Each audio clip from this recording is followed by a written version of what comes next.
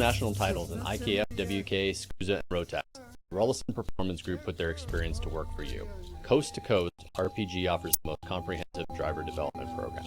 From detailed on-track data analysis to trackside coaching for tuners and drivers, RPG's individualized trackside support will improve your results. RPG is an authorized Rotax service center and a top supplier of cosmic carts and OTK parts. Visit us on the web at rollisonperformancegroup.com.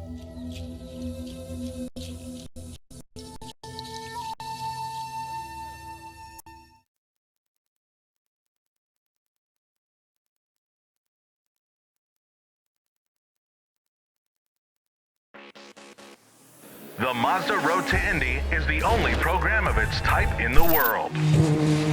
It's designed to advance drivers from the karting ranks all the way to the Verizon IndyCar Series and Indianapolis 500. The Cooper Tires USF 2000 Championship powered by Mazda is the first step, providing its champion with a scholarship to the Pro Mazda Championship presented by Cooper Tires. The Pro Mazda champion receives a scholarship to Indy Lights presented by Cooper Tires, where their champion is guaranteed a 3-race program in the Verizon IndyCar Series, including the Indianapolis 500. Visit usf2000.com for more information. You make me smile like the sun, fall out of bed, sing like a bird, dizzy in my head, spin like a record, crazy on a Sunday night. You make me dance like a fool, forget how to breathe, shine like gold, buzz like a bee. Just the thought of you can drive me wild. Oh, you make me smile.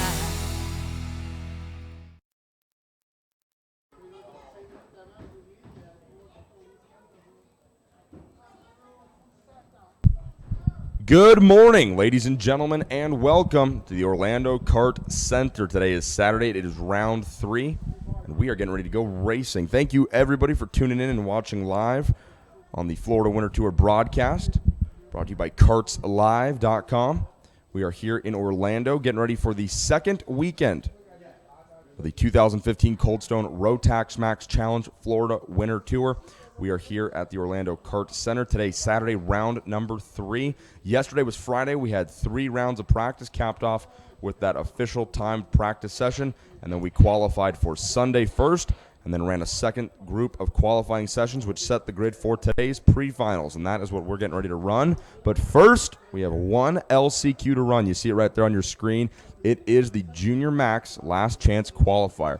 We got a lot of good drivers in this race getting ready to go. They're trying to take their results from this race, should they finish in the top 6, and move on to the pre-final a little bit later this afternoon. Let's take a look at the grid really quickly.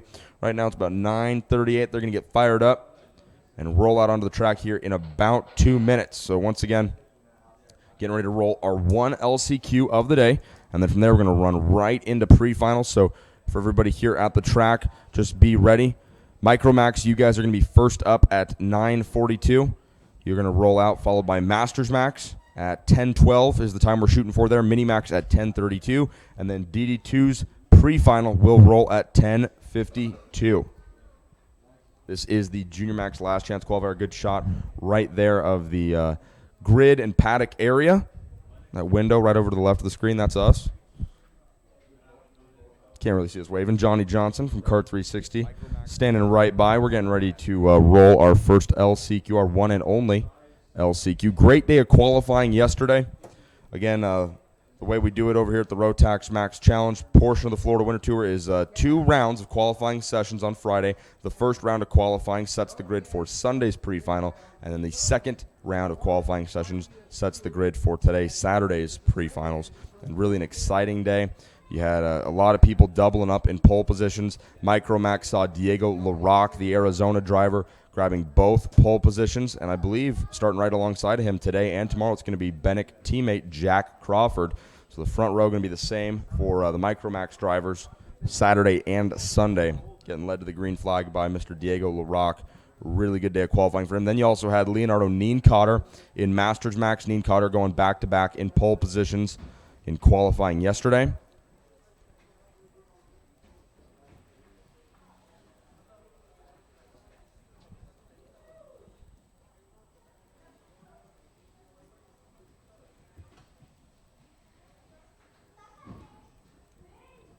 in the group we're getting ready to roll out for their LCQ, the Junior Max field. Anthony Ganji Jr. grabbed the pole position for today with Stingray Robb alongside him. Then it was Darren Keene and Nicholas Bruckner. The front two rows, Matias Ramirez, Javier Gonzalez, Aiden Keel, Braden Eves, Luis Forteza, and Roman DeAngelis all making up the top 10 starting spots for today's pre-final, which will come up a little bit later on. So really, again, a good day of qualifying. Getting the grid fired up down there now. Ready to roll for the last chance qualifier. Henry Pozo Jr., the Cosmic driver, is going to lead them to the green flag for today's LCQ. Alongside him on the outside of row number 1, it's going to be Jose Alvarado. Row number 2 sees Alexander Monhopt and Ryan Macterbin starting 3rd and 4th. In 5th place, it's Alejandro Vallejo and Parker Chase starting 5th and 6th. 7th, this driver had a really good weekend last weekend at the Rock Cup USA, Guilherme Peixoto, and he starts alongside Luis Alfonso Perez Pena. They make up row number 4. Lawson Nagel starts 9th. Running out the top 10 on the starting grid, it's going to be Diego Ferrero, Acuna Link. Again, those are your top 10 starters. Rolling off in 11th, it's Jorge De La Pera and Jeff Fulham in row number 6. Joseph Lamberth and Stephen Malozzi start 13th and 14th, respectively. Patricio Fernandez Simon starts 15th alongside Mateo Diaz, the CRG driver from Texas, in 16th. And then making up row number 9, Tyler Bruno on the inside and Cole Hooten on the outside. And then making up row number 10 all by himself, starting in the 19th position, the 203 of Nathan Ratton. So that is the starting grid for our Junior Max racers as they head out on the track right now. There you see. Heading down the start-finish straightaway. It's kind of hard. It's kind of weird to call it the front straightaway here at Orlando Kart Center because it's really not the front straightaway. It runs down the middle of the racetrack. Yeah, it's the front middle straightaway here at the Orlando Kart Center. And while we're getting this warm-up lap underway, again, I said it yesterday, and I'm going to talk about it a lot the rest of the weekend. First trip here for myself to the Orlando Kart Center. First trip for a lot of us. And, man, I'm just so impressed. Really love the facility here. Andre Martins and his staff do an incredible job maintaining this facility year-round. Their rental program is very strong. They're very successful with the community coming out and participating in rental carts all week. They've been running rentals after 5 o'clock each night when the racing and practice sessions get done. It's a 7/10 of a mile, 13-turn circuit here. The back straightaway is just over 615 feet, and you spend a lot of time in the corners. Right there you see the pack rolling through turn number 7, the sweeper. That corner is over 190 feet long, so drivers are in the steering wheel turning right for 190 feet. You clear the corner in about 5 to 7 seconds, but it's still one of the longest corners on any of the tracks we're going to go to this year. There you see the grid coming down the back straightaway out of the right-handed turn number 9. And then, like I said, it's about a 615-foot back straightaway before you get thrown into a very tight right-handed hairpin that makes up turn number 10. There you see it right there. And you unwind and you set up. It's about a 340-foot chute from turn 10 down to the S's, which make up 11, 12, and then the final corner here at the Orlando Kart Center, turn number 13. So once again, this is the Junior Max LCQ. We're going to take the top 6 drivers from this race, and we're going to move them in to the pre-final, which will set the grid for the round 3 main event. Henry Pozo Jr. and Jose Miguel Alvarado bringing them down, folks. It's time to go race in the Junior Max LCQ. Let's go racing. Here we go. Green flag flies, and we are getting ready to find out who is going to make it in to the pre-final. Pozo Jr. slides wide on the entry into turn 1 right there, and it is slick out there. Let's see how they come down out of turn 3, now through turn 4, before setting up for that right-hander turn number 5. We put the onboard camera with Henry Pozo Jr. in qualifying yesterday, and it might have been the kiss of death because he struggled in that session. But you know what? He doesn't have the onboard camera right now, and he's running pretty well. That looks like him in second place right there aboard the Cosmic. As drivers roll through turn 7, they're definitely taking the high line, trying to find the driest part of the track where they can find grip and able to stay in the gas for as long as possible. And then it looks like Jose Miguel Alvarado may have gotten into the lead. It looked like the inside row number 2 starter, which would have been Alexandra Monhopt, grabbed the lead, but that's not the case. Monhopt piloting a Tony kart. As they roll through turn number 13, there's your leaders. Second place, Alvarado is, let's see, where is Alvarado? looking for Pulsar Pozo. Yeah, Pozo Jr. falling all the way to 8th, maybe even farther, 11th, 13th. So Pozo Jr. not really taking advantage of that inside front row starting spot. Goes from 1st to 14th. That is unfortunate, but it's Alejandro Vallejo who comes all the way on the grid from 5th place to lead here in the opening lap. Vallejo from Ecuador, your leader. Then it's Guilherme Peixoto. And I was really surprised to see Peixoto in the LCQ. Oh, a couple drivers getting together. That was 2nd, 3rd, and 4th, it looked like. Was that the AM? That might have been Alvarado spinning in turn 7 right there. One driver getting in a little hot. That looks like about 3rd, 4th on back. So we're going to see where they cycle through here when they come back to the start-finish line. But that was an AM racing cart that went around in turn 7. Drivers definitely having a hard time. The 263 of Pozo Jr. just went by. Turn 7, had a hard time keeping it on the track. Ran wide a little bit, was able to keep it out of the barriers. One driver goes around on the exit of turn 12, and it's definitely a struggle to find grip out there right now. These kids are sliding everywhere. Today also has obviously been declared a rain race. So basically what that means is drivers and teams, it's their discretion what tire they're going to run. There will be in the schedule put on a rain tire or a slick tire. And it's definitely let up. No more rain falling in the area, but the track's still very hard to find grip. And the rain obviously does not help whatsoever. Vallejo still your leader. Peixoto in 2nd. They've seen an attempt for a pass. Heading down into turn number 5. Mateo Diaz in the 218. One of the drivers we're keeping an eye on right now. The Texan trying to make it up inside the top 6. He runs 9th currently. As some of our front drivers right there, that lead pack comes out of turn number 10, down the short chute into the S's, 11, 12, and 13. Here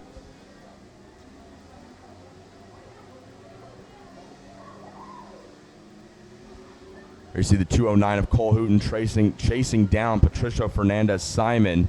Alvarado goes purple that time by. Quickest driver on track, minute 8, 6:95, and that obviously is an effect of the rain. These guys slowing down a lot, having to take wider entry into the turns. They're getting on the gas a lot later as not to spin the rear tires, so lap times dropping drastically. It's what to be expected in the rain. Tight racing right there on the exit of turn 5, heading into 6. That looks like the battle for 5th. We're watching right now. That's Patricio Simon, Jose Alvarado, and Cole Hooten. And that is the transfer spot we're watching. Fernandez, Simon, Alvarado, and Hooten all fighting to get in or stay in the top 6. There you see Jeff Fulham, Simon, and Alvarado. That's a battle for 5th right there. Alvarado to the inside in turn 10. He's got the spot. But Fernandez Simon swings wide. Can he keep the spot from going to Alvarado? No. Alvarado's going to hold the spot as they head into the S's, 11, 12, and 13 right there. That looks like Pena heading down the front straightaway to complete another lap. But it's Vallejo and Peixoto out front by quite a bit. And like I said, Guilherme Peixoto had a really strong weekend here in Micro Rock, or Junior Rock, last weekend at the Rock Cup USA portion of the Florida Winter Tour, and I was surprised to see him in the last chance qualifier. Must have had a bit of an issue in qualifying because Peixoto really is a solid driver, and it's not a surprise to see him running up in the top 3 right now in this LCQ. He'll transfer, barring any issues, into the pre-final and main event, but it is just a bit of a surprise to see Peixoto here in the LCQ. Again, looking at that battle for 5th, one spot up into 6th position, heading down the back straightaway. That's the Tony Kart and the Cosmic going side by side into turn number 10.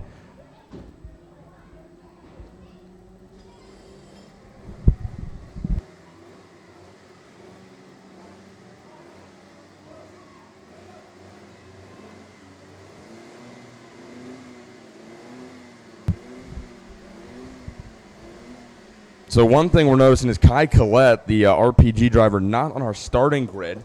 Qualified 4th for Sunday's pre-final. We're watching him right now. He's up to 5th place already in the 223. Moving very quickly here, working lap 6 of this LCQ. Kai Collette, the RPG driver on the Cosmic, one to watch.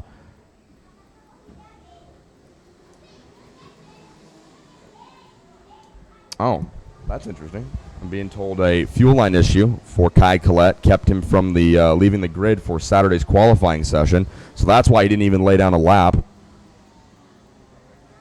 If you want up-to-date information and breaking news like that, folks, that I just delivered you should follow Kart360 on Facebook. Kart360 proprietor acting as statistician this weekend, Johnny Johnson. Wherever there is an announcer who doesn't know much, Johnny Johnson will be there. So just a couple laps to go here in this Junior Max LCQ. The 299 of Peixoto battling with Luis Pena. That is the fight for second spot right there. Alvarado goes fastest that time by. Minute 7:6.73. Alvarado looking fast. Kai Collette up to fifth. Fulham in sixth. That is the transfer spot. Patricio Simon had the position about 2 laps ago, but got into that battle with Fulham, and Alvarado gave way. He runs seventh currently. Hooten is in eighth. Monhop ninth, and Parker Chase is in 10th. There you see Peixoto, Pena, and Alvarado. That's the fight for second. Peixoto leads that group right there. He runs in second, then right behind him it's Pena and Alvarado fighting for third. So there we go. We're checking back in now with the fight for the transfer spot. Kai Collette, Jeff Fulham, Patricio Simon all trying to stay inside the top 6 to make it in. Challenge by the AM Racing driver.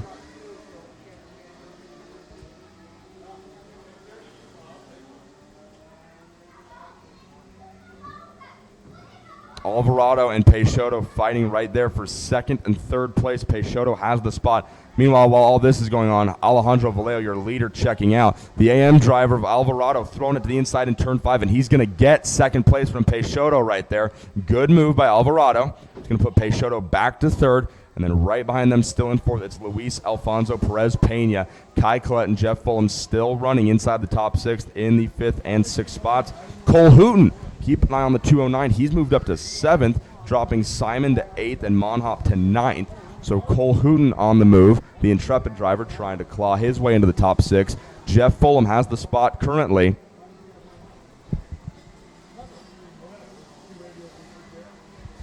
Hooten's got a tall order in front of him if he's going to close down on Fulham.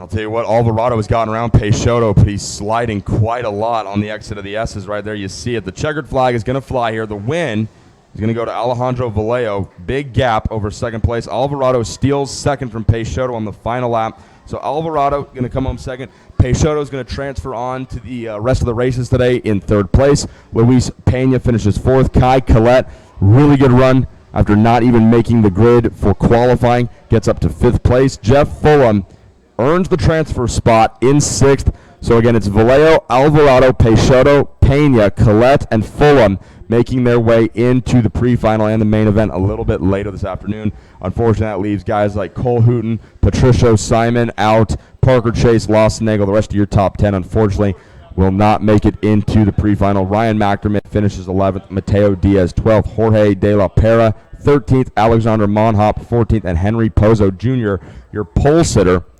caps off the top 15. So good run for Vallejo, the winner in the LCQ. Let's see how he fares in the pre-final coming up later today. And that is our one and only last chance qualifier in the Junior Max field. So we are now into pre-finals. Micro Max is going to be our first race up, and this will set the grid for their main event. And the order of the day goes Micro Max followed by Masters. So Masters drivers, your pre-final is going to be up on the grid and rolling out at 10:12. Again, Masters drivers, please be ready. By 10:12, you will be out on track. Mini Max then at 10:32. And then our last group of the morning, the DD2 Pre-final, rolls at 10:52.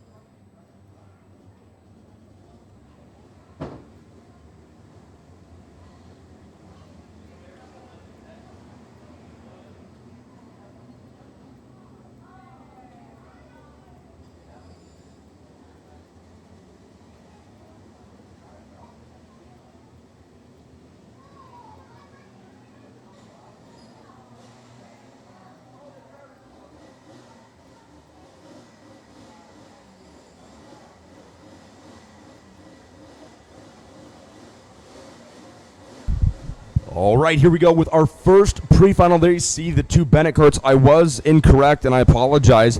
Diego LaRocque is going to be your pole sitter for both days, but it's not Jack Crawford on the outside of the front row today. It's Miss Jade Hubert, a Bennett cart, so please forgive the mistake, but still not very fair to Miss Jade. So it's Diego LaRocque and Jade Hubert, a pair of Bennett drivers making up the front row, and then Jack Crawford in third place alongside Ugo Chukwu from Kuna, USA. We're going to have someone from Kuna, USA by the name of Mr. Mike Marini. You folks may know him. He's got some of the best hair in the paddock here at the Florida Winter Tour. He's going to come up and talk to us a little bit later today about something really cool going on, the Dan Weldon Award for the ambassador of the sport of karting. So we look forward to talking to Mike a little bit later today. Again, he owns Kuna, USA, which is fielding a couple drivers in this race. Ugo Chukwu starting fourth. Justin Arsenault was quick in final practice yesterday afternoon. He starts fifth with Alessandro De Tullio lining up on the outside of row number 3 in sixth place. I love this kid's name, Caleb Bacon. That is just good sounding and fun to say. He starts seventh alongside another really cool name, Reese Gold. Valeria Vargas and Rafael Chavez Camaro round out the top 10. Then starting 11th, it's Sebastian Montoya. Gabriel Gomez in 12th. Leyland Honeyman in 13th. Diego Contecha is starting 14th. Tyler Maxon, Gabriel Bortolito in 15th and 16th. And then it's Noel Jesus Leon Vasquez, Matthew Morocco, Diego Campos Ramirez, and Braynon Tyner rounding out the top 20. Carl Rickert, this is going to be a heck of a race. There's a lot of Micromax drivers trying to set the starting grid for today's main event. And up front, it is Diego LaRocque and Jade Hubert. I'm definitely going to be watching Jack Crawford and Ugo Chukwu in row number 2. These drivers have been quick all weekend. Also looking back here, Valeria Vargas in that 9th spot. I've got a little money on him. I think he's going to move up through the field here. I've seen the gentleman race in the rain before. Lots of these drivers looking for the first time will be racing in the rain. And we're green going into turn number 1. Let's see who's going to come out on top. Looks like a Bennett cart. What a shocker. One of the first 3 Bennett carts, and they hold the front 3 through the opening couple of corners. Jade Hubert slots into second. Diego LaRocque, you can see him right there, unfortunately lost the lead from the pole position and goes around. LaRocque gets spun on the exit of turn 5 and is sitting backwards. And we've got a melee right there in turn number 5. We've got another cart around, and coming through turn number 7, it will be the 52 of Jack Crawford with Jade Hubert right to the inside. So you hate to see that. Oh, and Jade Hubert throws it to the inside in turn 9. Jade Hubert grabs the lead but swings wide, unfortunately, on exit. Jack Crawford motors right past as they head down the back straightaway. But, man, the big news from the opening lap right now, Carl, is your pole sitter, Diego LaRocque, spinning around on the exit of turn 5, and that is really unfortunate. But then again, it's tough when you're from Arizona to get a lot of experience in wet weather racing. Right, we'll see where he drops in as he crosses start-finish. As Crawford came out of turn number 10, he was shot out like a cannon. These 2 drivers, Crawford and Hubert, will come across the line, try to be side by side, and leading the first lap, it's going to be none other than Jack Crawford with Hubert second, Leland Honeyman in second, Vargas all the way up from 9th to 4th, called that one. Vasquez in 5th, Montoya up from 11th into 6th, Gold back to 7th, DeTullio 8th, Gomez 9th, and Bortoleo in 10th.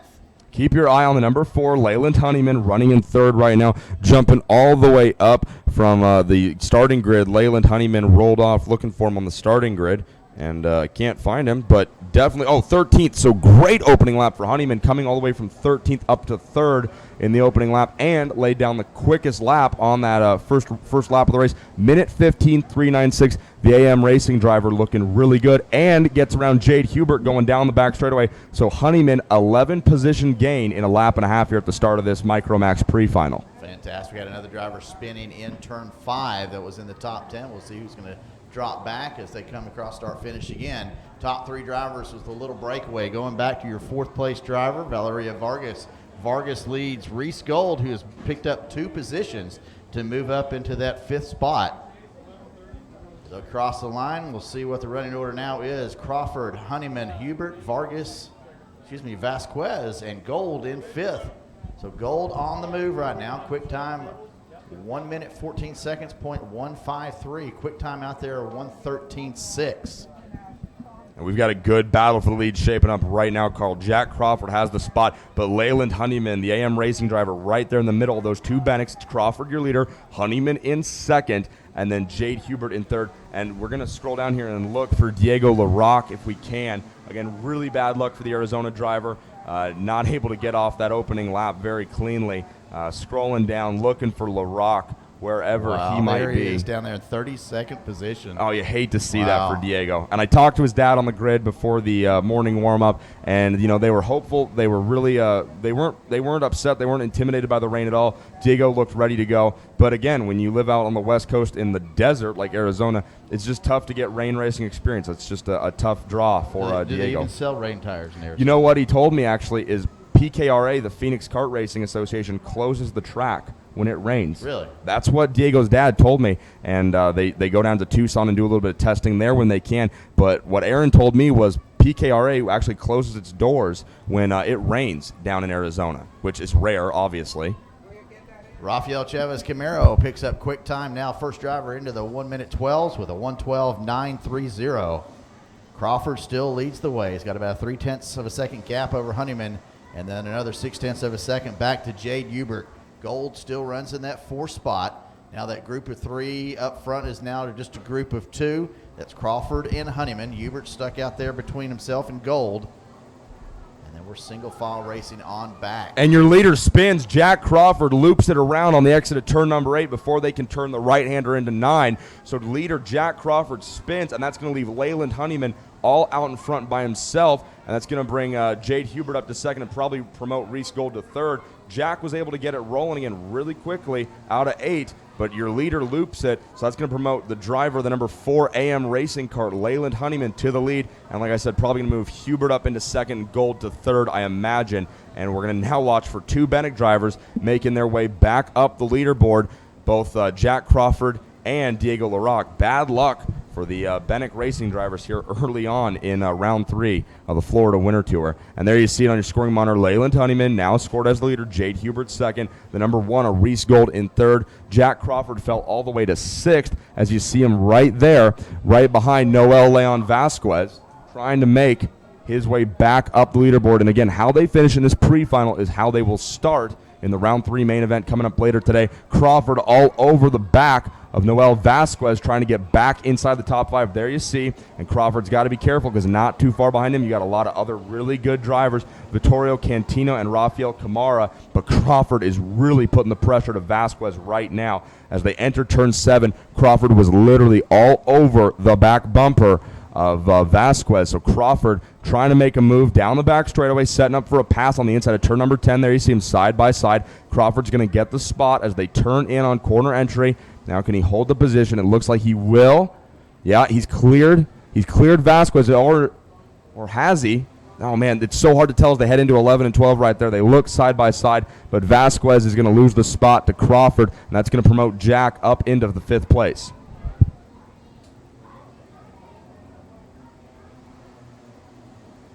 Meanwhile, Leyland Honeyman really benefiting from that whole deal. And Jade Hubert, your second-place starter, back where she began the race, in second place, driver that number 29, Bennett, and then Reese Gold. He's always a threat. He was dominant last month in Homestead. He looked really good in the Micro Rock race here last weekend. And then Gabriel Bordolito up in 4th, and Jack Crawford is going to set his sights on Bordolito next, as Crawford is going to try. It's a pretty big gap. You can see it right there from Bordolito back to Crawford. The gap is pretty substantial right now.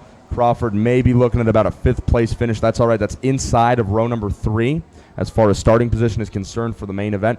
And he's battling right now with Camara. It's Camara and Crawford right there. You see them as they go down the back straight. They're fighting to stay inside the top 5. And Crawford really just trying to stay up as high as he can for a favorable starting position in the main event the next time these drivers are on the track. There you go. See Diego LaRocque. You just saw a quick shot of him. Your pole sitter trying to make his way back up the leaderboard. We're going to scroll down here on Race Monitor. Reese Gold jumps in front real quick of Jade Hubert. Jade Hubert takes that position back as they came through turn number 12. And now across start finish, no change in position. But the battle up front is very, very tight right now. 3 drivers battling out for that spot.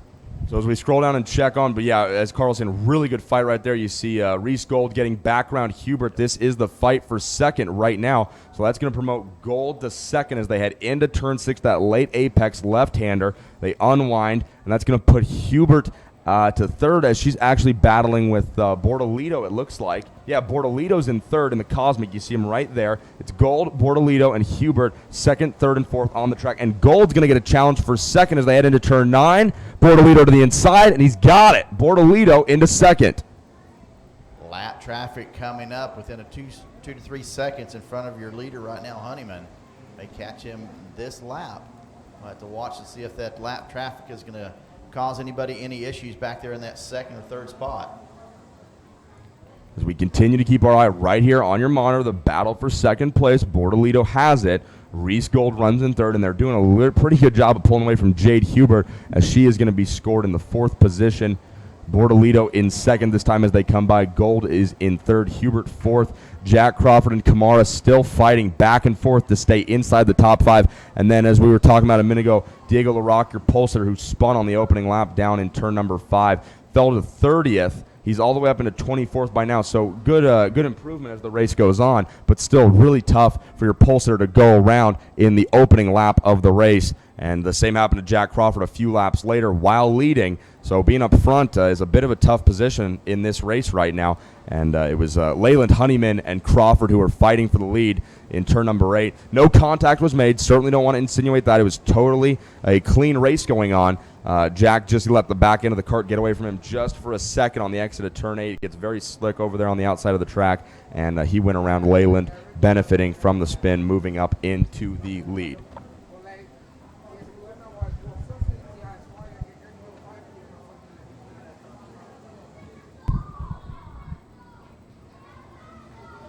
So working lap 8 here of this 12-lap pre-final set the starting grid for our main event. Let's take a look at the top 10. It's Leyland Honeyman in the lead, with Gabriel Bortolito in second while battling with Reese Gold for third. Jade Hubert currently holds that 4th spot. Rafael Kamara and Jack Crawford, that fight is slowed down just a little bit. They currently run 5th and 6th. Gabriel Gomez in 7th. Noel Leon Vasquez in 8th. Vittorio Cantino 9th. And then Valeria Vargas rounds out the top 10. Vargas, Carl's pick to show pretty well in this race. We also have a quick note from the stewards. We need driver of the 205 to scales. Again, cart 205 to the scales, please. That is a request from our stewards here this afternoon. Jack Crawford has lost the battle with Kamar to stay in the top 5, and now he's going to have to start playing defense from Gabriel Gomez. Crawford just rolling through turn 9 right now with Gomez not too far behind. Yellow flags flying down at the end of the back straightaway in the turn 10 area. Can't really see what's going on. There is our leader, Leyland Honeyman, rolling through the final corner here. We got a driver off in 10, it's sounding like. We'll see if there's any change in the scoring monitor here as they come by to complete another lap as we work about 2 to go here.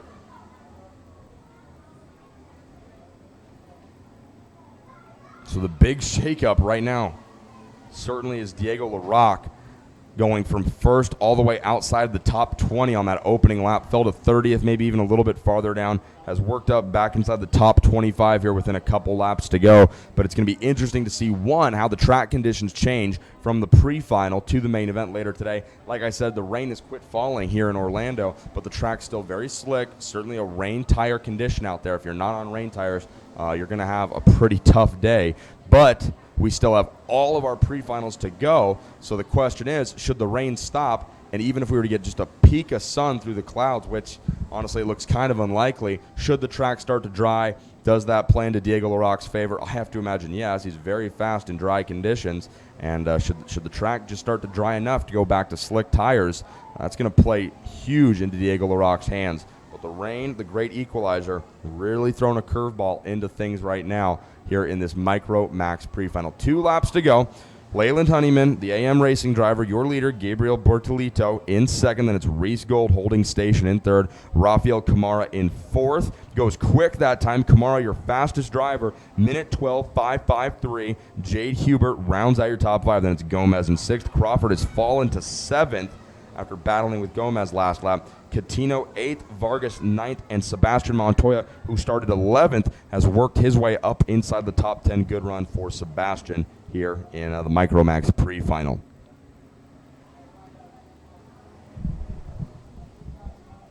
As we watch Leyland Honeyman make his way around, he heads out of turn number 8, rolls through 9, down the back straightaway.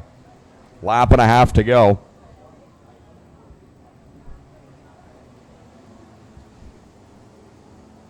Bordolito really not close enough to make a move on anything here. There you see the 2 to go being displayed to the rest of the back half of the field here. White flag is going to be displayed as Honeyman works through 11, 12, now 13. He's going to come out of the final corner. Should be seeing the white flag flying here. 1 lap to go for Leyland Honeyman, who, again, if you remember, took over the top spot after Jack Crawford spun while leading on the exit of turn number 8. Couple laps into this race. 1 lap to go in this 12-lap pre-final. Honeyman, your leader. Bordolito second. Gold, Kamara, and Hubert. Doesn't look like the opportunity for much of a change here inside the top 5. The gap that time by 1.6 seconds from Honeyman back to Bordolito aboard the Cosmic. The Tony car driver of Reese Gold is 3.5 seconds behind leader Leyland Honeyman.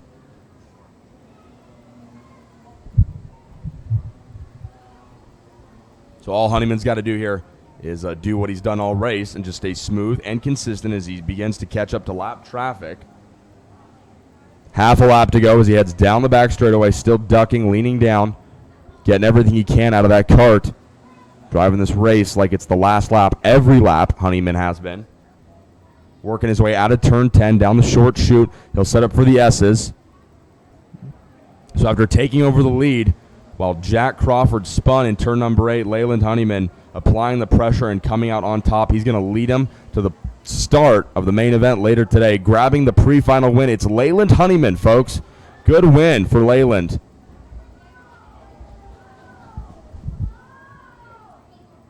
Honeyman coming all the way from 13th on the starting grid, picked up 10 spots in the opening lap, moved up into second on lap number 2.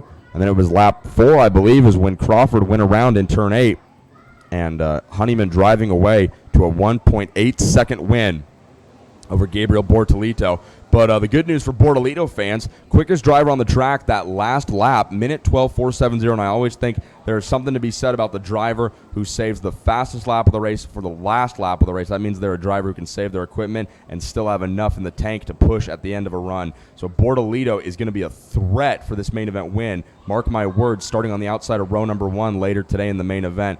Bordolito on that number 85 Cosmic chassis going to be a threat, if you ask me. Reese Gold is going to be up there as well, starting 3rd alongside Rafael Chavez Camara in 4th. Jade Hubert rounds out the top 5 finishing positions here in the Micromax pre-final. Gabriel Gomez finished 6th. Jack Crawford goes from 3rd to 7th, rebounding well after that spin on lap number 4. Crawford finishes 7th, Catino 8th, and Sebastian Montoya comes from 11th on the grid to finish 9th. Good run for Montoya. And Valeria Vargas rounds out your top 10. Diego Cantecha Porras finishes 11th. Noel Vasquez 12th. Ugo Chukwu goes from 4th on the grid to finish 13th, so a little bit of work they need to do there.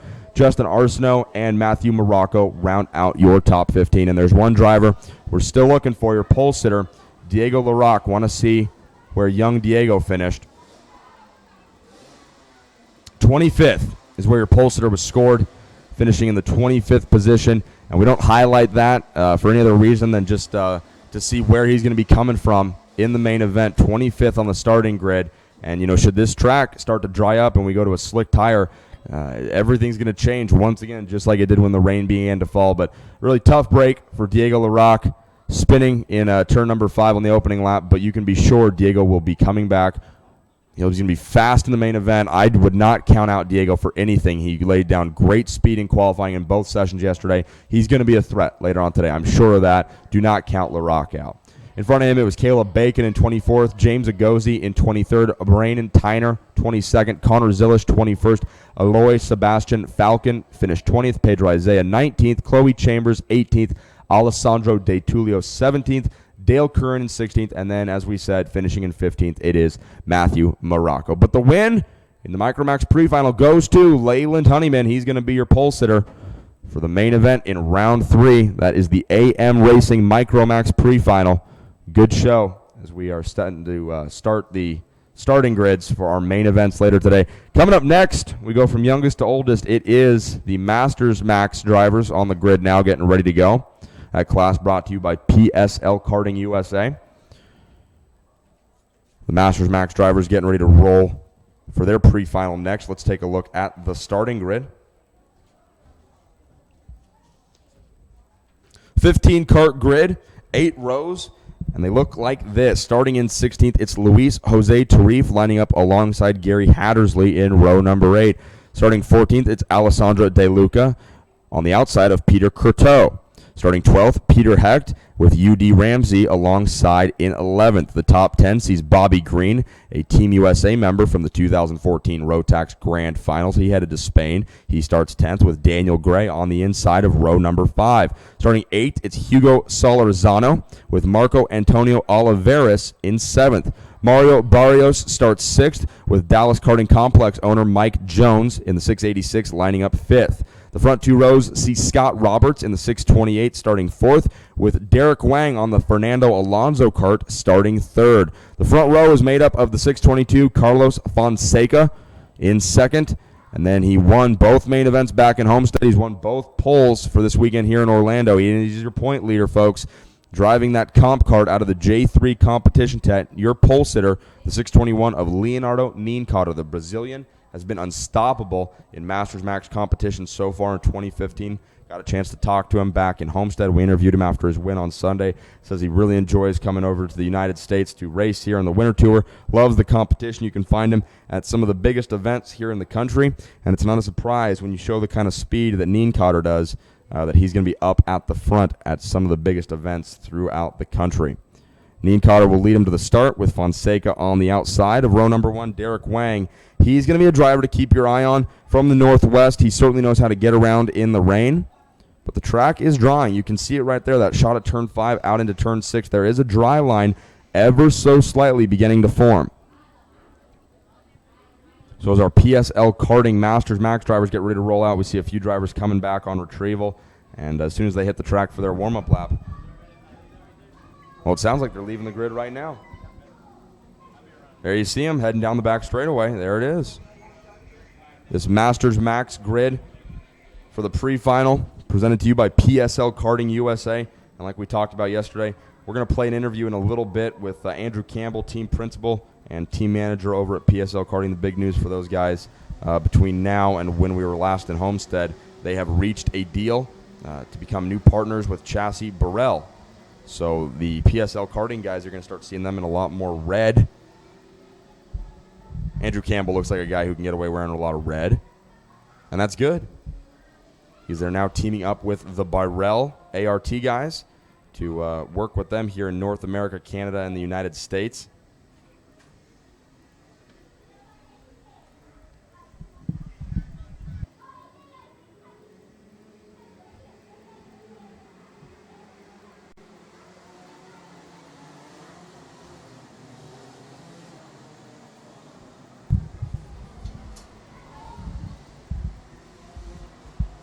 So like I said, Derek Wang in that 688 Fernando Alonso kart, he's really good in the rain, coming from the Northwest where it rains quite a bit.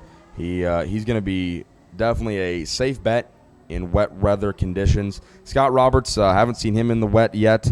Mike Jones out of Texas. Doesn't rain a ton down there, but he doesn't race just in Texas. He's raced all over the United States, and he also represented Team USA at the Grand Finals last year.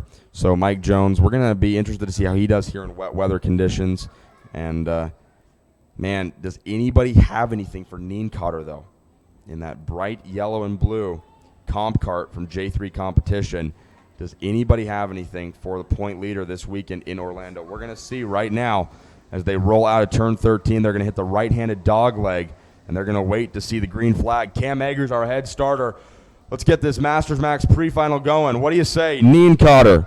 Fonseca, your front row, green flag flies, and we are racing. Nienkotter gets down to the inside in turn 1 really well, and Derek Wang moves up from 3rd into 2nd in that first opening corner. Wang over the curbs hard in 3. He sticks to Nienkotter's back bumper, and Nienkotter takes a hard defensive line down into 5. That's what you got to do. As the track begins to dry, you can get a little bit more aggressive in where you put the kart on corner entry, and then, of course, how early you get back on the gas in corner exit. So as they come out of 6 and set up for 7, it's Nienkotter and Wang. And then that's the Sodi kart of Mike Jones all the way up into 3rd after starting in 5th place. Jones, like I said, he's out of Texas. Doesn't rain a ton down there. You wonder how is he in the wet weather. But right now he looks pretty good. I'd call this track about an intermediate. I don't hear any boos or contestants on that. I think you could definitely say this track is about an intermediate condition. One driver goes around, and is that Jones? As they all gang up together on the exit of turn 10. That was not Mike Jones. That was another Sodi kart driver. Looking for who that may have been, but Mike Jones still running in 3rd. So as they come down to complete the opening lap, it's the Brazilian Nienkotter, then Derek Wang in 2nd, Mike Jones in 3rd. And Nienkotter, no surprise, fast lap early on here, minute 9:6:01. So good lap for Nienkotter. Out of 3 and 4, here they come. And Derek Wang really giving Nienkotter a run for his money here in the first 2 laps of this race. Wang is all over Nienkotter. He's on the outside as they head into 6. There you see it. Nienkotter has that inside line, which is where you want to be. But now they're side by side heading into 7. Who's going to get the spot? Someone's got to give here. Oh, and Wang gets it. Wang edges Nienkotter out in that long turn 7, and Wang steals the lead from Nienkotter. Really good move right there. Derek Wang putting it down. Nienkotter wiping his visor off, heading down the back straightaway, and Nienkotter needs to get ready because he's got Mike Jones on his back bumper. So the fight's certainly not over for Nienkotter, and Derek Wang could be lethal in this position right now. There's the fight for 2nd. Jones to the inside in 11. Does he have it? Nienkotter holds the spot through the S's. Into 13. Nienkotter slides wide. Jones pulls right up alongside. They're side by side over the dog leg, down the front straightaway, and they almost touch, and Jones is going to get the spot. There you see the Dallas Karting Complex driver moving into 2nd. So Leonardo Nienkotter, he isn't sure what's going on right now. Oh, he spins Nienkotter around in turn number 3. He was trying to give Jones a run for his money, trying to get right up on those curbs as they exited turn 3. It wasn't the curbs that sent him around. The back end got light and the rear end came around. And so that really, man, the rain, you just cannot say it enough times. It is such the equalizer when it comes to racing. In karts, cars, anything. I don't know if you want to race bikes, hamsters, I don't know. The rain is the great equalizer, and you see it right there. The guy who won both main events in the dry back in Homestead, really struggling right now. And that looks like maybe UD Ramsey making a move as we keep an eye on some of our drivers a little bit farther down the running order, looking for where UD is. Yeah, that looked like the Tony kart making a move. Not sure, but Nienkotter, wow. He's having to come from the back right now. It looks like he's fallen to 4th, 5th. There you see him in 6th place right there. He's battling for 7th right now to stay inside the top 6. And now Derek Wang, you really got to wonder, does Mike Jones have anything for him? That time at the line, it was a half a second from Wang back to Jones. Jones ran a minute 8:869. Wang a little bit quicker, minute 8:683. Actually, no, last lap was a minute 9:26 for Wang, and Jones was quickest with a minute 8:869. So Jones kind of chopping some wood right now on Derek Wang. There you see it looks like about 3rd. That's about 4th, 5th, and 6th is what we're watching right there. That's 3rd, 4th, 5th. Carlos Fonseca, Johnny Johnson. Thank you. Nienkotter going to the inside. That's a fight for the 4th position. Or no, 5th.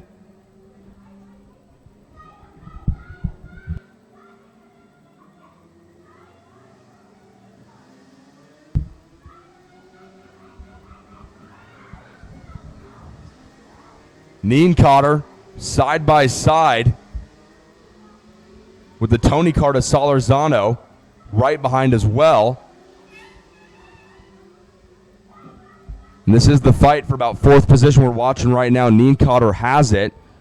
And it's the Gallard going around. That's the Gallard of Mario Barrios, it looks like, going around.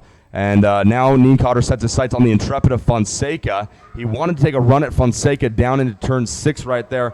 Thought better of it, stays in line. That's third and fourth right there. Fonseca in the Intrepid has the third position. Nienkotter on the comp cart trying to find a way around. Nienkotter looks really good on corner entry, but there you see Fonseca is able to pull on him a little bit going down the back straightaway. Let's see. This is going to be where Nienkotter's good. On the brakes right here down into 10. He pulls up right alongside. He's going to get the spot. Good move by Nienkotter. That puts him into third. And then we're going to also take a look at our battle for the lead. It's Jones and Wang side by side in 13. They're dead even coming out of 13. Jones has the spot, though. Mike Jones is going to get credited with leading this lap. Good move on the Sodi kart driver. Mike Jones get around Derek Wang. Now Wang back to the inside in 1 and 2.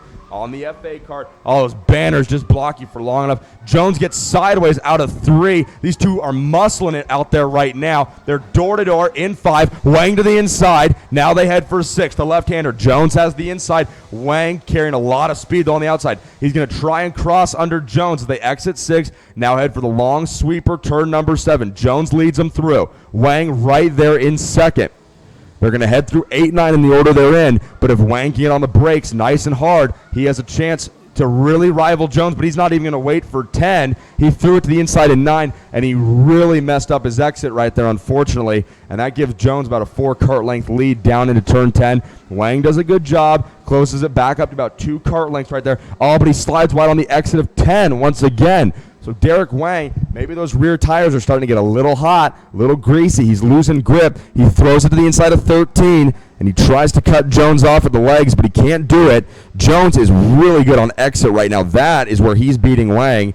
He is able to just get out of that last corner really quickly down there in turn 13. But all the fast corners, turn 13 is kind of a sweeper, turn 7's a long sweeper. Jones is able to carry a lot of speed through those corners. Wang looks good on entry, but he's just getting beat all day on exit. So they need to find out something with the back end of that Fernando Alonso kart to get it to sit down a little bit better through the exit of these corners, because Jones, that's where he's really making his money right now, it seems. Again, another 12-lap pre-final we're working through right now. Yeah, and Wang is so good on entry, but there you see it, man. Jones just flies away from him on exit. The gap grows right there in front of you, and you don't need to look at the monitor to tell that Wang is good on entry, but, man, Jones is just able to really fly out on exit, and he's growing his lead every lap. Last time by, it was 0.6 of a second. It's going to be a little bit bigger this time, I imagine. Yeah, it's definitely going to be almost a second. And Wang almost seems to be having problems. That engine is just not picking up on exit. At first, it looked to be a chassis issue. Yeah, 1.4 seconds grows 0.8 of a second. The advantage Jones from Wang grows that time by. And we're working lap number 8 right now. So we're within 5 to go. And Leonardo Nienkotter is turning it on after spinning on the exit of turn number 3 on the 3rd lap. Nienkotter now up into 3rd, and you're going to see him come out of 6th right there. There's your front 3 all in one shot. Jones, your leader on the Sodi kart, and there's Derek Wang in the FA kart, and there goes Nienkotter on the comp kart. And then in 4th, it's Scott Roberts on the Tony, and 5th, it's Carlos Fonseca on the Intrepid, and then all the way down in 6th, it's a Maranello driven by Bobby Green. So your front 6 are all driven on different chassis, so it's good to see some chassis parity here in DD2 Masters. That is always nice to see. It's better than one chassis dominating the field like you may see in other classes. Apologies. It's good to see chassis parity in Masters Max, not DD2 Masters. I see Mike Jones, and I remember watching him race in DD2 Masters for the last couple of years, so apologies there. This is the PSL Karting Masters Max. Mike Jones continues to lead as his lead grows to 1.5 seconds over Derek Wang. And Wang's going to have to contend with Nienkotter here pretty quickly, working lap 9 of this 12-lap pre-final. Yeah, man, you just wonder what's going on with Wang's kart. Nienkotter quick again. Last time by was a minute 7:9.84. Wang was a minute 9. 2 seconds slower was Wang that lap than Nienkotter. Nienkotter, quickest kart out on the track, minute 7:9.84 was his last lap. Minute 7:8.67 is his quickest lap overall. And he is really just eating in to the gap between he and Wang. Mike Jones is going to set sail here and try to check out on the field. And the track is drying. And Wang is so slow out of turn 10. There's got to be a problem with his engine. Nienkotter closed up the entire gap right there on the exit of 10 as they're in the S's now. Nienkotter all over Wang. Yeah, Wang goes to the gas pedal, and that thing is just taking forever to pick up. It's got to be a carburation issue, maybe a gearing problem. I'm not sure, but Nienkotter's right there. It's only a matter of time until he finds his way around Wang. So we're seeing the battle for second right here. Mike Jones is loving it because he's able to pull away there. You see him right there. And then here is Wang in second on the FA kart. Derek Wang spends a lot of time racing cars. Also, he's a prominent competitor in GT3 all over the country. Races a Porsche in that series. But right now, he's really struggling to find the exit grip in this Fernando Alonso kart. He said he sold his DD2 Masters over the offseason and is going to focus all of his energy on the Masters Max class.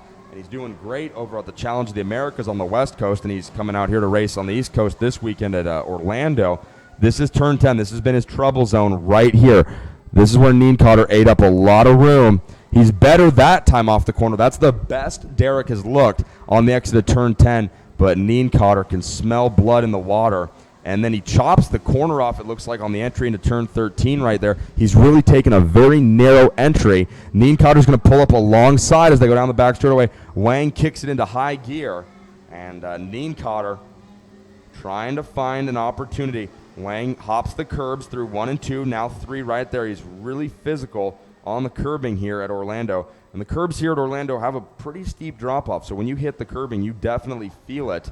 But he definitely seems to be taking a very narrow entry into turn 13, the final corner. Not sure what that is. He's got to be combating some kind of engine issue. So he must be thinking a tighter entry into turn 13 is going to help that problem, whatever it is, on the bottom end of that engine.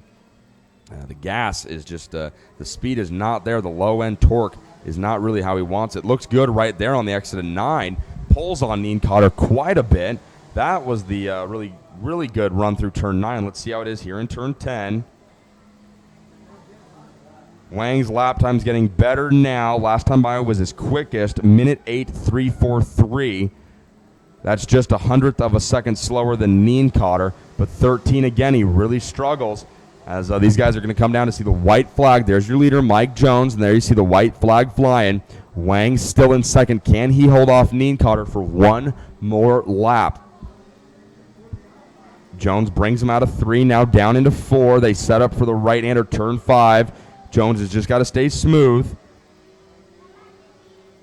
Yeah, Wang's fastest lap coming in at lap 11 here. Coming to the white flag, minute 8:072. Nienkotter was a minute 8:222.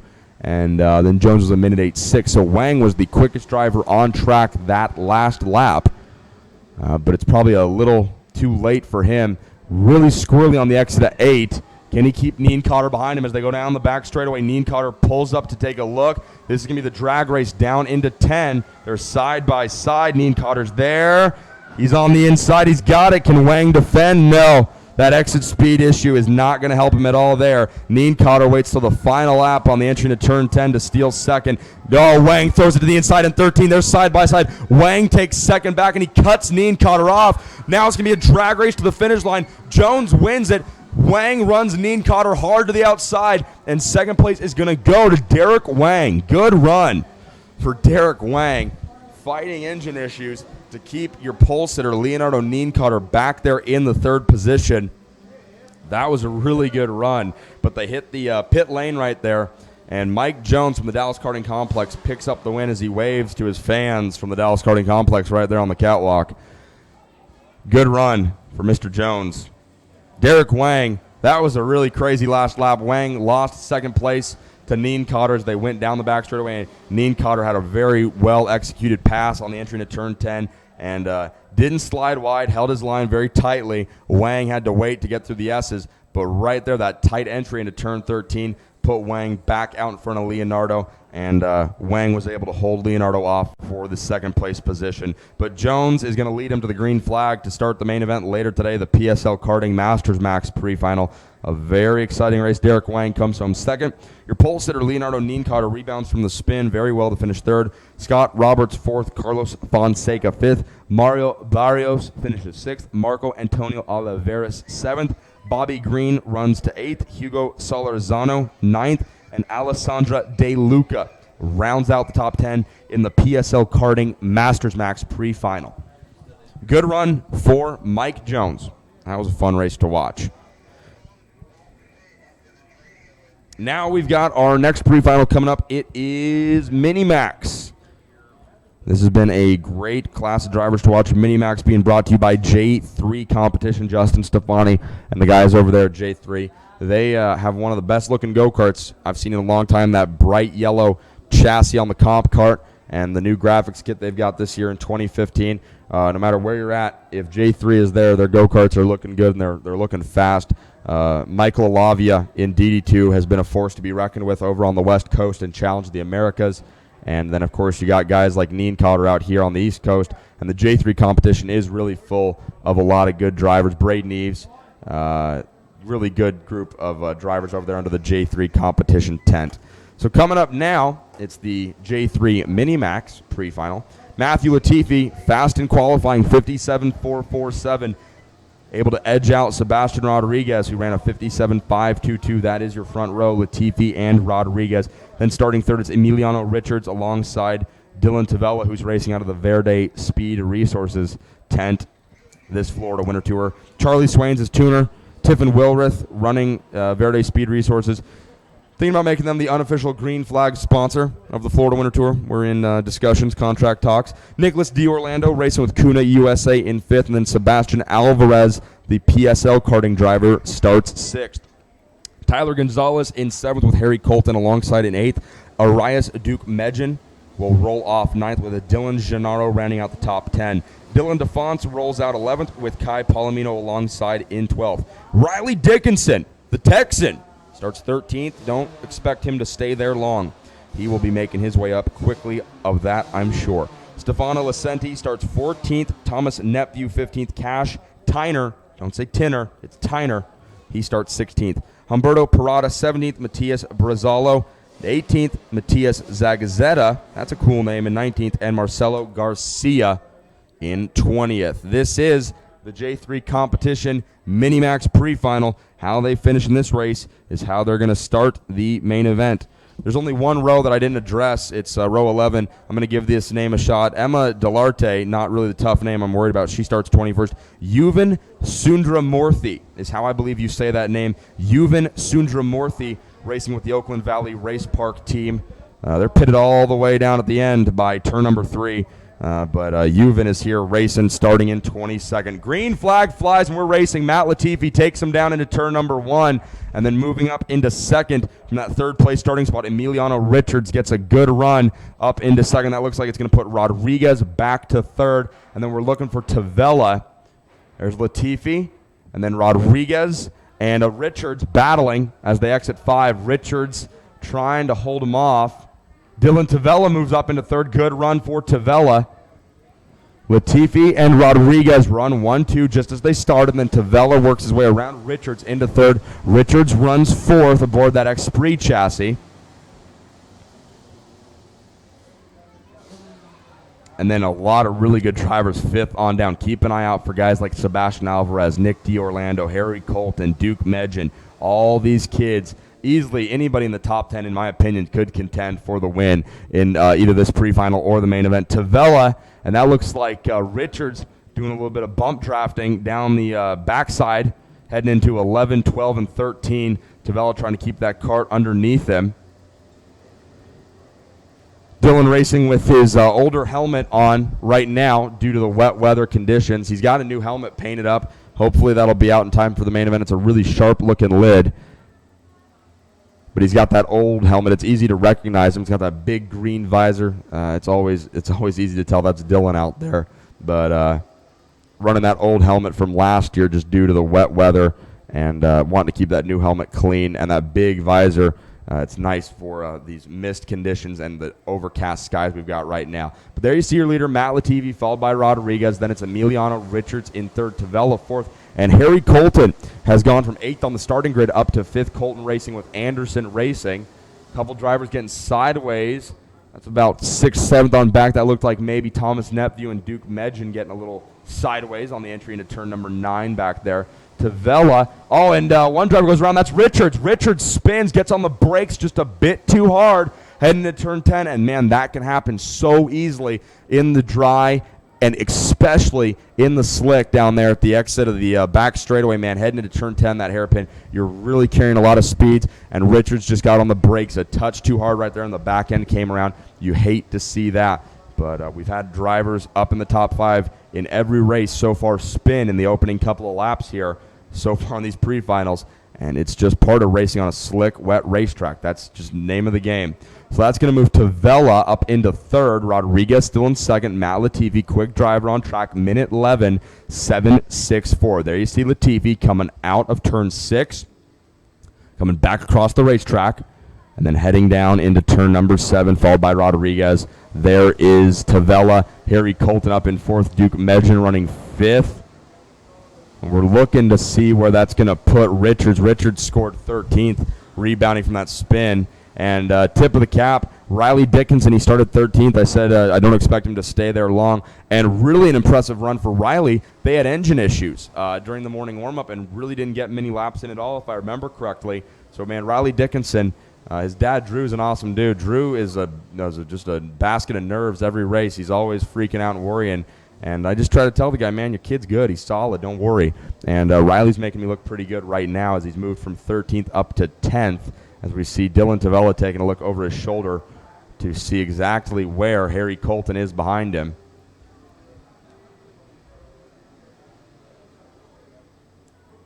Rest of the top 10 sees Arias Duke Medgen running in 5th. Tyler Gonzalez holds 6th.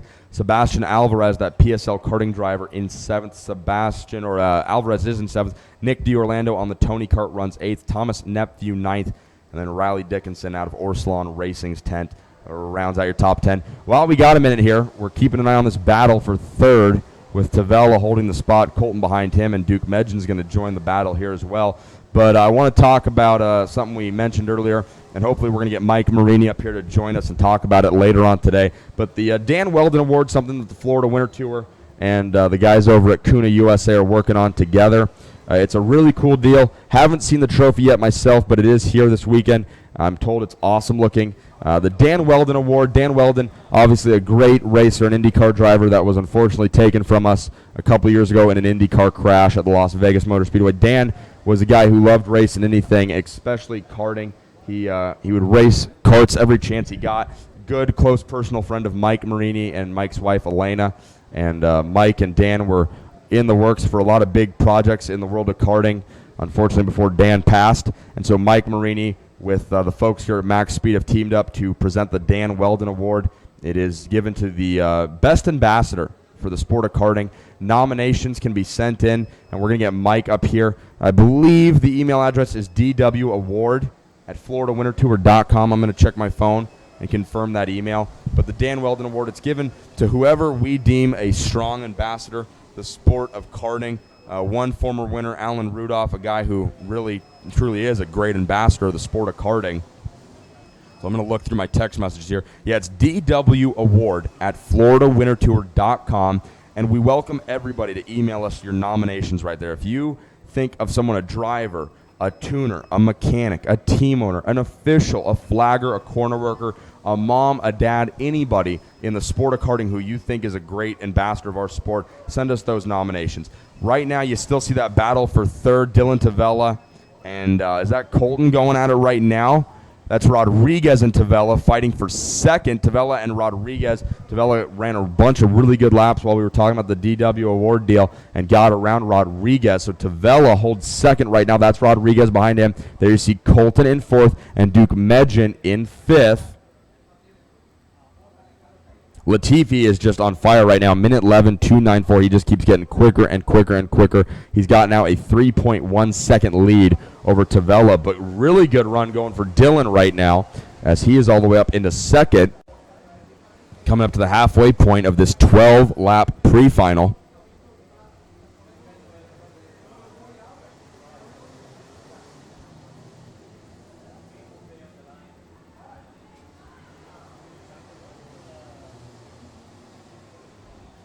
And again, a tough break a couple laps ago when you see Emiliano Richards, that Esprit chassis driver, going around on the entry to turn number 10. Now you see Harry Colton. He's going to throw his Burrell to the inside of Rodriguez. This is a fight for third. Colton brings it down to the inside. He's going to take a look as they head into one. Stays in line. Crossed flags being shown halfway through this 12-lap pre-final. Tavella trying to lay down solid laps. That time by was a minute 12 flat. Rodriguez was a minute 12.3. There they roll through 5. Rodriguez still trying to hold off Harry Colton. And then right behind Colton, Arias Duke Medjin. Tavella maybe doing a little bit of adjusting, it looked like right there, to his radiator. Not a lot of tape on the radiator of his Tony Kart Rotax. So he may be dropping the plastic cover to try and build a little bit more heat in that engine. Or possibly he could be going the exact opposite way. The cooler temperatures would make me think they're trying to block off as much of the radiator as possible. But now that he's out in front a little bit, they may be trying to cool that engine off a little bit and give it some breathing room now that he's able to pull away. Well, he was pulling away from Rodriguez, but Rodriguez had a heck of a run out of 10 right there and closes back up on Tavella. Taking that wide entry into turn 13. There you see Colton. And then right behind him, the 199 of Duke Medjin, your front 5. A really solid group of drivers right now. Latifi fast again. Minute 11, 2, 3, 4. Each lap, he consistently gets quicker and quicker. Tavella in second. Sebastian Rodriguez in third. Colton in fourth. And again, rounding out the top 5, Duke Medjin in 6th. Sebastian Alvarez out of PSL Karting. Gonzalez in 7th. Nepview 8th. Matias Zagazita in 9th. Coming all the way from 19th on the starting grid. Heck of a run going for Zagazeta in 9th place. That's a 10-position gain. I'm not great at math, but when I have a calculator and a couple extra hands, I'm able to do it. Matias Brazzalo runs 10th, and Brazzalo, I think, also came from pretty far back on the grid. Yeah, 18th for Brazzalo. So both Zagazeta and Brazzalo coming from 19th and 18th on the grid respectfully.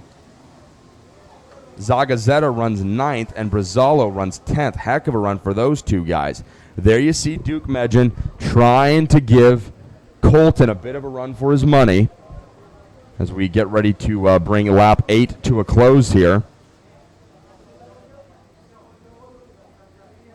Tavella, quickest driver on the track that time.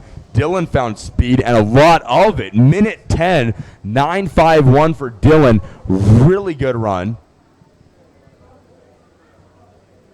He could definitely still close up on Latifi if he keeps laying down laps like that. Charlie Swain has got that cart hooked up. There you see that's the gap from first to second. There goes Latifi right underneath your screen. There's Tavella and then Rodriguez. Colton in 4th, Duke Medjin in 5th.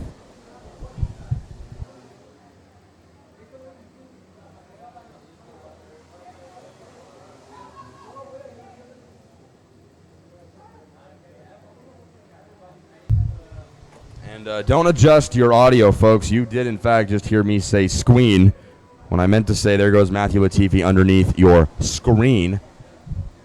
English is not my first language. Tavella laid down that really fast lap here last time by minute 10, 9.51. We're going to see what he can do here. But the 157 of Rodriguez not letting Tavella get away. Latifi goes a minute 11, 7.86. Tavella about a tenth of a second slower, minute 11.8. Rodriguez third. Duke Medjin has gotten around Harry Colton for 4th. So that puts the Anderson Racing driver Colton back to 5th.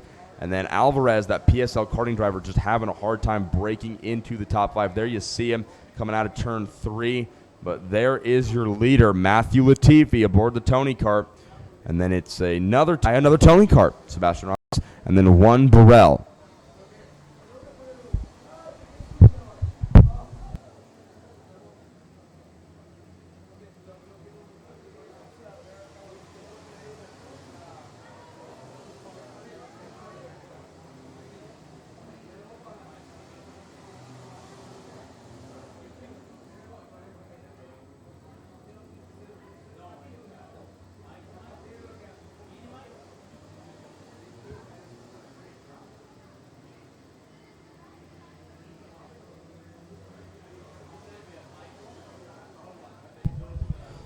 Our leader's rolling down the start-finish straightaway, seeing the sticks, 2 laps to go.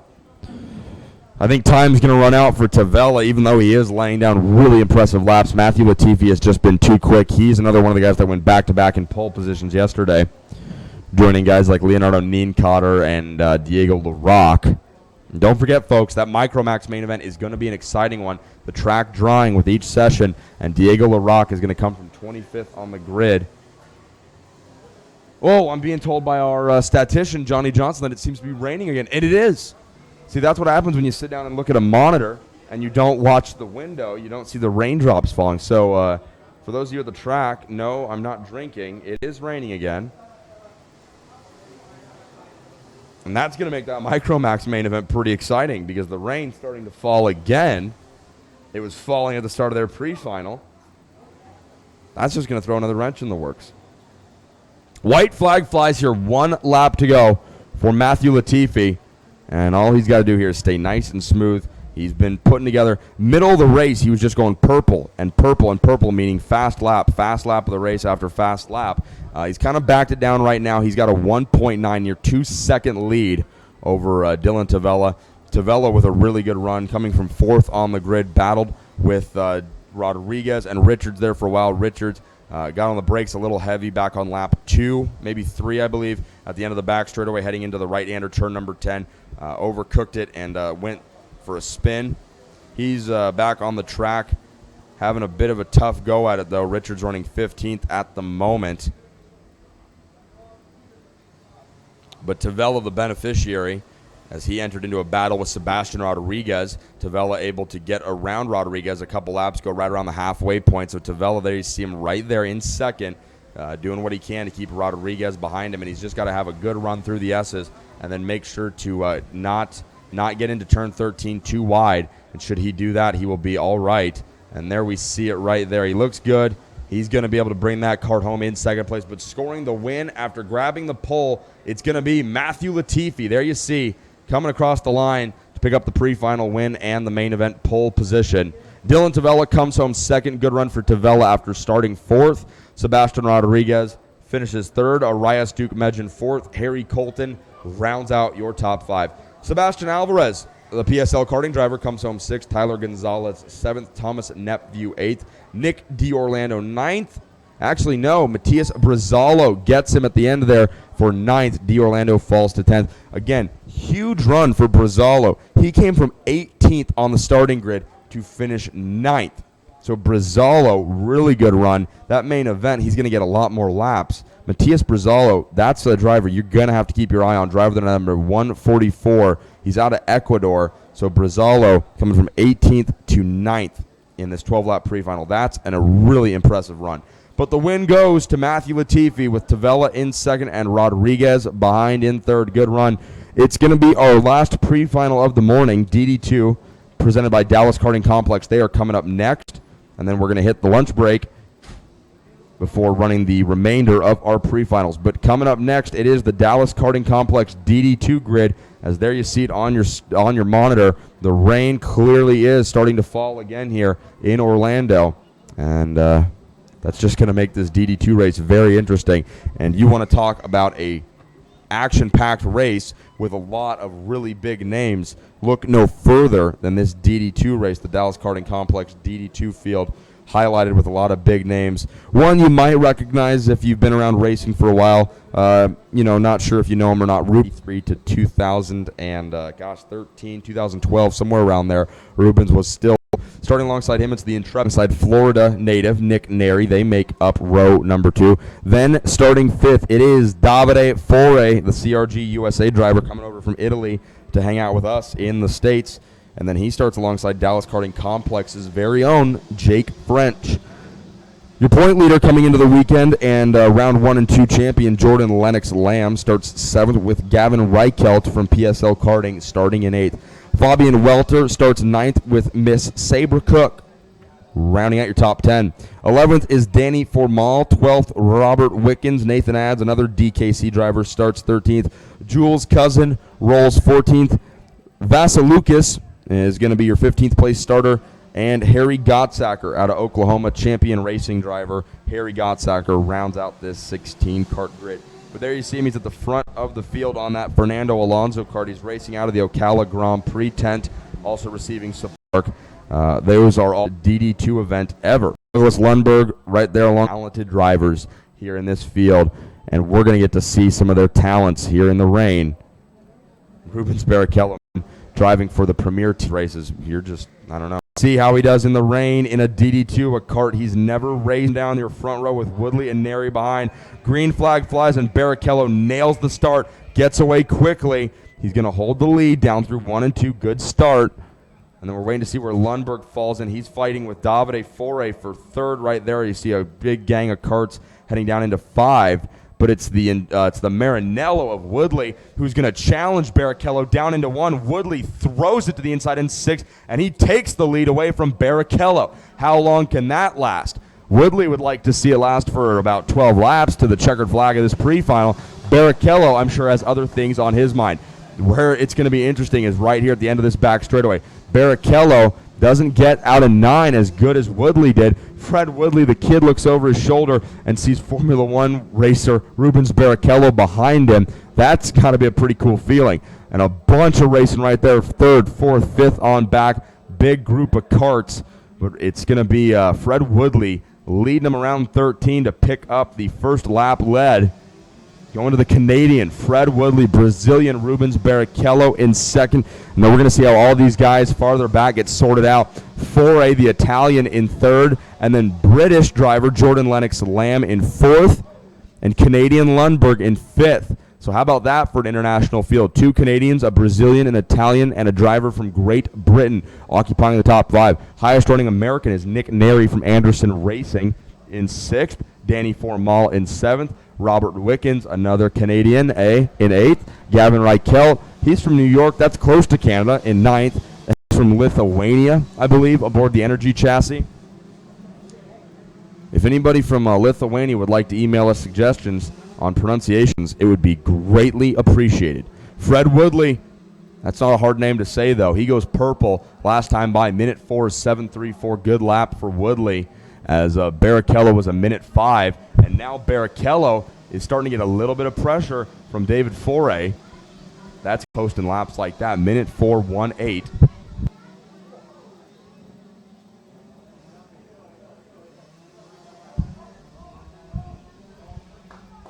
Fight for 2nd, and the position's going to go. Runs wide, takes Foray with him, and Barrichello takes the spot back for 2nd place. And they all run wide on the exit of 7 right there. Oh, and Lennox goes around. Barrichello, Lennox, and Foray all getting together on the exit of 7 right there. It looked like Lennox went around on the Anderson Racing. Oh, no, Lennox is not with Anderson. He's just on the Burrell ART program. And that's Lundberg, I want to say, who's gotten around. Yeah, that's Douglas Lundberg, who now occupies 2nd in front of Barrichello as they come down to complete lap number 3. Barrichello in 3rd. Neri now up inside the top 5 in 4th. And then it's Robert Wickens on that Marinello in 5th. But Neri's going to give his best shot at Barrichello here. And Rubens has just got to be going, man, what's going on? I come from the shifter senior ranks over at Rock Cup, where he's just running away with the win. And here he is now in DD2 fighting for his life. And what a fun race this has been. Barrichello started on pole, but Fred Woodley on the opening lap down in turn number 5 just threw it to the inside and took the lead and had it by the time they completed the lap. Now it's Barrichello and Lundberg fighting to stay right there in the runner-up spot. Lundberg has it. And then that's Neri. Neri gets around Barrichello. So you can promote Neri up to 3rd place, drop Barrichello to 4th. Robert Wickens in 5th. Nick Neri, the Florida driver from Anderson Racing, getting around Formula One ace Rubens Barrichello to run 3rd. Lundberg in 2nd. Woodley still leads, and he's the fastest man on track. Minute 3:6.56. Great lap for Woodley. And then the battle for 3rd right there is a tight one. Barrichello all over the curbs. He's trying to get back around Neri for the 3rd spot. There you see, but he's got to keep it tight because Wickens is right there. And as the rain continues to fall here, it's just so on and off. The weather can't really make up its mind whether it wants to rain or just be overcast, but it's always changing just a little bit. It's keeping the track very wet. No need to go grab your slick tires yet, guys. And I doubt after lunch it will be slick tire weather either.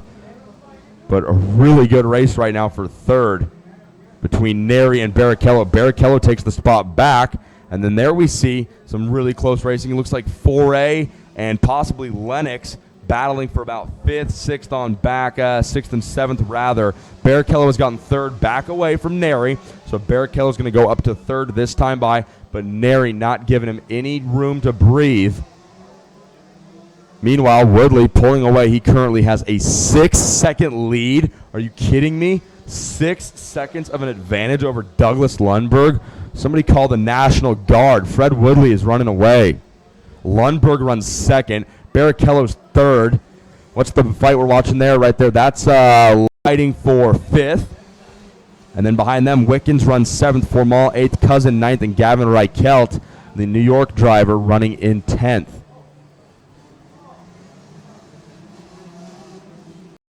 Right there, Barrichello on the FA cart in 3rd. 4A in 4th. And then Neri has fallen back. So Neri runs in 5th behind 4A, it looks like, because there's Barrichello in 3rd. There goes, we've just got a whole bunch of drivers who have swapped positions in this last lap. We're looking to see where everybody runs. There's Lundberg, followed by Barrichello as they go down the start-finish straightaway, heading into turn number 1. And then it's 4A, Lennox, and Neri slips all the way to 6th. Man, and Barrichello is just beating the curbs right now. 4A is going to give his shot at Rubens.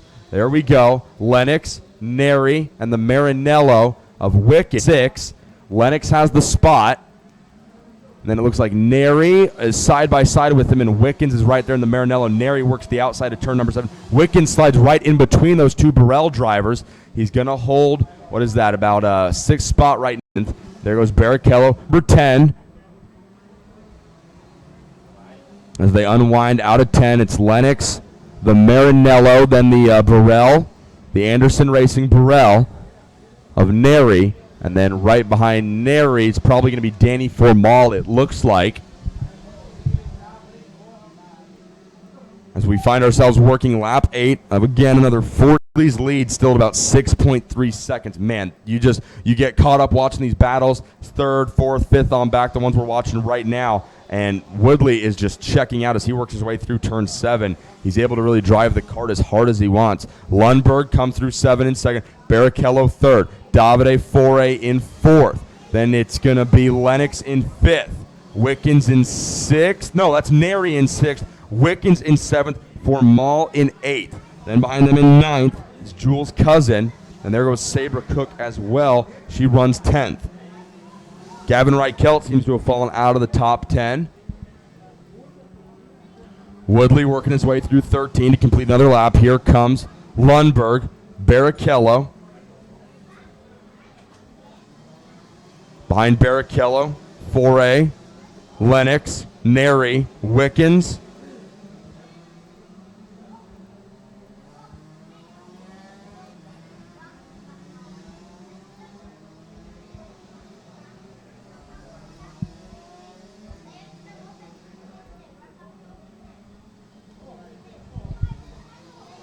Yeah, Gavin Reichelt must have gone off the track somewhere because he has fallen out of the top 10. He currently runs 12th. He just came by the start-finish line.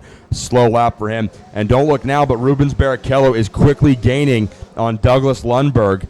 He is really closing the gap on that Intrepid driver. You see it right there. There goes Lundberg down the back straightaway, but not too far behind. It's Brazilian Rubens Barrichello closing up on braking so much. Man, this guy is amazing on the brakes. He closes right up on Lundberg at the end of the back straightaway. Lundberg does a good job getting out of 10. They roll through the final corner right there, turn number 13. Lundberg trying to stay as smooth as he can, looking for whatever dry spots there may be on this racetrack, which of those there are not many.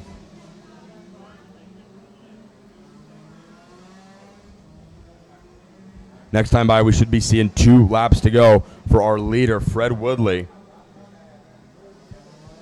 And while Barrichello sets his sights on Lundberg, 4A still not very far behind. The front, the second, third, fourth right now could change at the drop of a hat. Lundberg really needs to stay on the gas here because Barrichello is not far behind. The gap last time by from Lundberg to Barrichello was about 0.8 of a second. We'll see what it is this time by. Danny Formal trying to give Robert Wickens a run for his money to take over the 7th spot. Let's see how they come out of turn number 9 down the back straightaway.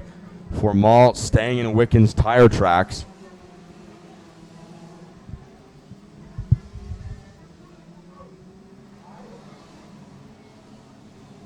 Lundberg, Barrichello, and 4A all come out of 13, hit the dog leg to lay down another lap.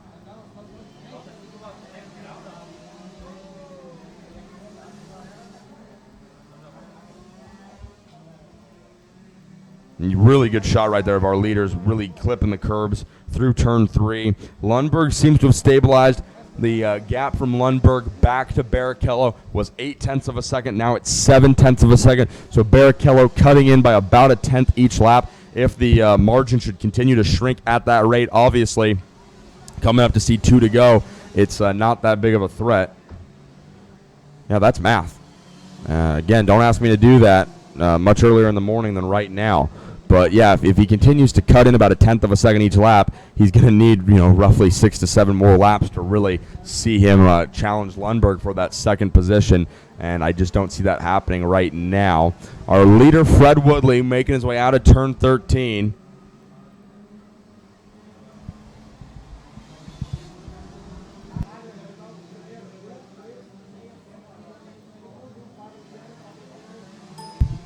And correction, I was talking about 2 laps to go. I thought we were in another one of our 12-lap pre-finals. This pre-final for the DD2 senior drivers running 14 laps, actually.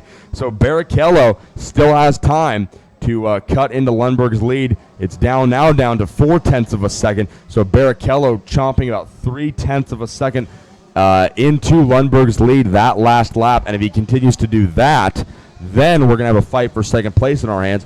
4A holding station in third place in that pack, 4th place on track. Lennox still in 5th, Neri running 6th, Wickens 7th, Danny Formal 8th, Jules Cousin 9th, and a good run for Saber Cook as she's hanging out in the 10th position. 4A and Barrichello, you see him racing right there down the back straightaway out of turn number 10. They're side by side. Barrichello's going to have the inside line going into the S's, but who's going to give? It's going to end up being Barrichello taking the second spot back in that train, 3rd overall. Barrichello and 4A really having a good race right now, but as that happens, that allows Lundberg to continue to pull back away. There you see it, the gap grows from 0.4 of a second to 1.9. Lundberg back to Barrichello. So as long as Barrichello and 4A continue to race, Douglas has nothing to worry about. But the dude who really has nothing to worry about is Fred Woodley. 6.5 seconds the lead from Woodley back to second place Douglas Lundberg. And that is just a super impressive race for the Canadian Fred Woodley. I assume he gets lots of rain racing practice up north. Maybe he's got a lot of snow racing practice also. I'm not too certain about the rules in Old Canada about what they'll race in and what they won't.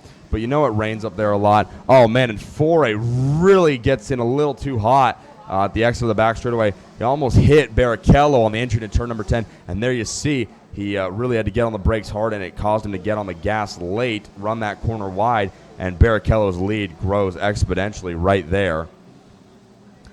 As you're seeing the 2 to go sign being shown to our leaders. Sometimes you think it's 1 to go, sometimes you think it's 2 to go, and then sometimes you're like me and you say it's a 12-lap race when it's really a 14-lap race. So, folks, I'm a lot like the application MyLaps. I'm unofficial and often very unreliable, so please always remember that when you're listening to me.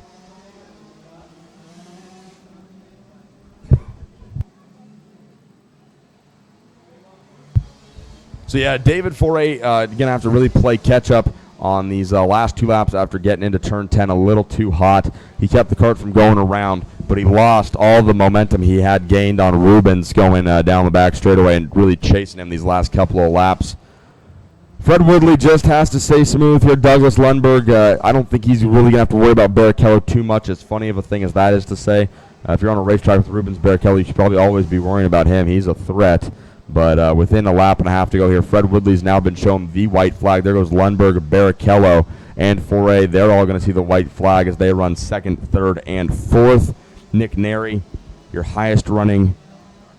Well, see, I'm being told that Lundberg isn't from Canada, even though it says that by his name on Race Monitor. So, again, thanks to crack statistician Johnny Johnson. Johnny may even be kind enough to Google Douglas Lundberg and tell me where he's from. But we're being told initial reports are that he is not from Canada. Fred Woodley, though, he's from Canada. And he's leading. And he's going to be your winner here in about, half a lap. As we look for Woodley out on the track. Sweden. Fred Woodley from Canada and Douglas Lundberg from Sweden. So those are two very different places. Checkered flag is going to get pulled out, and the pre-final is going to come to an end here. Your winner with an impressive 7.2 second margin of victory, Canadian Fred Woodley, scoring the victory. As there you see the checkered flag flying. Sweden driver Douglas Lundberg is going to bring the Intrepid home to finish second. Rubens Barrichello holds on for a strong third-place finish after starting from the pole. David Foray, five-time international karting champion from CRG USA, finishes fourth. American and Floridian Nick Neri brings the Anderson Racing Burrell home in fifth. Robert Wickens on the Maranello finishes sixth. Great Britain's Jordan Lennox Lamb comes home seventh. Danny Formal eighth. Jules Cousin ninth. And then it's Miss Sabra Cook on the CRG rounding out your top 10. Again, that was the Dallas Karting Complex DD2 Senior Race, and the victory goes in dominant fashion to Fred Woodley. Great run for the Canadian. Lundberg, again, second. Barrichello, third. Foray, fourth. And Nick Neri rounds out your top five. So, folks, with that, the schedule shows us heading into our staff lunch break. From 11:12 to 12 p.m., we will be on break. So, for those of you watching the broadcast, thanks for hanging out with us. If you're on the West Coast, maybe grab yourself a late breakfast. And if you're here in Orlando, come get some lunch. We're going to hang out for about 45 minutes, and then we'll be back with our next pre-final, the DD2 Masters. So DD2 Masters, you need to be on the grid by 11:50. We will see you for your pre-final at 12 noon. Once again, to everybody watching live, we appreciate it. And I want to say thanks for you hanging out with us. Like I said, hopefully we're going to have Mike Marini back on the other side of the lunch break to do a little bit of talking about that Dan Weldon Award and everybody here in the paddock this week. And if you haven't heard the Dan Weldon Award, thanks to Mike Marini and the folks from the Florida Winter Tour, we're teaming up to hand out an award to the best ambassador to the sport of karting. Please send your nominations to dwaward@floridawintertour.com. Send us a nomination. It can be anybody in the sport of karting, a driver, a tuner, a mechanic, a team owner, team manager, an official, a flagger, a broadcast producer, anybody. So if you want to nominate someone, send us their name and a few reasons on why you think they're such a great ambassador of the sport of karting. And again, that email address is dwaward@floridawintertour.com. We'll see you on the other side of the lunch break, folks.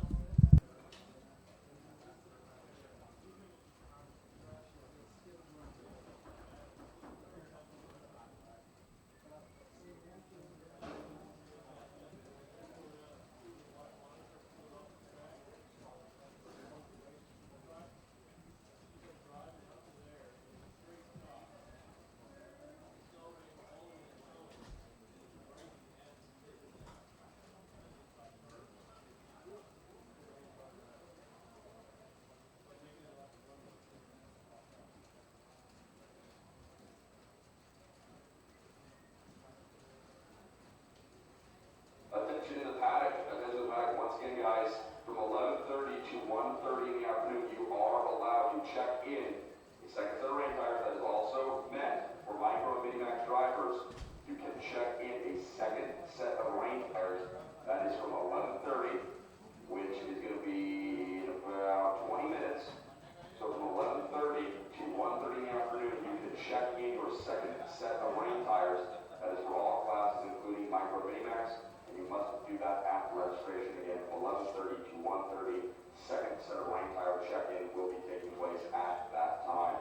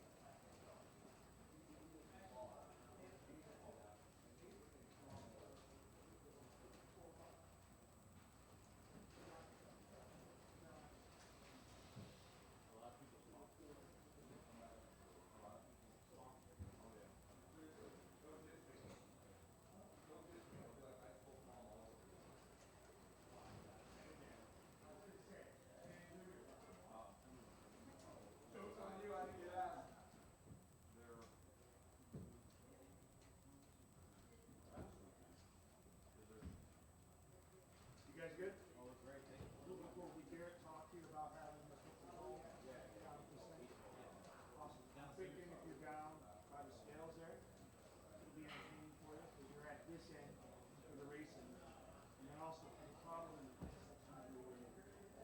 I'll get you whatever you need. Sparkle lounder, one of those. We'll get one of those vibrating bags you throw a quarter in. You go, I'll leave it right there. But all right, we'll set you up down there, and thank you for your work, guys.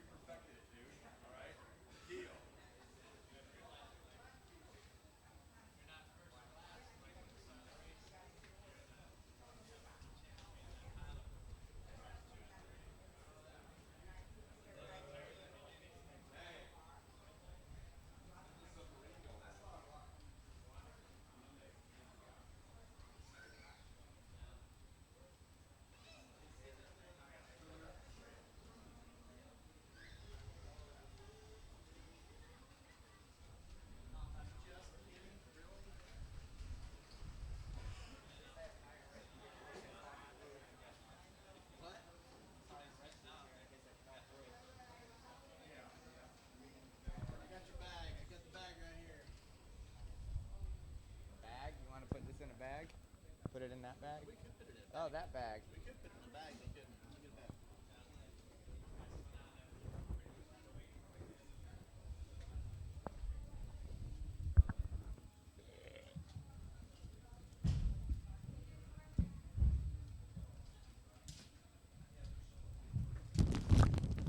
Pick up most of that. Let's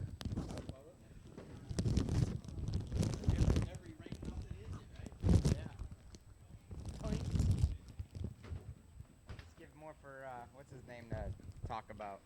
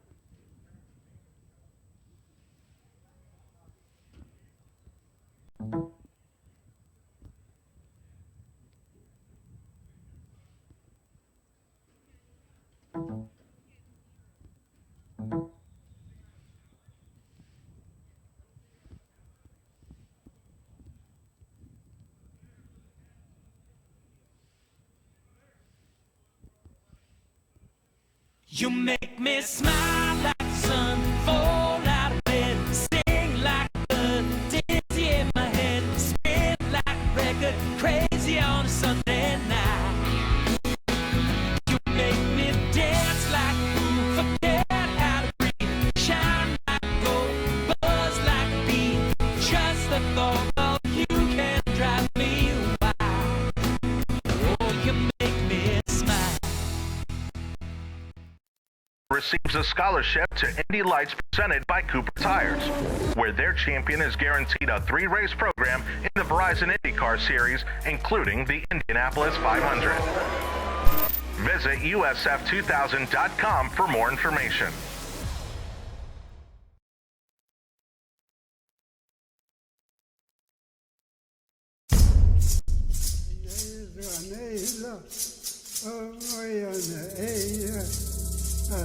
With multiple national titles in IKF, WK, SCUSA, and Rotax, the Rollison Performance Group put their experience to work for you. Coast to coast, RPG offers the most comprehensive driver development program. From detailed on-track data analysis to trackside coaching for tuners and drivers, RPG's individualized trackside support will improve your results. RPG is an authorized Rotax service center and a top supplier of Cosmic carts and OTK parts. Visit us on the web at rollisonperformancegroup.com.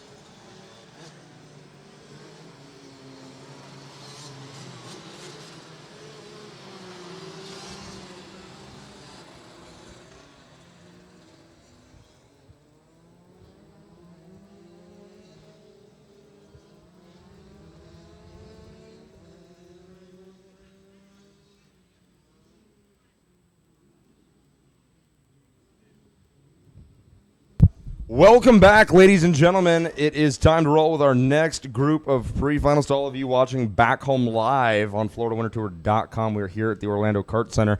The rain has slowed down just a bit, but the track is still very wet, and we are getting ready to roll with the last 3 of our pre-finals. DD2 Masters on the track right now, followed by Junior Max, and then we'll end our pre-finals with Senior Max.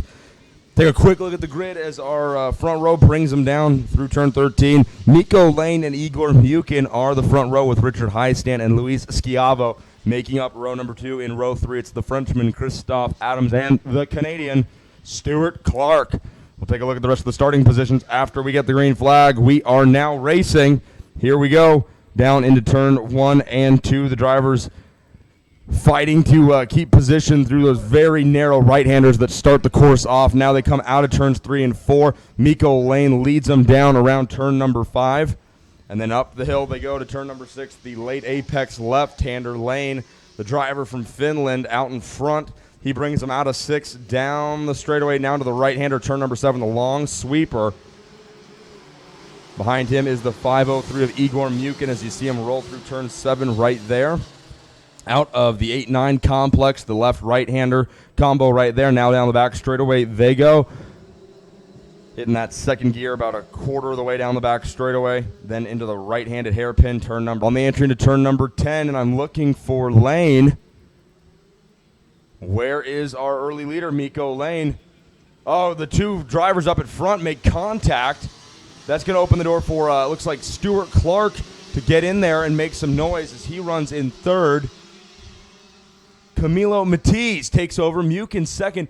And it looks like Miko Lane was one of the drivers that went around down in turn number 10. Yeah, Lane has yet to cross the line yet. Oh, and he's sitting on the exit of turn 10. Your pole sitter and early leader, Miko Lane, sitting on the inside of the track on the exit of turn number 10. Lane out of it here on the first lap. He's still in his cart trying to get it fired up. It looks like he hasn't gotten up out of the seat yet. So Miko Lane's race is done. Your leader is the 503 of Igor Muke and the CRG. And we've got corner workers over there talking to Lane. His race is done.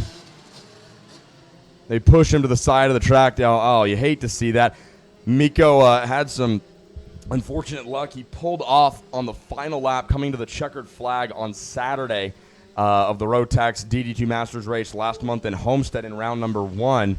And he lost the race after pulling off one lap early. In most of mainland Europe, they don't use a white flag. They really don't use any flags other than a green flag and a checkered flag racing in Europe. And Miko said he saw a flag. He was very focused, paid attention, and he thought the white flag was the checkered flag. Pulled off one lap early of scoring the win in DD2 Masters in round 1 at Homestead. So you hate to see bad luck strike him here again. All we saw was yellow flags flying down in turn number 10, and your leader did not make it back around. Taking over for Miko Lane is the CRG of Igor Mukin, and then behind him it's the Marinello of Stuart Clark. Then behind them, the Intrepid, the 581 of Richard Heistand. And then Christoph Adams looks like he's involved in a battle right now with Praga driver Christian Canales. And there you see it right there. That is Canales and Christoph Adams going side by side out of turn number 9 down the back straightaway. Christoph gets the advantage, takes the lead over Canales. Again, this is the fight for about 4th position on the track. The Praga of Canales now out in front as he takes a very tight line on the entry to turn number 13. Adams really sawing on that steering wheel. Canales able to pull away down the start-finish straightaway into turn number 1. Mukin goes quick again, minute 5:9.83. Clark behind him in second. Heistand racing for Champion Racing, the Intrepid dealer, in third, and then Canales and Adams battling. There we check back in up at the front, and Stuart Clark is about to give Igor Mukin a challenge for the lead here. Mukin sliding wide on the exit. Such will happen when the track is wet and slick as it is, and Stu Clark all over the back. I was just talking to Fred Woodley's dad, and he let me know that it doesn't just snow in Canada, it rains, and Stuart Clark, a Canadian, is using that rain experience to go from second to first as they go down into 10. New leader, the Canadian Stuart Clark aboard the Marinello, gets the lead away from Russian Igor Mukin, and Stuart Clark is going to lead him down through the S's to lead lap number 4. There you see the 5:97 of Stuart Clark. He's going to be credited with leading this lap. Now Igor Mukin is going to have to be on the offensive to go after Clark here. Let's see what the lap times look like. Clark, a minute 6:122. It's personally his fastest lap. Mukin was a minute 7:536, so quite a bit slower that lap than new leader Stuart Clark. A little bit farther back, let's see, there's Richard Heistand entering turn 5 right behind you, and then we should see the battle for 4th. Going to stand up and take a look for those drivers. Heistand rolling through turn 6. It looks like Canales has been able to pull away from Christoph Adams. So 1st and 2nd belong to Clark and Mukin. Then here comes 3rd place Richard Heistand. And then in 4th, it's Canales, the Praga. In 5th, that is the Intrepid of Luis Schiavo. And then Christoph Adams is locked in a battle with the Fernando Alonso kart of Francois Mondot. Heck of a run going for Stu Clark right now. And Stuart Clark also, he doesn't claim Great Britain as his country of origin. He says he moves to Canada when I believe he said about two years old, but a lot of his family still lives in England, and I'm sure any of the drivers who are here this weekend from Great Britain will tell you it rains a lot in that country, so it's no surprise that I'm sure Stu Clark's probably never raced a go-kart in the country of England, but maybe it's in his genes, maybe a little hereditary rain, racing skill, who knows. But he goes quick that time by, just as we're talking about how good he is in the rain.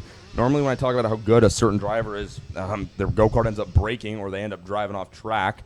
And thankfully this time Stuart Clark's making me look like a halfway smart individual. Easier said than done, Mr. Clark. Minute 5:821 for Clark, and that's allowing him to open up a 1.1 second lead over Mukin at the line last time by. It's going to grow again this lap. Richard Highstand running third, Canales fourth, and Schiavo in fifth.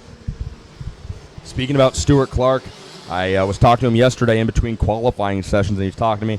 He's got two young boys. One of them, who's the oldest, is starting to get a bit of a taste for karting and looking into maybe competing here soon. And, I didn't know if I should have been taking him seriously or not, but Stu said that this may be his last year of really full-time serious competitive karting. He says he's really dealing with some back issues, and he's just looking at possibly shifting focus to helping his two sons get into racing, and his back has just really been bugging him, I guess. So, Stuart Clark fans, this may be your last Florida Winter Tour to be able to catch Stu out here on the track. But don't worry, he'll still be at the track. He goes fast again that lap. Minute 5:571. Each lap, he's getting a little bit quicker. Now the lead over a second and a half. Back to Igor Mukin. That's a strong run. Richard Highstand, looking for him in third place, coming out of, let's see. Where is third place Richard Highstand? There goes Canales and Christoph Adams. Adams in fifth. And then behind him it's Schiavo. So Adams has worked his way around Schiavo. There goes your leader, Stu Clark, through the final corner. There you see him, followed by Mukin. Let's see what Stu can do this time as far as laps. Minute 5:571 was the last lap. He slows down, backs it off about a tenth of a second. Minute 5:645 for Stuart Clark. Mukin, 2.4 seconds back. Stuart Clark, just like his Maranello Racing teammate Fred Woodley did about a half an hour ago in the DD2 senior race, absolutely checking away from this field right now, being able to put in fast lap after fast lap, and he's really doing a good job of just checking out right now. So Stu Clark out in front, about 2.5 seconds is the lead, back to second place driver Russian Igor Mukin aboard the CRG, and then third place belongs to Richard Highstand. Highstand, one of the Rock Cup USA regulars. He dominates in Rock Shifter Masters, and he's here this weekend. Normally on the Rock Cup weekends, you can find him racing out of the Ocala Grand Prix tent. This weekend, he's here with friend Rodney Berryhill and the Champion Racing team out of Norman, Oklahoma. Rodney's trying to grow the Intrepid presence down here in Florida a little bit, and so he and Richard are teaming up to grow the brand's presence down here in the southeast. Richard's looking pretty good. First time he's ever raced in a DD2, and he doesn't look too bad. There's a fight heading down the back straightaway. That looks like Christoph and the Fernando Alonso kart. That's going to be Francois Mondeau and maybe Salvador Bortoni. I believe that's Bortoni and Mondeau going at it. We check back in a little bit farther up with our leader. Nothing has changed with Stuart Clark. Richard Highstand has gotten around Igor Mukin. He runs in second. There's Christian Canales. He's now engaging in a fight with the CRG of Mukin. This is the fight for third you see right here. And then behind them is Christoph Adams, the CRG you see on your screen being driven by Igor Mukin. And then the Praga right behind him is Christian Canales. This is a 14-lap pre-final to set the grid for the round 3 main event coming up in just a little while.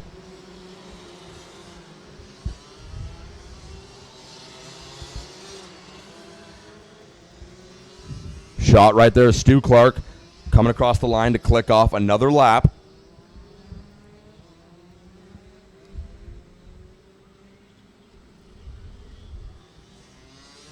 And again, really impressive run working right now for Richard Highstand. It's his debut in the DD2 Masters class. He had never driven a DD2 until Wednesday of this past week when Rodney gave him a call and they got the kart together and put him in it for the last couple of practice sessions on Wednesday, ran Thursday, and then qualified the kart yesterday really well for today's pre-final. He qualified the kart third quick, and right now he's running one spot higher up there in second. He's not going to catch Stu Clark unless Stu should have some issues here in the last 4 laps of this race, which you don't see happening. But a really good run for Highstand. He ran Champ Car Mid-Atlantic in 2007, has done some open wheel stuff. Skip Barber competed in that series in 2006. So the guy is simply just not new to racing, but he will admit that he's probably considered new to karting, and he tells you that he did it backwards. Most people start in karting and move up to cars. Well, Richard started in cars and has worked his way to karting. Loves the competition, enjoys being out here racing with teams like the OGP guys during the Rock Cup races, and then he's here right now with Champion Racing, Rodney and his team during Rotax weekends. There you see Maranello driver Stuart Clark. His lead is 5.2 seconds over Richard Highstand. And behind Highstand, it's Igor Mukin, your early leader.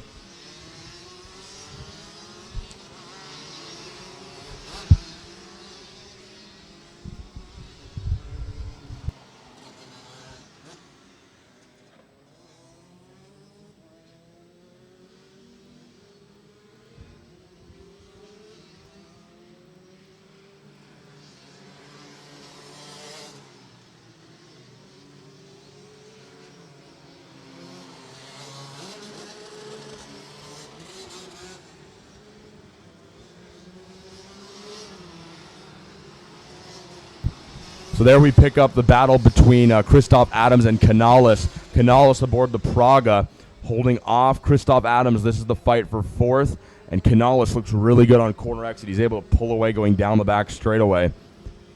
And Christoph's able to close up the gap a bit under braking on corner entry, as we're currently working lap 12 of this 14-lap race.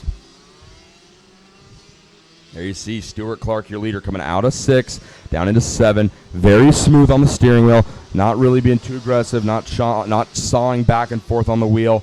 Even in the rain, it's still the same scenario. The longer the front wheels can stay pointed straight, the faster the go-kart's going to go. And whether you're on the rain, the slick, the ice, or a dry racetrack, you want to keep those front wheels pointed straight as long as possible. Clark's your leader. Highstand still works in second. Mukin third. Then in fourth, it's the Praga of Christian Canales. Then we see the Burrell, the 555 of Christoph Adams. He did really well in Homestead just a couple weeks ago to kick this championship off rounds 1 and 2.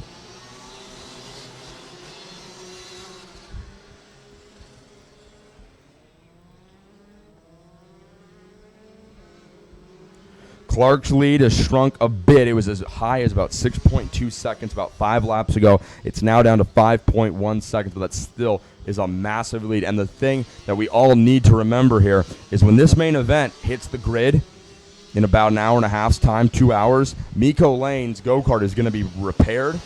He's going to be starting from 12th, but he's not going to stay there long. Miko Lane, he was a threat in Homestead both days.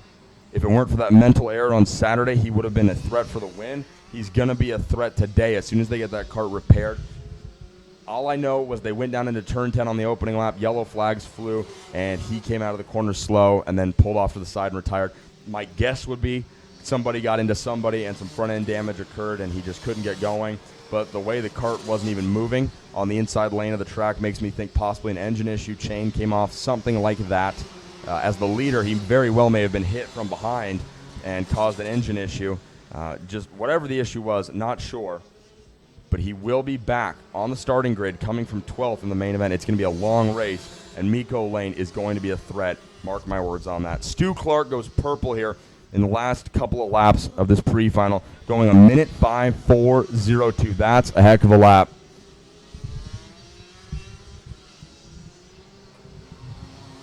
He's able to add about a 1/10 of a second to his deficit over Richard Highstand.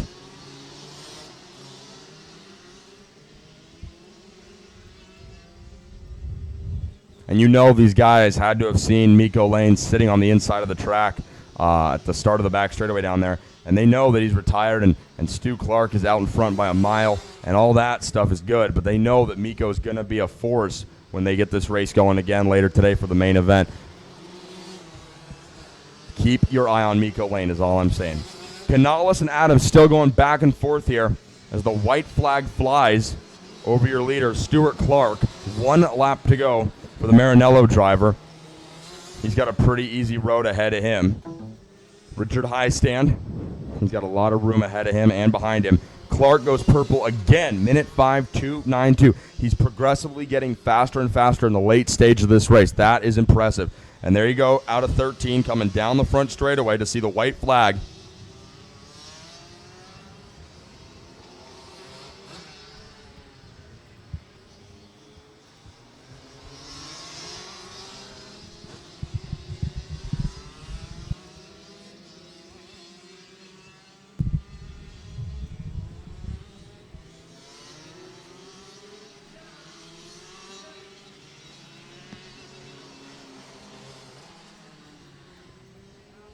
That battle between Christoph Adams is still the one we're watching. He and Canales coming out of turn 13 down the front straightaway. He's going to hit the right-handed dog leg. Very impressive win here in Dallas Karting Complex DD2 Masters. Stuart Clark picks up a very strong win over Richard Highstand. 4.2 seconds the gap from Clark back to Highstand. Really good run for both of those drivers. Stu Clark was fast in Homestead, just couldn't put all the pieces together, and he certainly has found the setup on that kart here in Orlando. And then really an impressive run for Richard Highstand coming home in second place. The Marinello driver of Clark wins. The Intrepid of Highstand comes home in second. Igor Mukin on the CRG third. Canales on the Praga is fourth, and Christoph Adams brings the Burrell home in fifth. Schiavo sixth. Camilo Matisse seventh. Bortoni eighth. Elvis Stoico, the Marinello teammate of Stuart Clark, finishes ninth, and Luis Zervajan comes home in 10th.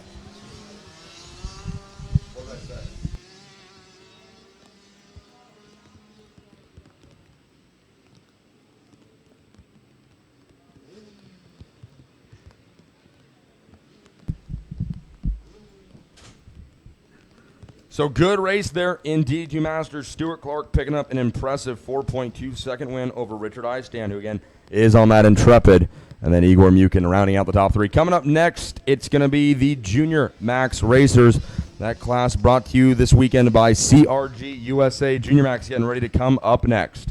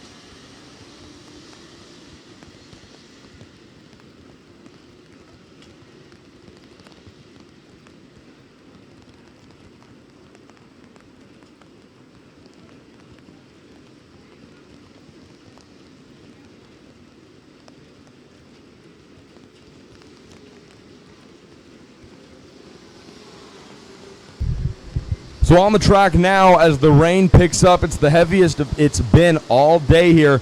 Today's Saturday, round 3 of the Winter Tour. The rain definitely picking up right as the Junior Max drivers pull out onto the racetrack for their outlap. This is easily the heaviest we've seen the rain fall. Anthony Ganji Jr., your round 2 race winner, comes back in strong fashion to start round 3 by winning the pole position. Alongside him, it's Stingray Robb with the Ocala Grand Prix starting in second. Darren Keene is going to roll off third alongside Orsalon Racing's Nicholas Bruckner in fourth. Matias Ramirez starts fifth with Javier Gonzalez in sixth. Aiden Keel is seventh. Braden Eves eighth. Luis Jose Forteza ninth. And David Malukas Rounding out the top 10, Roman DeAngelis will roll off 11th with Alea Zamula in 12th. Trent Nestep is 13th, Sam Lupian 14th, and Victor Shoma rounds out the top 15. Starting 16th is Michael McCarthy, with Michael D. Orlando behind in 17th on the inside of row 9, and on the outside of row 9 is Max Hewitt. Starting 19th, Bradley Zillish, and rounding out the top 20, it is Sergio Tarif. So let's see, can Ganji Jr. go back-to-back in main event wins? The route is going to start here in the pre-final. How they finish is how they start the main. Green flag flies, the mist goes up, and we are racing. It's all about getting through turn number 1. Folks, don't count out Stingray Rob. He spends a lot of time racing in the Northwest, and this kid knows how to drive in wet weather conditions. He's still in second as I can see his helmet running out of, or no, he's farther back. We got a cluster of go-karts right there in turn 5 as they head up to turn 6. A bit of a low point on the exit. That's the 200. That's Trent Estep. That's Trent Estep out in front. How did Trent Estep, he started 13th, and he's gone to first in the opening half of the lap. That's a really good run. Trent Estep making the switch over to Kuna USA between now and Homestead, and that's a really impressive first half of the lap. That's the 274, and Nicholas Bruckner passing us in turn 7. So obviously problems for Bruckner at the start as he runs last on track. We have one kart slow on the inside of the back straightaway. Bruckner's going to pass him to start moving his way back up the leaderboard. But the rain is falling easily, the heaviest we've seen it all weekend, and it's wreaking havoc on these junior Max drivers. Anthony Ganji Jr. is scored as your leader. I could have sworn that I saw Trent Estep in the 200 come by ahead of all these guys, but maybe I need to get my eyes checked. The 207 of Ganji Jr., I'm having a hard time. We're looking at the scoring monitor here as they come out of turn 6. We're going to take a look at how they run here. Coming out of 6 into 7, it's Stingray Rob. Okay, that is definitely Stingray Rob out in front. We're having a bit of a problem really quick up here with race monitor, so we're going to work on getting that sorted back out. But Stingray Rob, who started this race in second place on the 202, is out in front. There you see right there, race for the lead, heading down into turn number 10 at the end of the back straightaway.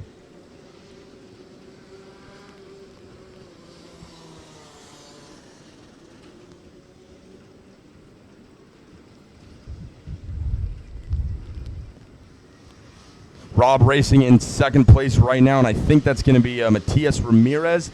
He's running right behind right now. We're going to see if race monitor cycles back through. It is. Matias Ramirez is your leader. Stingray Rob is in second. Darren Keene running third at the line that time by as they come out of the first two turns at the top of the racetrack now. Down out of 4 and into the right-hander, turn number 5. Ramirez racing out of the OG P10 along with his teammate, Stingray Rob. Those are the front two drivers. Ramirez going purple, minute 9:2:07. The rain letting up just a touch. Not as strong as it was on the outlap, but still coming down. Ramirez leads. Stingray Rob in second. Then it's the 245 of Keene on the Tony kart, followed by DeAngelis and Aiden Keel rounding out your top 5. A little bit farther down the leaderboard, let's see.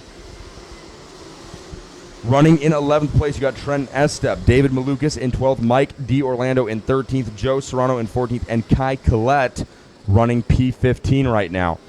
Out of turn number 10, heading into the S's, Matias Ramirez doing a good job, able to open up a bit of a gap over Stingray. Stingray hops the curb really hard in turn 12 right there, gets a bit of air underneath the right side tires of that go-kart, and he lost a lot of ground to Ramirez right there, and it's going to allow Keene and DeAngelis to close up as well.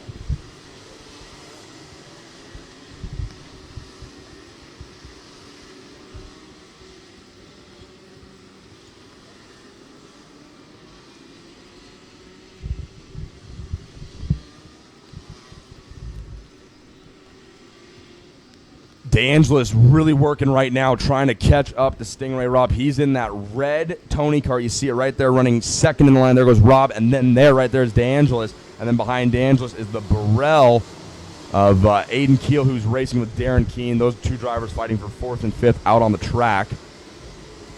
DeAngelis quick that time by, fastest driver on the track, minute 8:4:46. There you see Stingray Rob and DeAngelis heading down the back straightaway into 10. Matias Ramirez smooth up at front. And there goes Rob And DeAngelis keeping an eye on the Burrell of Aiden Keel, who's racing with Darren Keene. It looks like Keel has gotten around Darren. Stingray and DeAngelis going side by side out of turn 13. Rob's going to hold P2 over DeAngelis.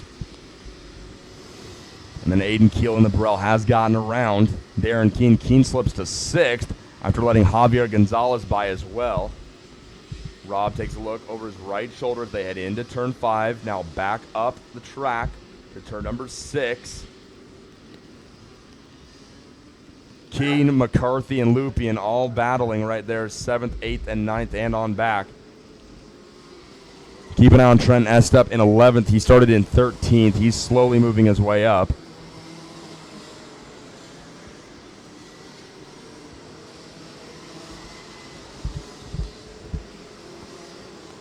Rob and DeAngelis side by side once again, going down into 10. DeAngelis tucks in behind Rob. And as long as you can stay away from directly being right behind these guys, it's a good call because the rooster tails of water coming up off the rear tires really just destroys any chance at vision these drivers have when they're following each other. DeAngelis and Stingray Rob going side by side right now. They keep trading positions. DeAngelis had second place coming out of turn number 10, but slid wide on the exit, and Rob was able to stay calm and go right back underneath. It's not a surprise. Stingray Rob is in a go-kart almost every weekend competing at some race somewhere in the country. And when you're running that many races, you're bound to run in the rain. And when you spend that much time racing in the rain, you're going to get good at it. Fastest driver on the track honors go to 13th place driver Alea Zamula. Zamula a minute 8.343. Good lap for Alea. Now, the fight we're watching.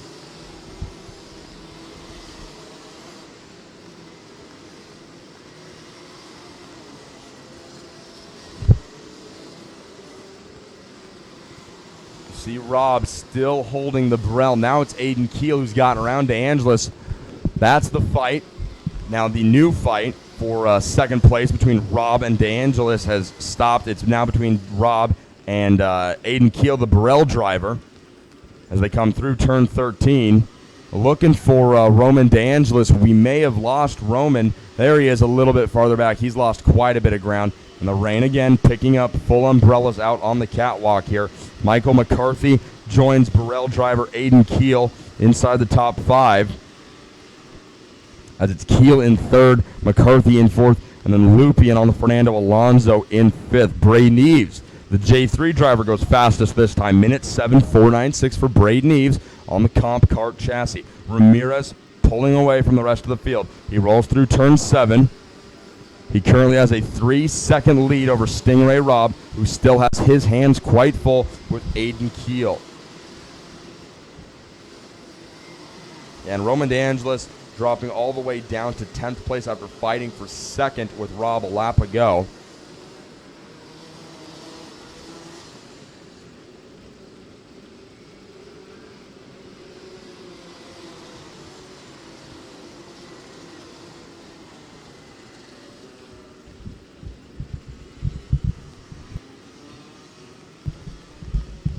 On the screen right now, you see Sam Lupien running in 5th place. Then behind him in 6th, it's Darren Keene. 7th belongs to Javier Gonzalez. Timothy Pesleon is in 8th.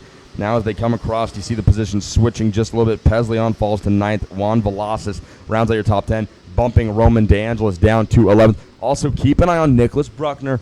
Didn't see what happened. Those opening corners after the green flag were pretty crazy, and Bruckner went from his 4th place starting spot well outside of the top 10, outside of the top 20.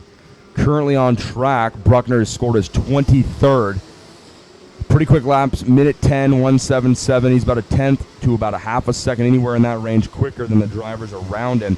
But unfortunately, when you're in this much traffic, it's very hard to clean up any mess you may have made. There you see Stingray Rob right in between the two Burrells. It's Rob and Aiden Keel and Michael McCarthy all racing. McCarthy gets around Rob also there. Rob's going to have the inside line going down into 10, 11, and 12.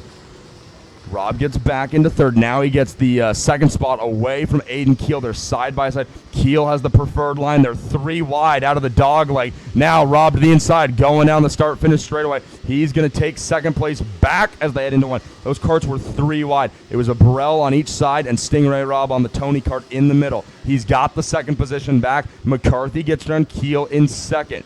They're going to race for third right now. The 2 Burrell drivers, McCarthy and Keel, right there, side by side battling. And very quickly, it's the Fernando Alonso of Sam Lupien joining the fight. It's a 4-cart battle for second place. As they head out of 6, now to the sweeper, turn number 7. They come right past us into turn 8. Quick early apex left-hander. You slide out all the way to the right side of the track. Then you got to come back left to set up for the late apex right-hander, turn number 9. They shoot down the back straightaway. There you see Rob in second, McCarthy in third, Keel in fourth. Lupien's going to take a look to the inside. No, not enough. Stays right in behind the Burrell of Aiden Keel. This is the fight for about fourth we're watching right now. Now Lupien makes a hole for himself as they head into 11. Lupien's going to clear him and take third, fourth spot away from Keel. But Keel's going to come back on the inside in 13. Lupien's going to cross under once again. They're going to be side by side through the dog leg down to the start-finish line. Let's see who's going to get fourth spot. The FA card of Lupien's going to hold the position into turn 1 and 2, but Aiden Keel all over him. The Burrell's looking really strong right now. Keel trying to keep Sam Lupien behind him.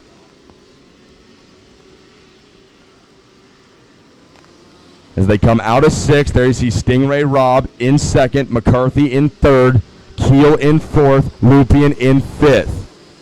Javier Gonzalez continues to run in 6th place. Darren Keene, Kai Collette, Pesleon, and Velasquez round out the top 10. Rob going down the back straightaway. This is the race we're watching. Matias Ramirez has checked out to a 6-second lead over Stingray Rob. Junior Max being brought to you right now by CRG USA, the U.S. factory team for the CRG chassis line and the master distributor for the CRG product line here in North America. There you see Rob working well out of 2. He's been able to put his head down and open up a bit of a gap as we're going to see 5 to go this time by.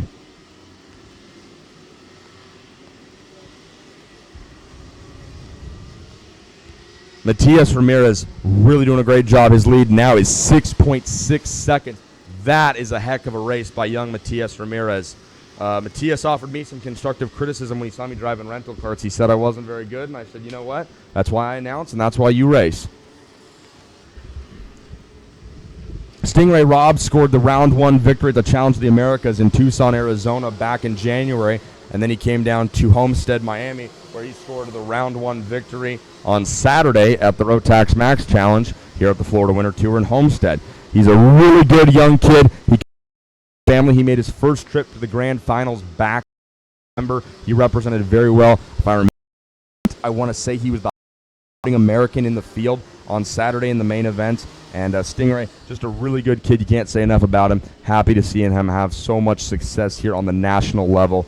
He's running in second right now behind his OGP teammate, Matias Ramirez. Ramirez goes his fastest lap, minute 7:8.58. So does Rob, minute 7:8.48. Lupien goes his fastest lap, minute 7:6.69. Everybody's laying down green laps, meaning not the quickest out of everybody, but their quickest personal lap if you're watching the scoring feed on Race Monitor. Sam Lupien holds his position in fourth pretty strong. We got one driver who's hoisted his go-kart upside down in turn number 5 and is working on it. He seems to be trying to do something to the back end of the cart. Not only is he ingenuitive, but he's quite strong. Go-karts are very heavy, and for him to be able to hold it up like that for as long as he is to continue to work on it, that's pretty impressive. That young driver lifts weights. Matias Ramirez still out in front. The lead is now 6.6 seconds. Stingray Rob runs second as he's been able to stretch himself out away from the Burrell of Mike McCarthy. Lupien on the Fernando Alonso cart runs fourth, and then it's the other Burrell, Aiden Keel in fifth. Javier Gonzalez is sixth. Kai Collette, 7th. Darren Keene, 8th. Timothy Pesleon is having a really good run. He was struggling to find speed in qualifying yesterday. Pesleon's in the top 10 right now. And then Braden Eves, the J3 competition driver, rounds out your top 10. Closing in on the end of this Junior Max 14-lap pre-final, one driver hits the scale line That looks like the 288, the Esprit cart.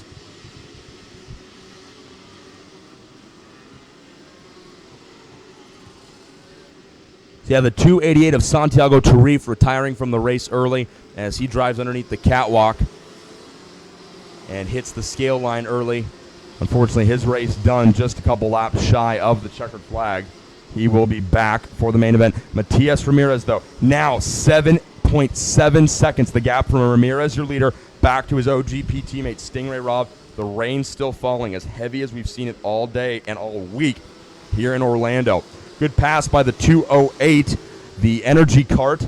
Who's driving that go-kart? That's Joe Serrano, looking like he's getting around maybe Spencer Mills. Serrano racing to stay inside the top 20. Really good fight going on right there. There's battles going on all over the track. Braden Eves in the comp cart flies by, but the fight that is not happening is the one for the lead because Matias Ramirez is dominating right now out in the rain. Robb runs second. McCarthy's third. Lupian fourth. Gonzalez is fifth.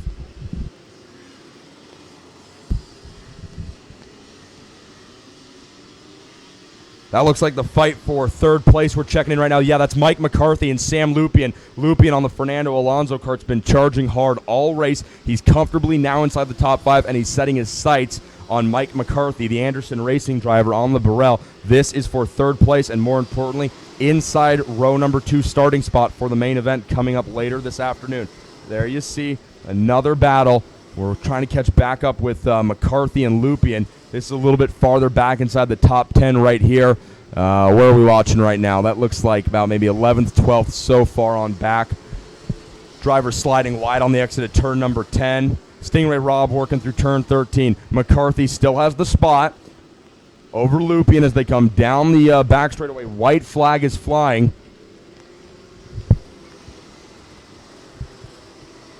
So 1 lap to go here. Matias Ramirez looking as solid as ever. His lead has grown to 8.3 seconds over Stingray Robb. Matias Ramirez, untouchable in the rain right now. The OGP driver has got that kart set up exactly how he wants it, and he's driving the track perfectly in these conditions. He's rolling into turn 8 and 9 right now. Stingray Robb is just now getting to turn number 7. McCarthy has stretched himself out and away from Sam Lupian. Lupian's got to really hold on to that kart on the entry into 7. He's trying everything he can right now to catch up to McCarthy, but it's too little, too late. Matias Ramirez is rolling out of the back straightaway now. All he's got to do is make it through the S's one last time, and he'll be seeing the checkered flag wave. Through 12 out of the S's into turn number 13. Dominant run for Matias Ramirez coming all the way from 5th place on the starting grid. The checkered flag is going to fly. Pre-final in Junior Max goes to Matias Ramirez. Good race for the OGP team as they finish 1 and 2. Stingray Robb coming home in second. Great run from Ramirez. And Ramirez goes purple on the last lap. Minute 7:4.91. Fastest lap of the race on the last lap. That is the sign of a truly talented driver. Robb comes home second. The Burrell driver of Michael McCarthy out of Anderson Racing finishes third. We got a few drivers around on the exit of the S. That looks like maybe David Malukas. I think it might be the top car driver getting up, and I think that is Malukas. Tough luck for David. He was our Junior Rock winner on Sunday, I want to say, last weekend here in Orlando, and he is up and out of the cart, not able to make it around the last corner to pick up the checkered flag. But Matias Ramirez on top in the CRG USA Junior Max class in their pre-final, battling the wettest conditions we've seen all day. Robb comes home second. Anderson Racing's Michael McCarthy third. Samuel Lupian and Javier Gonzalez round out your top 5. Our last pre-final of the day is coming up next, and it is Senior Max presented by Rollison Performance Group.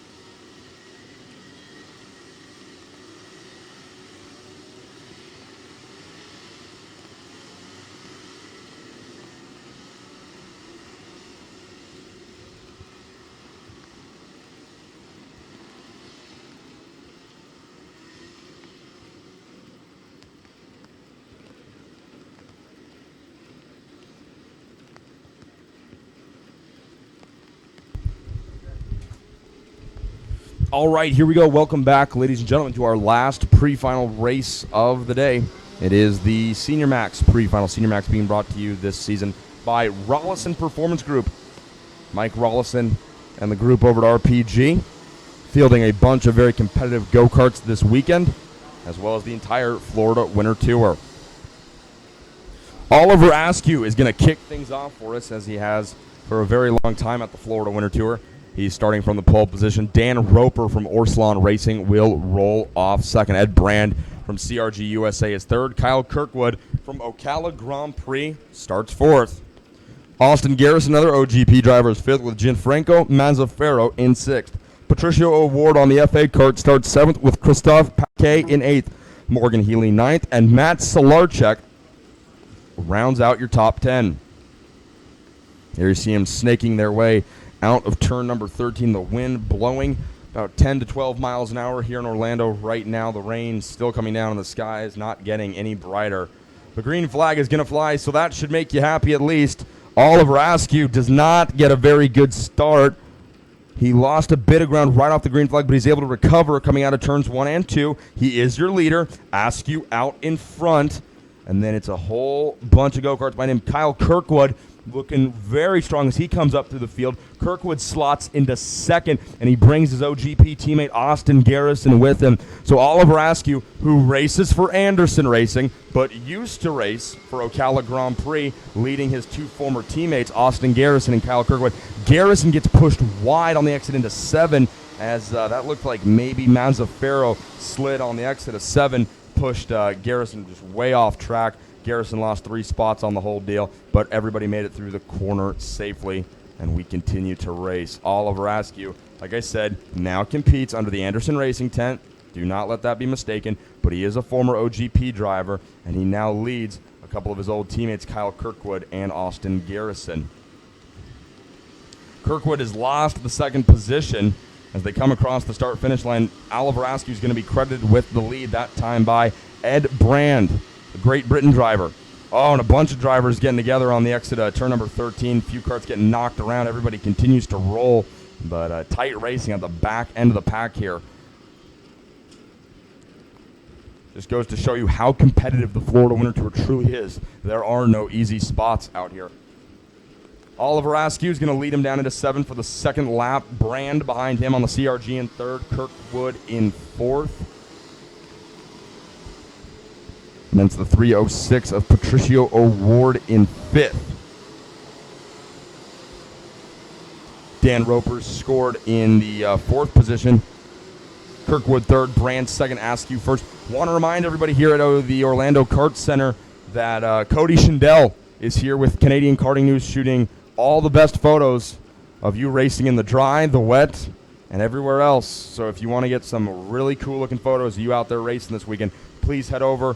His red tent is set up right at the start of the paddock. Right after you pass registration, you turn a left into the paddock. You'll see his tent. It's set up there. It says in big white letters, Canadian Karting News. And you can go over there and pick yourself up some really cool looking photos of you racing this weekend.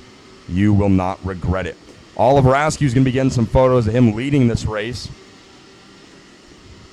Like I said, Oliver was really fast back in Homestead, and they were just having a hard time putting all those pieces together. His first big race with the guys over at Anderson, so some growing pains there, but it obviously didn't take that long to find the setup and what he needed from that go-kart, because he's out in front right now of Ed Brand. Brand, quickest driver on the track, minute 7:054. It's a good lap for the CRG USA driver.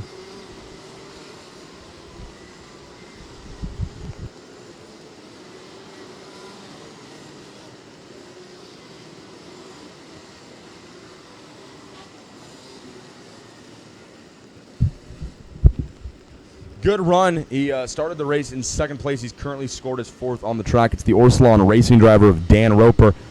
When Dan was asked how he felt about the rain on the grid heading up to the start of this pre-final, well, he gave us a quote that we can't really say on air because we have standards and I don't want to get fired. But it can basically be summed up as he is not that excited to be racing in the rain.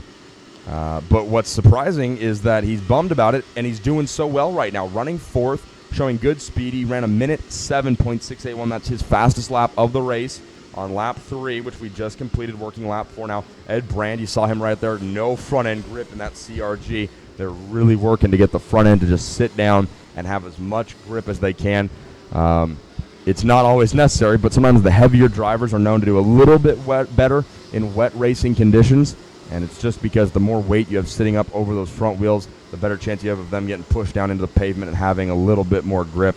So it's always interesting to see the weight differences and how these drivers make their way around the track. There's a good shot right there of Dan Roper trying to put the pressure on Kirkwood. Oh, and Roper and Kirkwood make contact. Kirkwood thinks it's intentional, throws his hand up in the air.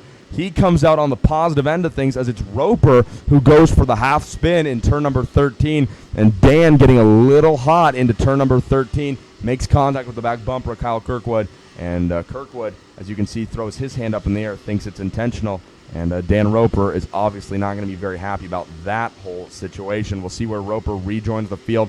He comes across the line to end lap number 4 in 6th, so all things considered, that's a pretty good thing that he didn't lose more positions, because he's got a long road ahead of him to work his way back up inside the top 5. Heck, back inside the top 4-3. It's going to be a pretty tall order within 10 laps to go now of this 14-lap pre-final. He wasn't excited about racing in the rain, but really, obviously, he's very good in the rain. It seems running inside the top 5 right up until that little error right there, and he's still really solid inside the top 10. So Dan, should it continue to rain into the main event, which I'm willing to bet it will. I'm no weatherman. But I did stay to comfort in suites last night. I think it's going to continue to rain, and if that's the case, Dan Roper is going to be pretty good if you ask me. Oliver Askew, meanwhile, continues to lead. He goes purple, fastest driver on track, minute 6:9.54. Askew really able to just find out where the minimal grip is on this racetrack, and he's going for it right now. There you see Kirkwood fending off new challenger Bryce Choker. They're side by side in turn number 5. Choker took over the battle that Dan Roper vacated. Choker moves up inside the top 3 after getting around Kirkwood. And there you see a good shot. That montage of black and white images taken of Bryce, his brother Blake, drivers like Stingray Rob, and a whole bunch of other BBR karting's best drivers over the years. They compiled all the photos into a montage. They did the color black and white, and that is the sticker kit that wraps around both the side pods of the driver fairing and the bumper. It is such a cool looking graphics kit.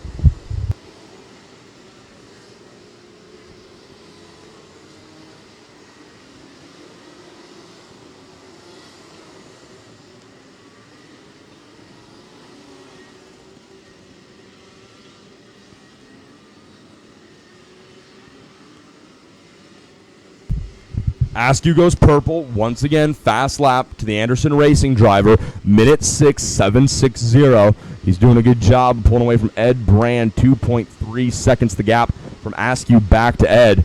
And then Choker on the Tony kart in third. So it goes Burrell, CRG, Tony kart, Fernando Alonso kart inside the top 5. And then it's Dan Roper on the Burrell in 6th. Paquet is on a CRG in 7th. Solarchek, Burrell 8th. Healy, Tony kart 9th. And then Christian Brooks, who's making his debut in Senior Max Racing this year, he runs in 10th. There you see Kirkwood putting the pressure on Choker down into 10. Kirkwood's there. He tries to hold the spot. He slides wide on the exit, and Choker pulls right up alongside and says, thanks, I'll take 3rd place back. And this is a good race right now. Choker trying to keep young Kirkwood back behind him. Choker, one of the most experienced drivers in karting today. Him and his brother Blake have built BBR karting up, and it's really a strong force in Canadian karting, definitely, as well as the United States of karting. So Blake Choker and Bryce Choker, the brother combination. Blake works on the karts, Bryce races them, and Blake is honestly a great driver himself. He's just kind of taken himself out of the driver's seat in the last couple of years. He's working more as team principal, head tuner. He floats around the BBR pit, supporting all the team's drivers, leaving the racing to Bryce. Bryce represented Team Canada at the Grand Finals last year in Valencia. Don't remember how he did, but honestly, the fact that he makes it to the Grand Finals as many years as he does is what's so impressive, to consistently go as many times as Bryce has. He continues to fight with Kyle Kirkwood. Kirkwood gets around him for 3rd, but he slides wide, and Choker is able to put his foot down on the gas pedal and pull right by Kirkwood. Kyle's got to find a way. Kirkwood can do that. He might have a shot at keeping Bryce behind him, but everywhere else, Bryce seems to have the advantage. We're going to stick with this battle, working through the up turn number 1 and 2 at the far side of the track. They come out, hit the left-hander, turn 3. Kirkwood's gotten around, but Choker forces the issue again and passes him. Kirkwood to the inside in 5. They're door-to-door. Choker slides wide this time. Kirkwood doesn't help the issue. Choker runs wide, and he's going to give the position to Kirkwood. I don't think there was much giving the position to him, rather just Kirkwood taking it. So Kirkwood runs 3rd. Choker, after taking a trip through the grass and mud, runs 4th. Now, this is going to be the money section coming up right now. Oh, Choker throws it deep in 9 and takes the spot away from Kirkwood. Oh, and Kirkwood's not happy for the second time. Kyle takes his hands off the steering wheel, asking what is going on, hoping the officials pay attention and take notice of Kirkwood's complaints. Choker ran him hard down into turn number 9. Looked clean to me. And Kirkwood ran a little bit wide on the exit, wasn't happy with it, and Choker now has a sizable gap over Kirkwood in 3rd place as we're coming down to complete lap number 9. The battle for 3rd ongoing still. Up front, it's meanwhile still Oliver Askew, 4.1 seconds. The lead growing little by little every lap. Ed Brand running in 2nd. A battle for 3rd is what we're still watching. Bryce Choker and Kyle Kirkwood, a really entertaining race. Choker has stretched out. Last time at the line, the gap from Choker back to Kirkwood was just a little bit over a half of a second. And if Choker can be able to put his head down and really drive away from Kyle, then the battle's over, and the spot's going to go to Choker, obviously. But just as Choker can put his head down and drive away, Kirkwood can put his head down and drive and catch up to Choker. So the open track doesn't benefit one driver over the other. It gives them both equal opportunity to really hit their marks and lay down fast lap. Kirkwood on the brakes hard, trying to close the gap on Choker. It's going to be interesting to see what the deficit is this time by. It was 0.6 of a second. Choker back to Kirkwood. Oh, Kirkwood sideways out of 11. That's definitely not going to help his cause at all. Let's see what it is here. Choker out of 13 over the dog leg. He's into the tram lanes. Flies across the start-finish line. Let's see what the gap is. Choker to Kirkwood. Still 0.6 of Choker's gap. But when he got sideways in the S's, that really hurt him more than it helped him. He's hard on the brakes. Kirkwood really doing everything he can to close up on the Canadian Bryce Choker. And this is a really good race, folks. This is the one we're watching. Oliver Askew, 5.2 seconds the lead from 1st place back to 2nd place. Ed Brand, and the fight for 3rd ongoing. A little bit farther down the pack, it's Patricio O'Ward in 5th. Roper's still running in 6th after spinning in turn 13. Paquet is in 7th. Brooks up into 8th. Really good run for Christian. Matt Solarchek 9th. Morgan Healy, the OGP driver, running 10th. Kevin Oliveris is 11th. Gianfranco Mazzaferro 12th. Pagano 13th. Ryan Norberg 14th. And Hunter Armstrong rounds out your top 15.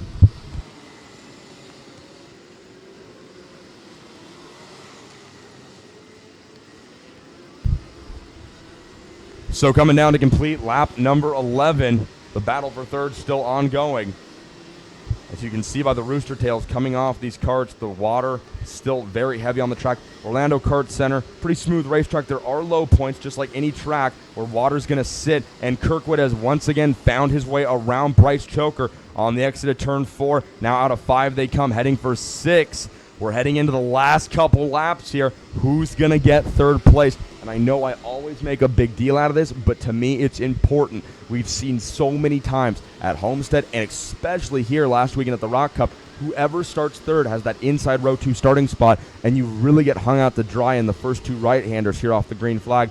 The inside row 2 guy usually ends up moving right into 2nd just by benefit. Geometry is going to tell you the shortest distance through the corner is going to get to the exit first. And that inside row 2 starting spot really benefits 3rd place starters. They're able to work underneath 2nd place very quickly at the green flag. So if Kirkwood can maintain the position he's in right now, he will be the inside row 2 starter, 3rd place in the main event. And then it'll leave Bryce Choker on the outside of row number 2 in 4th place. So they may not be thinking about it as heavily as I do. They're just probably wanting to beat the other.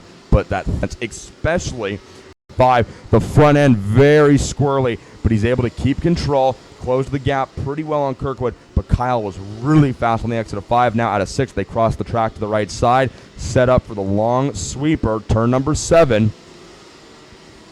A little bit farther up front from those guys, there you see second place Ed Brand, as all he can do is wave to Oliver Askew as Askew continues to pull away. The Anderson Racing driver leads now with a 6-second deficit, nearly 6 seconds. It's 5.7, the gap from Oliver Askew's rear bumper to Ed Brand's front bumper. We're getting the black flag shown to one driver at the start-finish line. Not sure who that is. I think it's the first black flag we've seen all weekend. Heck, that may be the first black flag I've seen in 2015. So that's good when you can go this long without too many black flags. Just bad luck for the driver who finally got it. 2 laps to go. Less than 2 laps to go for Oliver Askew.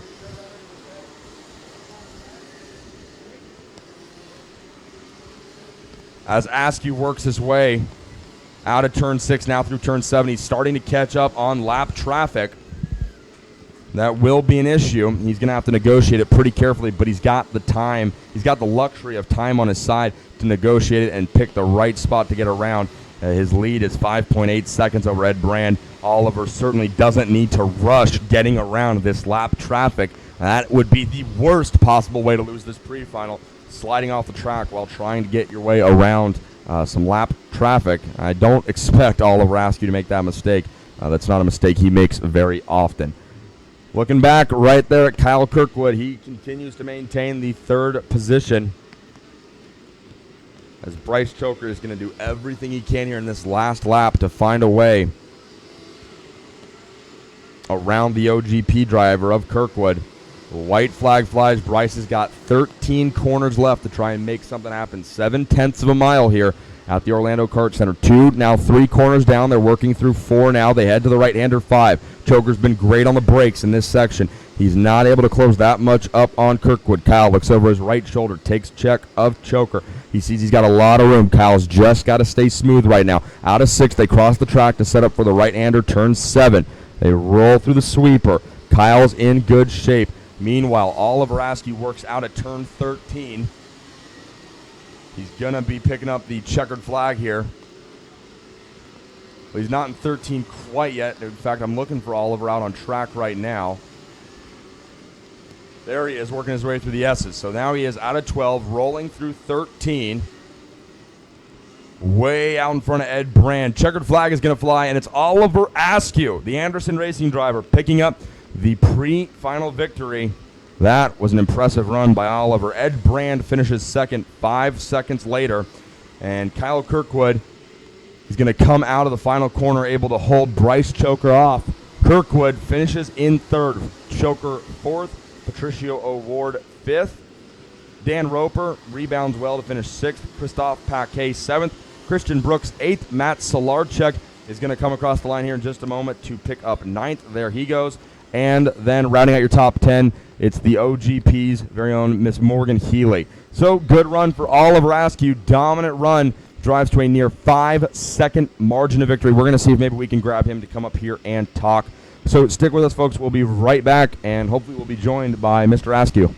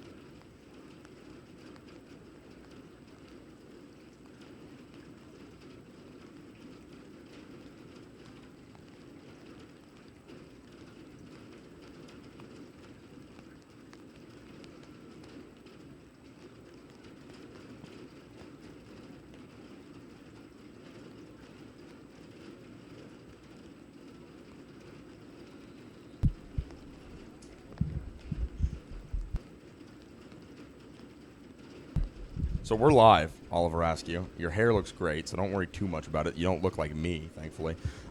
Great run in that Senior Max Pre-final. You scored the win. What was the gap? It's gone now off race monitor, but it was like a 5-second plus margin of victory. Just tell me about it. How hard is it to drive in those conditions out there? It's darn near flooding out there.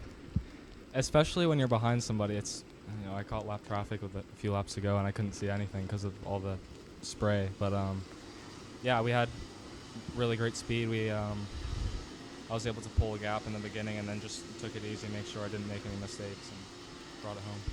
All right, now talk to me a little bit. For so long you raced with the OGP guys over there. Now you're racing with Anderson Racing. That's a really sharp program over there. I've been able to spend a little bit of time, not as much as I'd like, over in the pit. Talk to me, how is it with the Anderson Racing guys? That's a great operation over there.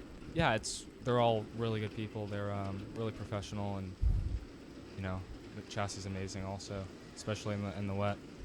All right, so doesn't look like the rain's going to let up. We're getting ready to roll our consolation race for Junior Max. They're out on the track right now, so that's coming up next.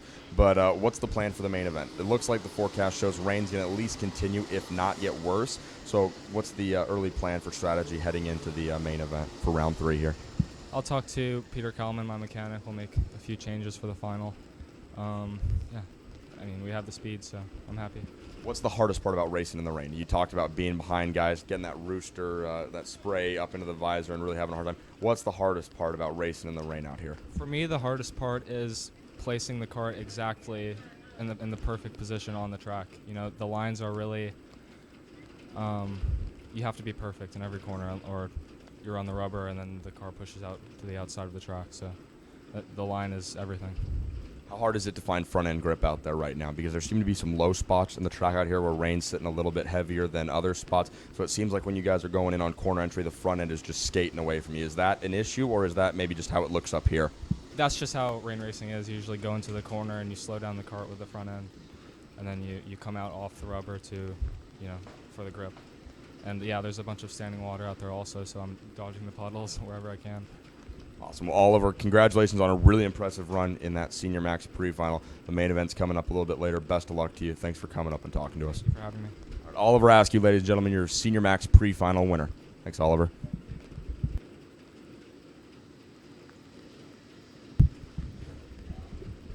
So big thanks to Oliver Askew for coming up and hanging out with us. The Anderson Racing drivers scoring the pre-final victory, meaning more importantly the pole position for our Senior Max main event coming up later this evening, especially the way it looks like out there right now. On the track now, karts are racing, and it is our Junior Max consolation race. Oh yeah, Oliver left his helmet. That's pretty important. You might need that, especially as wet as it is out on the track. Helmets are important to racing. And Oliver's got a heck of a helmet. If you get a chance, check it out. It's got a whole bunch of people's names on it. Not mine, unfortunately. I don't know why he left me out. He's got guys like Gary Carlton and George from OGP, but no Tony Laporta. I don't get it. Consolation race out on the track right now, and basically what this consists of is this is like a B final. It's like a B main event if you're from the dirt racing or the short track world. We ran that LCQ for these Junior Max drivers, and unfortunately, not everybody can be included in the main event just due to the number of competitors that we can fit on the track safely, and so on. So the top 6 transferred on from the last chance qualifier, and they are going to race in the main event later today. They were already in the Junior Max Pre-final. This is the 14 drivers who unfortunately were not able to make it through the LCQ. These were the guys 7th through whatever the last starting position was. Right now, Patricio Fernandez Simon is out in front. It's a pair of Mexico drivers. Patricio Simon is your leader. Jorge de la Parra runs in second. There you see them battling for the lead as they roll in and out of turn number 9 down the back straightaway. It's Simon and De La Parra going door to door down the back straightaway. Who's going to have the advantage as they roll through the hairpin turn number 10? Behind them it's Ryan McNamara, Parker Chase, and Diego Ferreira Acuna Link. That's a cool name, okay? 4 words in one name. I like it, and I'm jealous. It's 2 drivers from the country of Mexico running 1 and 2. Then it's a Canadian, Ryan McNamara on the Tony kart in second. Parker Chase on the Fernando Alonso kart in fourth. Diego Ferreira Acuna Link. Jorge de la Parra runs the fastest lap of the race here early on. 1:11.557. That is until Cole Hooten comes across the line in 8th place. Hooten goes purple. Minute 11.169. Heck of a lap out of Hooten.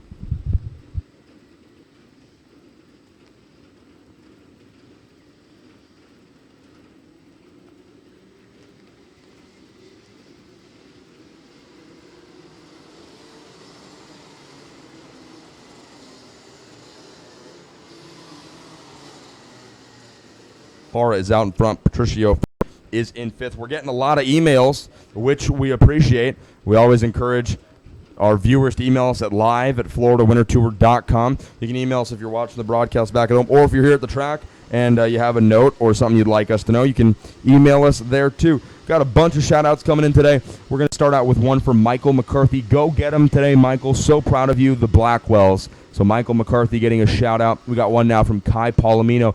Sounds like happy birthday and good luck to Kai Palomino, a Mini-Max racer.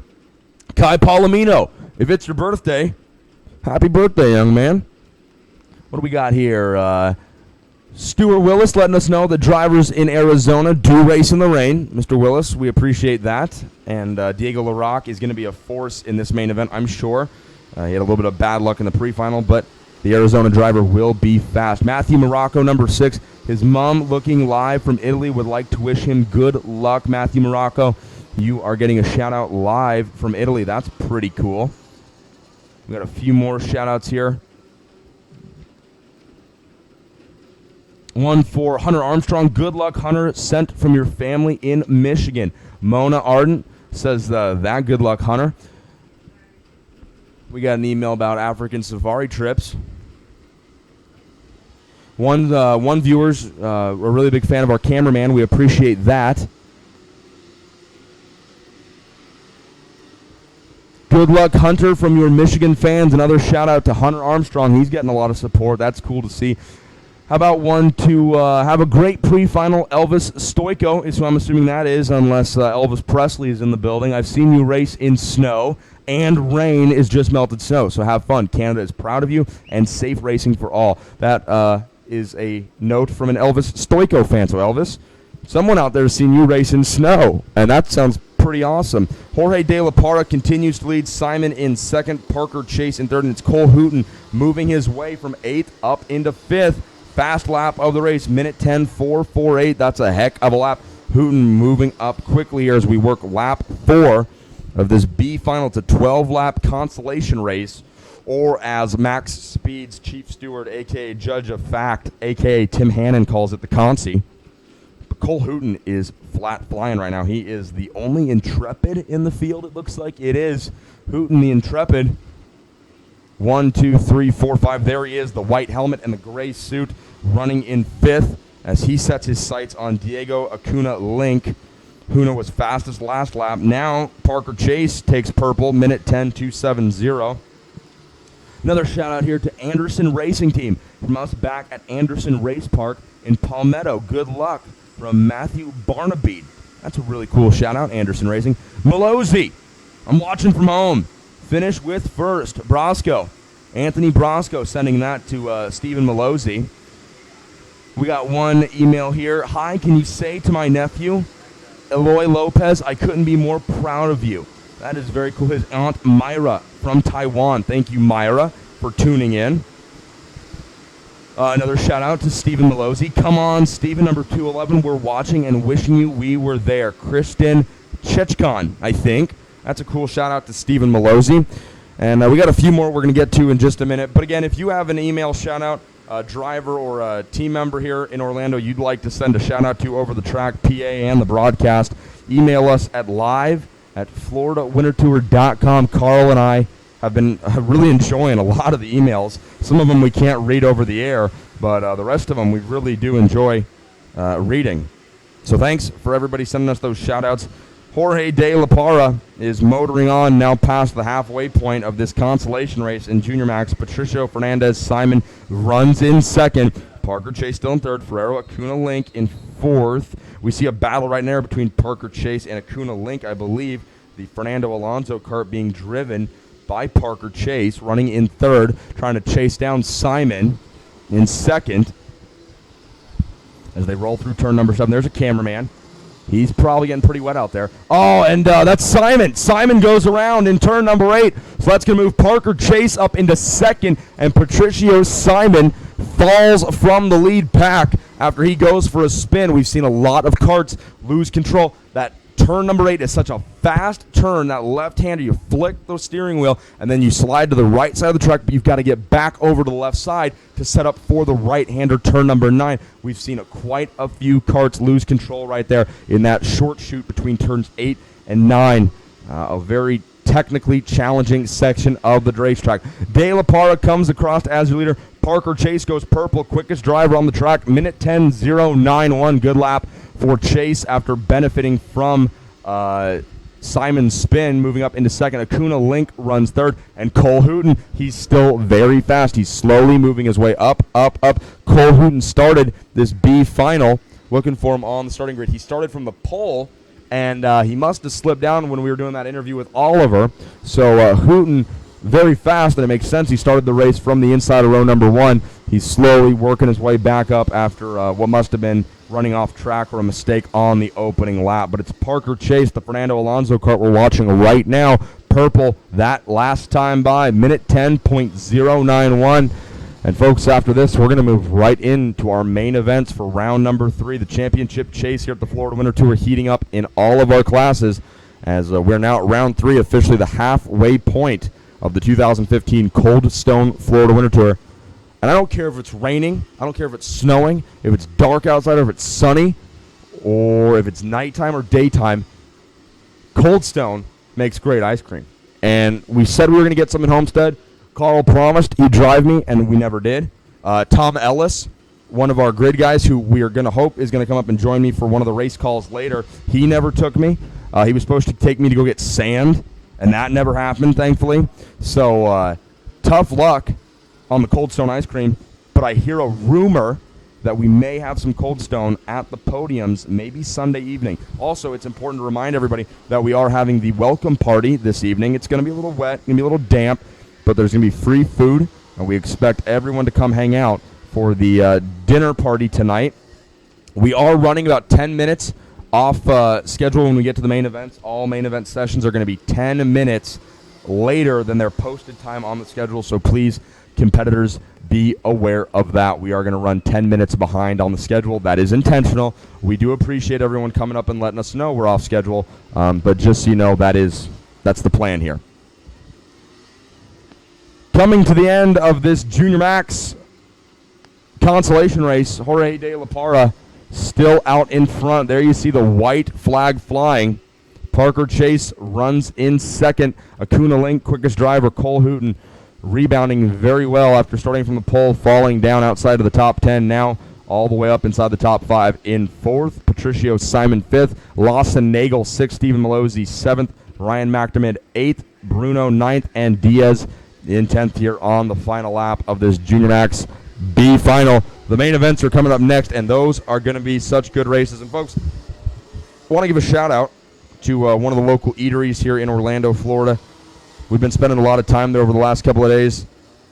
The Sea Dog. If you get a chance, head over to the Sea Dog, get yourself something to eat. Diego Ferreira Acuna Link is really doing what he can to chase down the Fernando Alonso kart of Park on really impressive laps. Minute 9:692. And I'll tell you what, if Parker Chase had maybe 2 or 3 more laps, he'd be giving De La Parra a run for the win here. But the checkered flag is going to fly, and the Junior Max B final win is going to go to Jorge De La Parra. Parker Chase comes home in second, and Diego Acuna Link finishes in third. 4th place is going to go to Cole Hooten, your pole sitter, who fell down the leaderboard. Actually, he gets nipped at the line by Lawson Nagel. Nagel comes home 4th. Patricio Simon rebounds after that spin before halfway to finish 5th. Hooten comes home 6th. Stephen Malozzi 7th. Ryan McDermott 8th. Tyler Bruno 9th. And Mateo Diaz rounds out the top 10. So let's take a look at the old schedule here. We just ran our Junior Max consolation race. We're showing a bit of a break here for the staff, and then 1:25 is when we're supposed to go racing for Micromax, but I was just handed a note saying we are running 10 minutes behind schedule intentionally, so that means to me 1:35 is when the next race is going to roll. That is in about 10 minutes, 1:35. Our main events will begin with Micromax. Folks, don't forget to head over to the Red Canadian Karting News tent. Cody Schindel is here taking photos. He's out there braving the conditions, and he's taken some really awesome photos, so please be sure to go over and pick up some prints, the digital copies, whatever you crazy kids are buying when it comes to photos these days. Cody's here, and he can hook you up. So we're going to take a short break, folks, and we'll be back with our main events here, round 3, officially at the halfway point of the 2015 Cold Stone Florida Winter Tour.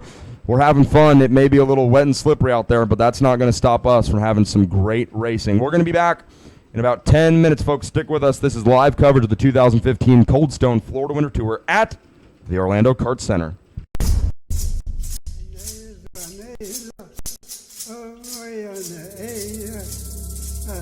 With multiple national titles in IKF, WK, SCUSA, and Rotax, the Rollison Performance Group put their experience to work for you. Coast to coast, RPG offers the most comprehensive driver development program. From detailed on-track data analysis to trackside coaching for tuners and drivers, RPG's individualized trackside support will improve your results. RPG is an authorized Rotax service center and a top supplier of Cosmic Carts and OTK parts. Visit us on the web at RollisonPerformanceGroup.com.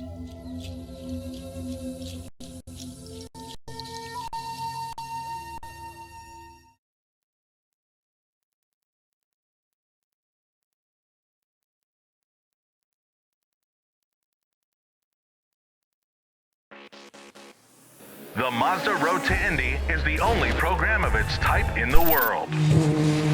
It's designed to advance drivers from the karting ranks all the way to the Verizon IndyCar Series and Indianapolis 500.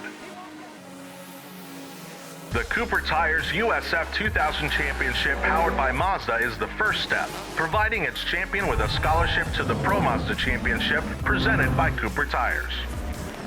The Pro Mazda champion receives a scholarship to Indy Lights presented by Cooper Tires, where their champion is guaranteed a 3-race program in the Verizon IndyCar Series, including the Indianapolis 500.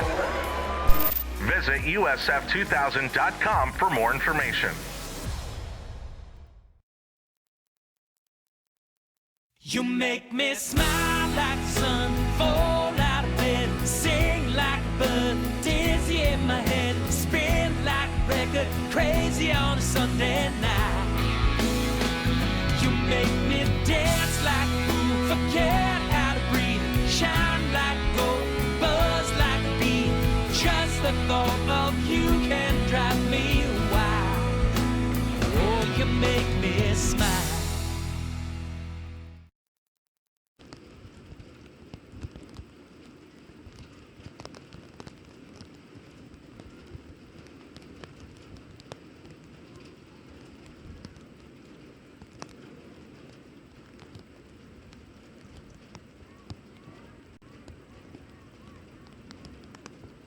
Cooney USA is your online marketplace for Tony Kart, OTK, Rotax, Mojo, and Alpine Stars karting gear.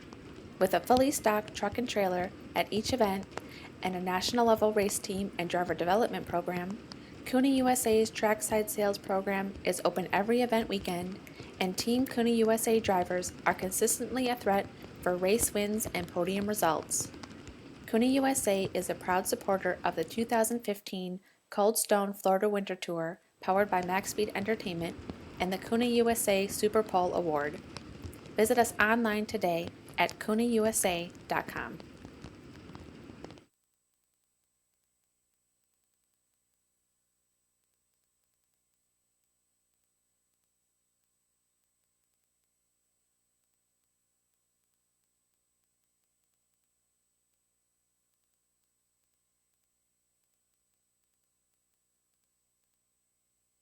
Want to live stream your next motorsports event? Contact Karts and engage your audience like never before with live internet video coverage. From a single still camera, the multiple man cameras, and the new live onboard cameras, Karts offers a package to suit your needs. Karts can help custom build a web page around your video and include race timing with Race Monitor app as well as interactive blog. They offer announcing, timing and scoring, and event management services. With a long list of satisfied customers, including the World Karting Association, the Florida Winter Tour, Rock Cup USA, the Sports Club Car of America, and many more. Visit livekarts.com for more information or contact us at karts@att.net.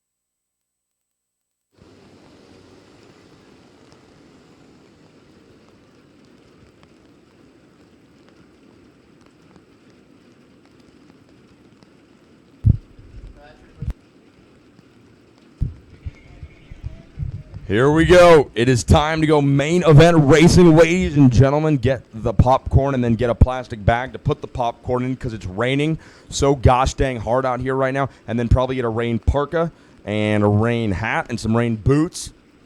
And grab yourself a spot on the fence because we're going main event racing. It's round 3. We're officially at the halfway point of the 2015 Cold Stone Florida Winter Tour. Carl Rickert, are you ready to go main event racing? We are. Let's see if Leland Honeyman can once again pull off. I guess this would be a triple? No, actually. Qualifying, pre-final, and a final? Honeyman wasn't on pole in qualifying. Actually, he benefited from Jack Crawford going around in the heat race, and he jumped up and grabbed the pre-final victory. So can he stay in front during this race? And he's going to bring him down to the start here. Gabriel Bortolito, Reese Gold, and a whole bunch of other big names in this Micro Max race. We're going to get this race started here. I think we're going to be joined by CUNY USA's Mike Marini here in just a moment. But we're going to get this Micro Max main event underway. Green flag flies. We are racing. Leyland Honeyman, Bortolito, Kamara, and Gold all the front row. Bringing them down out of turn number 2, now through the left-hander, turn number 3. We are racing. Looks like only one cart slow out of turn 1, but I look up again. I got a half a dozen. I got full stoppage between turn 1 and turn 2 as carts have gone around. Yeah, the pre-final start for these Micromax drivers went surprisingly well, and it's not that you'd expect it to go bad in the main event, but if they had to pick a time to go bad, it might as well be now. We are racing. There you see Reese Gold running in the 3rd position behind a couple of X-Spree chassis. And Camara the front with group, the lead. Yeah, the front group of this field got away cleanly, but Carl, as you said, the back half wasn't as fortunate. Now we're still clearing carts down there between turns 1 and 2. And the rain continues to come down. Not a lot of puddling here in what used to be the parking lot here for UPS. But we are underway. The first 3 carts pulling away. That's going to be Honeyman, Bertello. It's going to be Camara, Gold, and Leland for your top 3. Yeah, Reese Gold always a threat out here. Looking for Honeyman. He's running in 2nd right now. The race monitor going to cycle over here as they complete the opening lap. Reese Gold running in 3rd. Leyland Honeyman, your early pole sitter, runs 2nd behind Rafael Chavez Camara, and Reese Gold 3rd. Sebastian Montoya, good run for Montoya. He's up to 4th in 1 lap already. Gabriel Gomez rounds out the top 5 as there you see your front 2 drivers, Camara, Honeyman, followed by the Tony Kart of Reese Gold in 3rd. Sebastian Montoya runs 4th. Gabriel Gomez in 5th. Valeria Vargas 6th. Ugo Chukwu 7th. Jade Hubert 8th.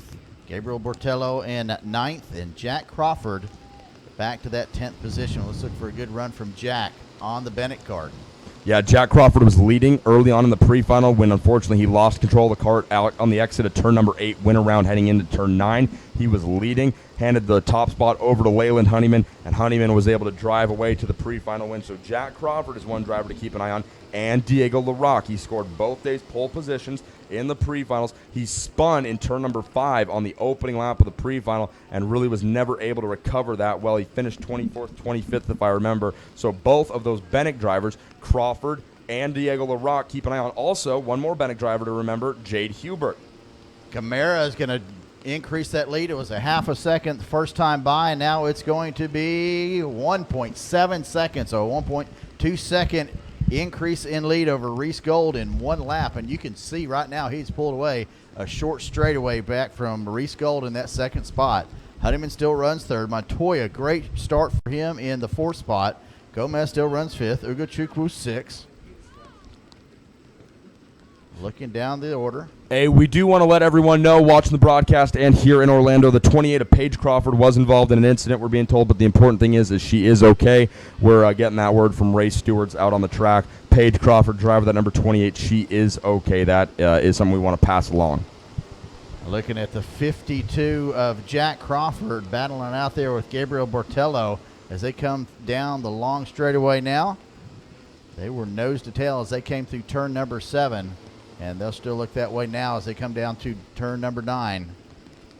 So as this race rolls on here, I think we're going to try and hang out for a minute and talk to Mr. Mike Marini. He's joining us here in studio at the Orlando Kart Center. So, Mike, if you want to come on over, we're going to do our best. Carl's going to help us keep an eye on this race right now. But, Mike, you're up here. We've been trying to push it a little bit, but I really wanted to talk to you about it. The Dan Weldon Award. Basically, what I've been explaining to people as is an ambassador of the sport of karting award, but you're the guy who's heading the effort up, and I'd really like to hear your definition of the award this year. Yeah, no problem. Thanks, Tony. I actually took over the award from Bill Wright after Max Speed Group, Max Speed Entertainment purchased the series, and there was just no real talk and no real effort to carry it on, and I asked Richard if I could step up to the plate and try to help the series keep the tradition alive. Dan was a good friend of ours, good friend of the whole family's, and actually the reason we have a race team now is because of Dan. So he's a true testament to what we believe in as a karters and as tuners, mechanics, coaches, everything. The award is about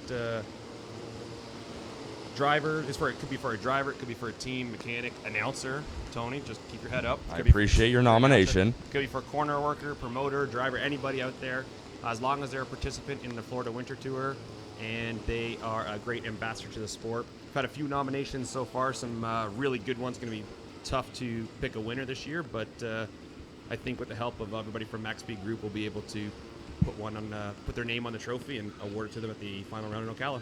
Okay, now talk about some of the previous winners you've had. You and I talked about this a little while ago. I think one name that stuck out, a guy who I think fits the bill perfectly as far as ambassador of the sport goes, Alan Rudolph. He's a past winner. Talk about some of the other guys who have won this award. Yeah, Jim Russell was the first award winner 3 years ago. Alan Rudolph was the second award winner, and he is the spitting image of what a karting ambassador is. George Ariano from OGP, for all he does for the sport, he won it last year. This year it could be anybody really. There's a lot of interest, a lot of emails coming in. So the email address for that's dwaward@floridawintertour.com. If anybody has any nominations that they want to give out, comes directly to me and only to me. So I'm the only one that sees that. If anybody wants to nominate anybody out there, just go ahead and shoot me an email. Okay, and then how do you guys go about deciding the winner? Because nominations are going to start coming in pretty quickly after this, I imagine. Is it a vote process? Is it kind of just a round table, sit down and determine who the best representative is? How do you guys go about picking your winner this year? Yeah, it's definitely not a popularity vote, so all the parents out there don't have the grandparents email in and say, oh, my kid should win or my grandson should win. It's about the ambassador of the sport. So we're gonna sit down, everybody from the Max Speed Entertainment, Max Speed Group, you, Richard, Garrett, Potter, we're all gonna sit down and make a informed decision together, and I think it'll be good. Well, Mike, that's really awesome. And again, the relationship you and Dan had together is something really special. And his relationship that he, as a professional race car driver, had with the sport of karting is so important. And personally, I just can't thank you enough for taking this award head on and really continuing it. Is there anything else that people should know about the award this year? It's only one thing we're going to try to do. My wife's going to come into town, so she's going to be there when we're handing it out. We're going to try. We've been in contact with Susie Weldon, Dan's wife. Hopefully we can get her in there. Her son is Sebastian is racing now. Oliver, I'm sure he's going to be in a kart anytime soon. So they raced at Ocala a couple weeks ago. They raced the WK program. So our next step is to try to get them into the winter tour. So if we get them to the track in Ocala, hand out the award, I'm sure they'll be interested, and they love the sport of karting too. So. Well, from Kuna USA, Mike Marini, thank you so much for not only what you do for the sport of karting every day as a person, but for this big effort you're leading for the Dan Weldon Award. Mike, thanks a bunch for taking the time to talk to us. No problem. Thank you. All right, that's Mike Marini from Kuna USA. That's a really cool deal he's doing over there with the Dan Weldon Award. It's a really cool deal. And you know what? Mike is very busy this weekend. For him to come up and take the time to talk to us, we sure do appreciate it. Checking back in on the Micromax race here, it's still Rafael Chavez Camara out in front, but Reese Gold has worked his way into second, and he's brought someone with him, the 58 of Sebastian Montoya. That is an impressive run for Montoya, who came from 8th on the starting grid. We got a couple drivers getting together. One corner worker almost going down, but he saves it in turn 13. I want to say that's, is that my buddy Raul? Raul, you're a champion. Guys, that's Raul. If you're here at the track right now, that's Raul. He deserves a round of applause. He's one of the hardest working dudes on Andre Martin's staff, and he makes Orlando Kart Center go around, so that was cool to watch. Leyland Honeyman started out front. He slipped to 7th, it looked like, while we were talking to Mike, but he's quickest driver on track right now, minute 14.064, but up front it's still Rafael Chavez Camara. Kamara getting ready to go across start finish right now. 2.7 seconds was the lead last time by over Reese Gold. Let's see if that's going to pick up as Gold crosses now. Yeah, 3.2 seconds, 3.3 seconds. That's a half a second a lap quicker. Quick time 1:13.688 for Rafael Chavez Camara. As Camara now comes into turn number 5, Gold on his heels with Montoya, the 58, closing ever so slowly. The gap 1.4 seconds between those two drivers of Gold and Montoya. Gabriel Gomez in 4th. Ugo Chukwu in the 5th spot. Valeria Vargas 6th. Leland Honeyman up to 7th now. Jade Hubert 8th. Justin Arsenault 9th. And Alessandro DeTulio in the 10th spot. Good run for Ugo Chukwu. He is one of the drivers out of the Kony USA, or Kuna USA. That's how I used to think it was pronounced, was Kony. It's actually pronounced Kuna USA, who we just had Mike Marine up here talking with us. No, I have Coney's on my car. It's Cooney's in the pits. Well, and I like to eat Coney's if we're referring to hot dogs. There we go. But it's Kuna USA, Ugo Chukwu racing with that operation out of there. And Mike was just up here, so he's going to go get a good viewing area to watch his team driver, Ugo Chukwu, out there now. But, man, they're all chasing Kamara, who goes purple that time by minute 13.688. And it's Reese Gold, who's been a threat year after year when it comes to the Florida Winter Tour. Gold is always a chance to win these races. Looking right now, Camaro with a 3.9 second lead over Gold. Montoya was 1.4 seconds last time by, now 1.1. So Montoya closing the gap on Reese Gold. Now 1.1 seconds, about 0.3 of a second a lap. We'll follow him a couple times around and see if he's continuing to close that gap. You see him as they come through turn number 7 right now. It's the 1 and the 58 as they come across in front of your screen. Come across right here in front of grid here at the Orlando Kart Center. We're rolling back, looking for some other names back there. There's Cody Crucker back there, the 57 and 27. Your point leader coming into this weekend at the Orlando Kart Center in the Micromax category, Cody Crucker, runs 27th out on the track right now. So obviously something either going on with that go-kart or he's really having a difficult time adjusting to the rain racing out here. But your point leader leaving Homestead, Miami last month, Cody Crucker, was out in front of Ugo Chukwu and Alessandro DeTulio. Your point leader's all the way down in 27th in the running order right now. Well, let's wish the best of luck to Cody Crucker. See if he can get up there. I see James Agozi back there, another Florida driver. Gabriela Ramirez, also another Florida driver. I see Jeremy Fletcher in 17th to 22. Lots of Florida drivers here at the Florida Winter Tour. That makes sense that you'd see Florida drivers at the Florida Winter Tour, Carl. That just is simple math, and it adds up, and I'm with you on that. But it's not just drivers from Florida in the Florida Winter Tour. We have some of the most international fields here at the Winter Tour. We've got drivers from Brazil, drivers from France, drivers from Sweden, drivers from Finland, and a couple drivers from Canada, but they can come hang out too with us. That gap now between Reese Gold and Montoya is down to about 2 karts. It was 0.7 of a second last time by, as we got a spinner in turn number 13 there, the kart number 7. So let's see if Montoya can dispatch of Reese Gold. No, doesn't look like he's going to be close enough. Going down the long straightaway into turn number 10, but he is close. This is a good race for the second position right now, folks. Sebastian Montoya coming all the way from 8th on the starting grid, coming up to Reese Gold, who rolled off 3rd from the warm-up and the pre-final. There you see Reese Gold out on track, rolling through turn 13. Our cameras are going to try and pick him up. Sebastian Montoya, obviously son of famous race car driver Juan Pablo Montoya. Sebastian learning lessons from his father every time they're out here racing, and you can see it's paid off such as this, and he's really... The right-hander now 6th to left, come through the puddles. Now going to go into the big sweeping right-hander turn 7. Man, and Reese Gold taking a really good line. He enters wide and is able to narrow it down on exit through turn 7. Now 8, they head for 9. He's doing everything he can to keep Montoya behind him. This is the fight for second we're watching. You're seeing a couple different fights on your monitor right now. One good thing you can see, it's not a good thing, but it's one good attention to detail that our cameramen are picking up. There are, unfortunately, already a lot of karts sitting in the infield. The attrition rate high in rain racing. Drivers not able to keep karts on the track, and we've already lost quite a few drivers. Rafael Camara not so much concerned about that, as he leads by 6.6 7.2 seconds. Then it's Reese Gold in second, Montoya third, Gabriel Gomez in fourth, and Ugo Achukwu in fifth. Leyland Honeyman, your pole sitter, runs sixth currently with Valeria Vargas seventh, Jade Hubert, the Bennick driver, rolling in eighth currently, Justin Arso ninth, and Alessandro De Tullio, who was third in the points picture rolling into Orlando. He currently rounds out the top 10 in a very talented Micromax field of drivers right now. The rain continuing to fall over the track here in Orlando. There's the battle for second. Reese Gold brings him out of sixth. They head into seven. Gold in the yellow Tony kart. Sebastian Montoya in the Burrell right there with the green and yellow helmet. Oh, I just missed a complete 360 through a wall of water back there. Running back at about the 6th or 7th spot. Driver coming through turn number 6 right now. Can't believe he made it full 360, wall of water, and kept going. See if I can get a number on that car as they come by. He's going to get style points for sure.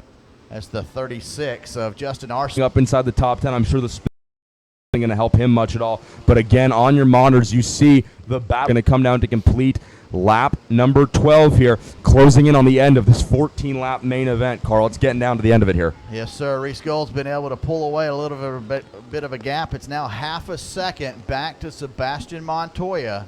So that gap has increased just a bit before it. Chavez Camaro racing on the Esprit chassis, and if I had to venture out on a limb and guess the Esprit chassis, he's racing out of the AM Racing 10. AM Racing, your class sponsor this year for the Rotax on the Esprit chassis, which is supported by AM Racing, leads by a lot, 7.4 seconds. Rafael Camaro leads, and then Reese Gold doing a pretty good job of stabilizing what's about a half of a second lead over Montoya. And Gomez in fourth, Ugo Chukwu trying to hold on in fifth. We got one driver who missed the entry into the S's and wound up all the way on the other side of the track almost by turn number 8. It's an energy driver. Going to rejoin the track safely. Actually rejoins the track right in between leader Kamara and second place Reese Gold. So thankfully the gap is big enough where that lap traffic probably isn't going to have an impact on the outcome, but still an awfully funny place to pull out back on the track. Absolutely. Drivers picking up the twin sticks now. Rafael Chavez Camara picks up 2 to go. Reese Gold runs his quickest lap, 1:13.794. Podium spot, as well as Sebastian Montoya in the 58 to go. Don't know that Montoya's got enough to catch up and pass Reese Gold. Reese Gold's always had a motor that is really, really good on the long straightaways, and it looks like he's changed to the Tony. Actually, that Tony is orange. The Tony kart chassis? The Tony kart chassis is orange. At least he's listed as a Tony, but he goes by on an orange chassis. Well, that's just confusing. Reese Gold, the reigning champion here in the Rotax Micromax class last year, he beat out Matias Margado for the championship with Jeremy Fairbairn in third in that year-end championship standing. The white flag is going to fly, black flag being shown to a group of drivers as they go by, and white flag is going to be shown right here to your leader,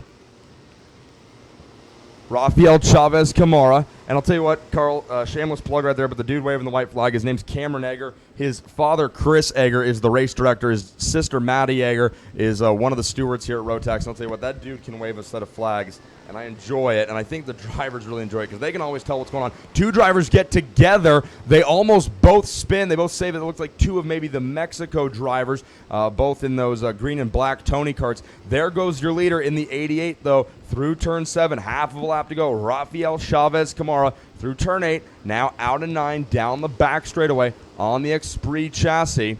Kamara's going to lead. Reese Gold not close enough to do anything about it, but really not going to let Sebastian Montoya jump up there. I think the podium runs the way they're going to finish right now. Kamara with about 4 corners left to go. Lap traffic making their way through turn 13. No one is close to Rafael Chavez. He works out of the S's. He's going to make the long left-hander turn number 13. He's going to hit the right-hand dogleg right there. Coming down the straightaway to score the main event victory here in round 3 in Micromax, it's Rafael Camara.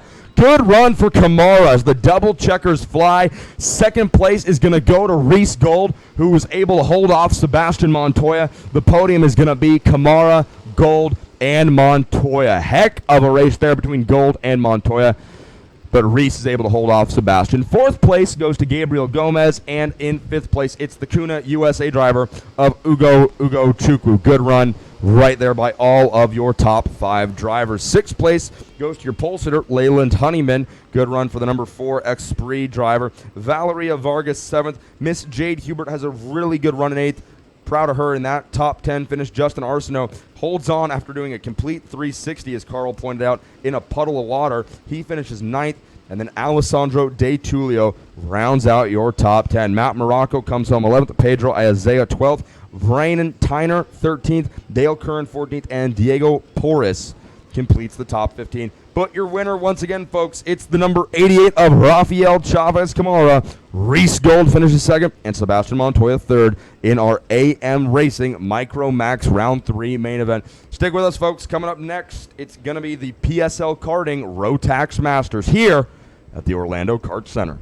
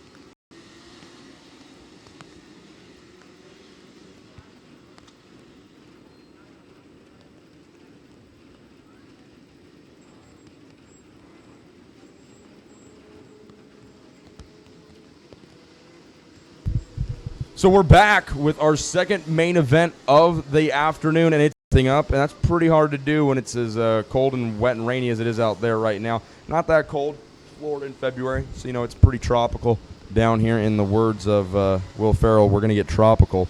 Mike Jones and Derek Wang had a great race going at the start of the Masters Max Pre-final, and then Jones was able to kind of pull away, and then the race picked up between Derek Wang and Leonardo Nienkotter.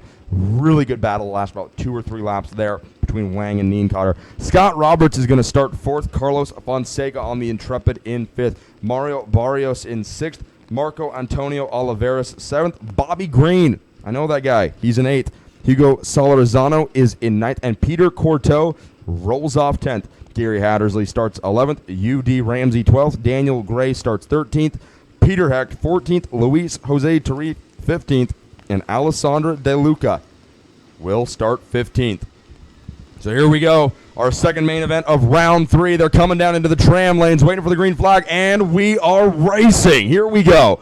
Jones and Wang down into turn number 1, and it's going to be the comp cart. They're 3 wide out of 2. Leonardo Nienkotter says, let's get this party started, Brazilian style. Nienkotter to the lead as they go down into 5. He goes from 3rd to 1st in 4 corners, folks. Leonardo Nienkotter, your point leader, showing you why right there. Mike Jones falls in line in 2nd, Derek Wang in 3rd, and then that looks like the Tony cart of Scott Roberts in 4th. Actually, that looks like maybe that's the Sodi. We got one Sodi. I'm trying to see where Jones is. Wang is in 2nd. Jones is in 3rd. And then it's Scott Roberts in 4th. 5th is going to be Carlos Fonseca on the Intrepid, I believe, as they head down the back straightaway. Problems for Bobby Green on the Maranello as he heads down the back straightaway slowly. He was slow out of turn number 9. Not sure what happened there. Leonardo Nienkotter takes him down through the S's to complete lap number 1. It's the Brazilian Nienkotter out in front, followed by the Fernando Alonso cart of Derek Wang. And it's Mike Jones out of Dallas, Texas in 3rd. One driver around on the Cosmic. Who's that? That looks like Peter Corteau, the 677 spinning on the apex of turn number 13, and it was Corteau dropping down the running order. 1 lap in the books here. It's a 14-lap main event, I think.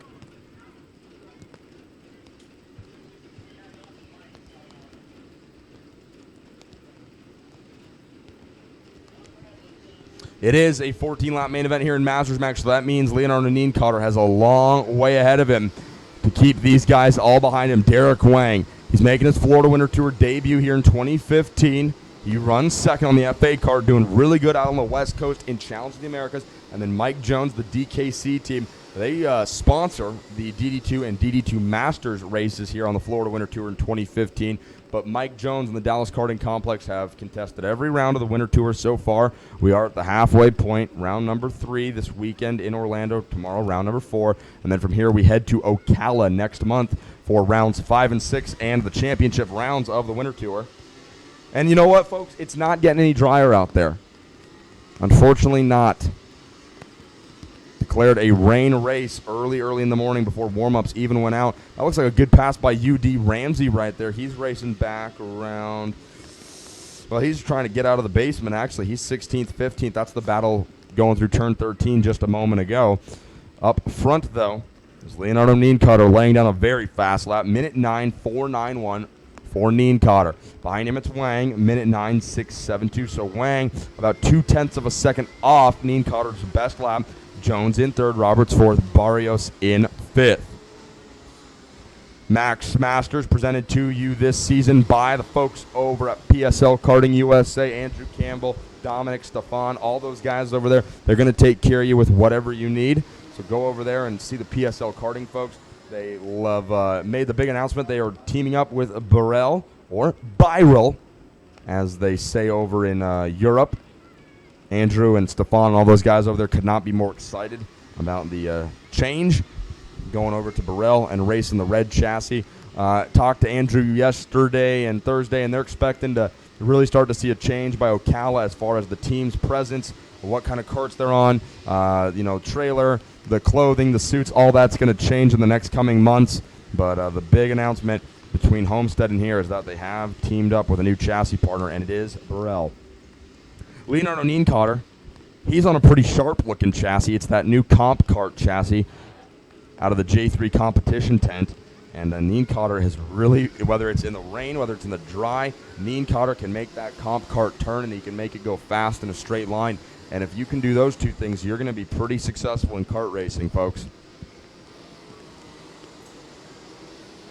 We got 5 different chassis. Speaking of chassis, we got 5 different brands all inside the top 5. Neen Cotter on the comp kart, Wang on the FA kart, named after Formula One racer Fernando Alonso. Mike Jones is racing on the orange Sodi kart. Scott Roberts is piloting a Tony kart. Something about the name Tony kart is just awesome. I can't put my finger on it, though. And then Mario Barrios is on the Gallard chassis.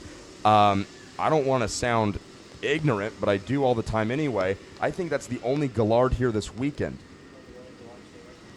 Yeah, the Gallard chassis, not exactly a prominent force these days much anymore. But Mario Barrios says, don't worry about it. I'm going to run top 5 at the Winter Tour with it, and I don't care what you guys think. Masters Max working lap number 5 here, man, and Neen Cotter just gets faster.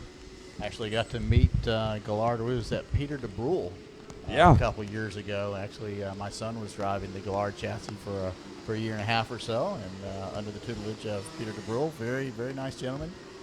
Yeah, it was a heck of a team not too long ago, and, I'm not sure what happened, if it was funding or whatever, but you just don't see the chassis around much anymore, but still obviously a great product, as fifth-place driver Mario Barrios will obviously attest to.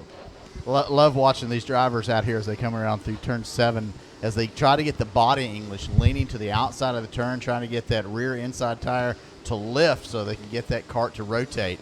Once again, a go-kart is best run as a tricycle.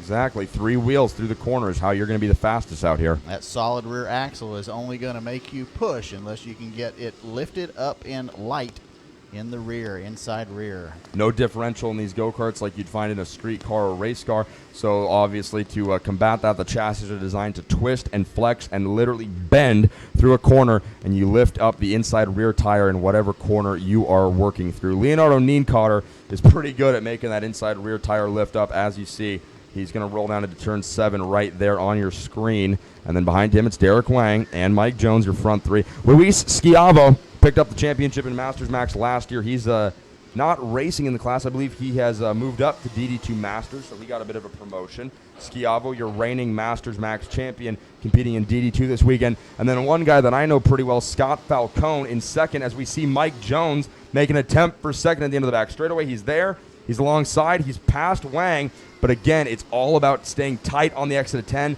Jones couldn't do that, and Wang pulls right up on the inside and goes back by.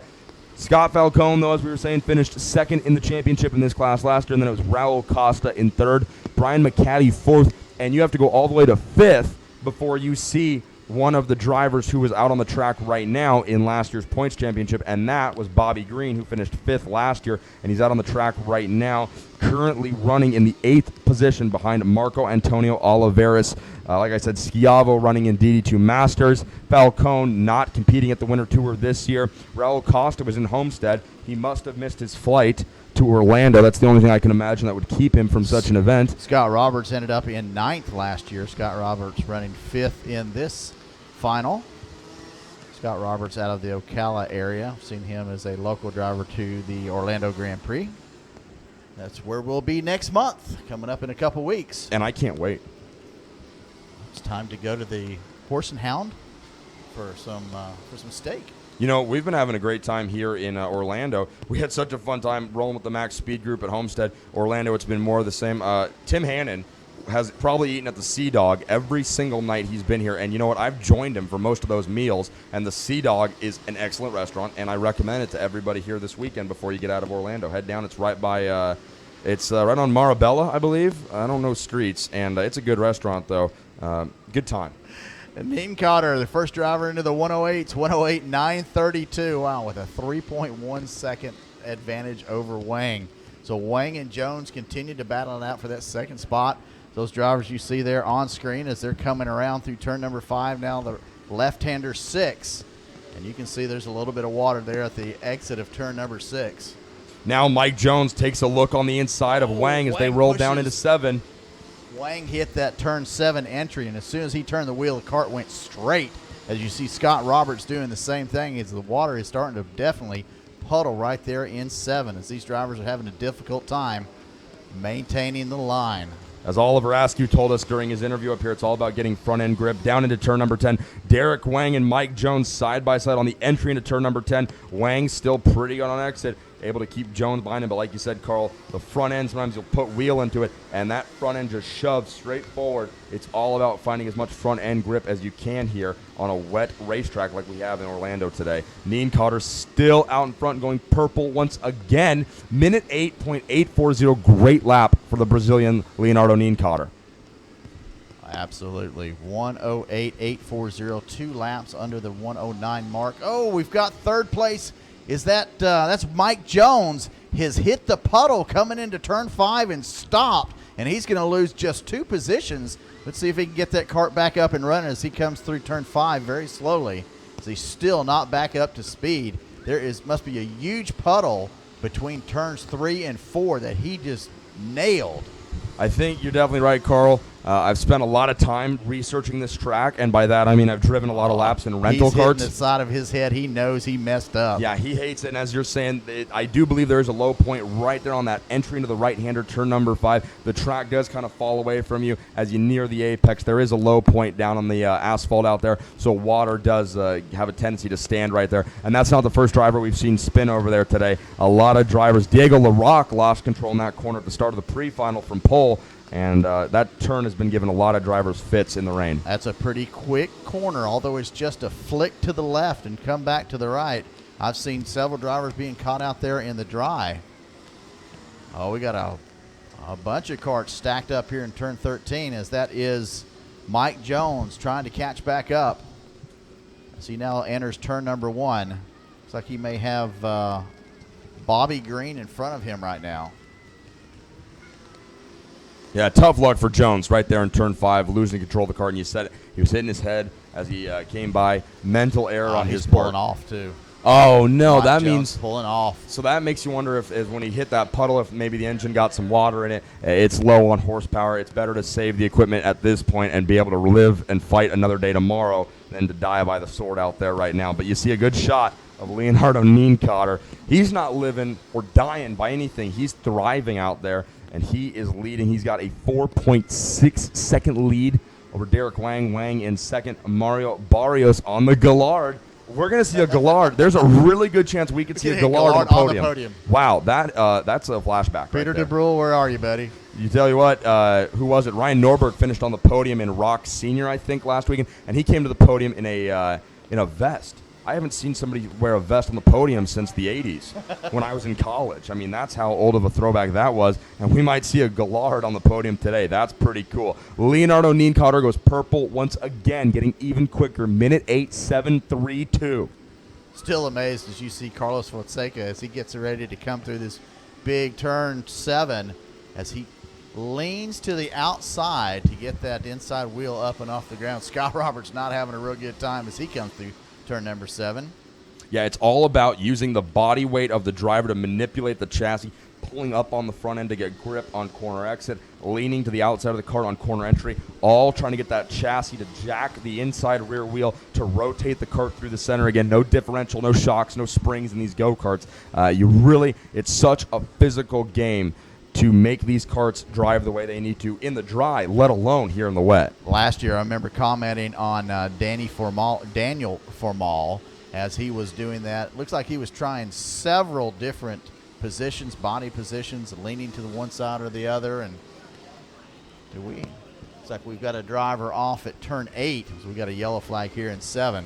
But yeah, these drivers use the body to transfer the weight.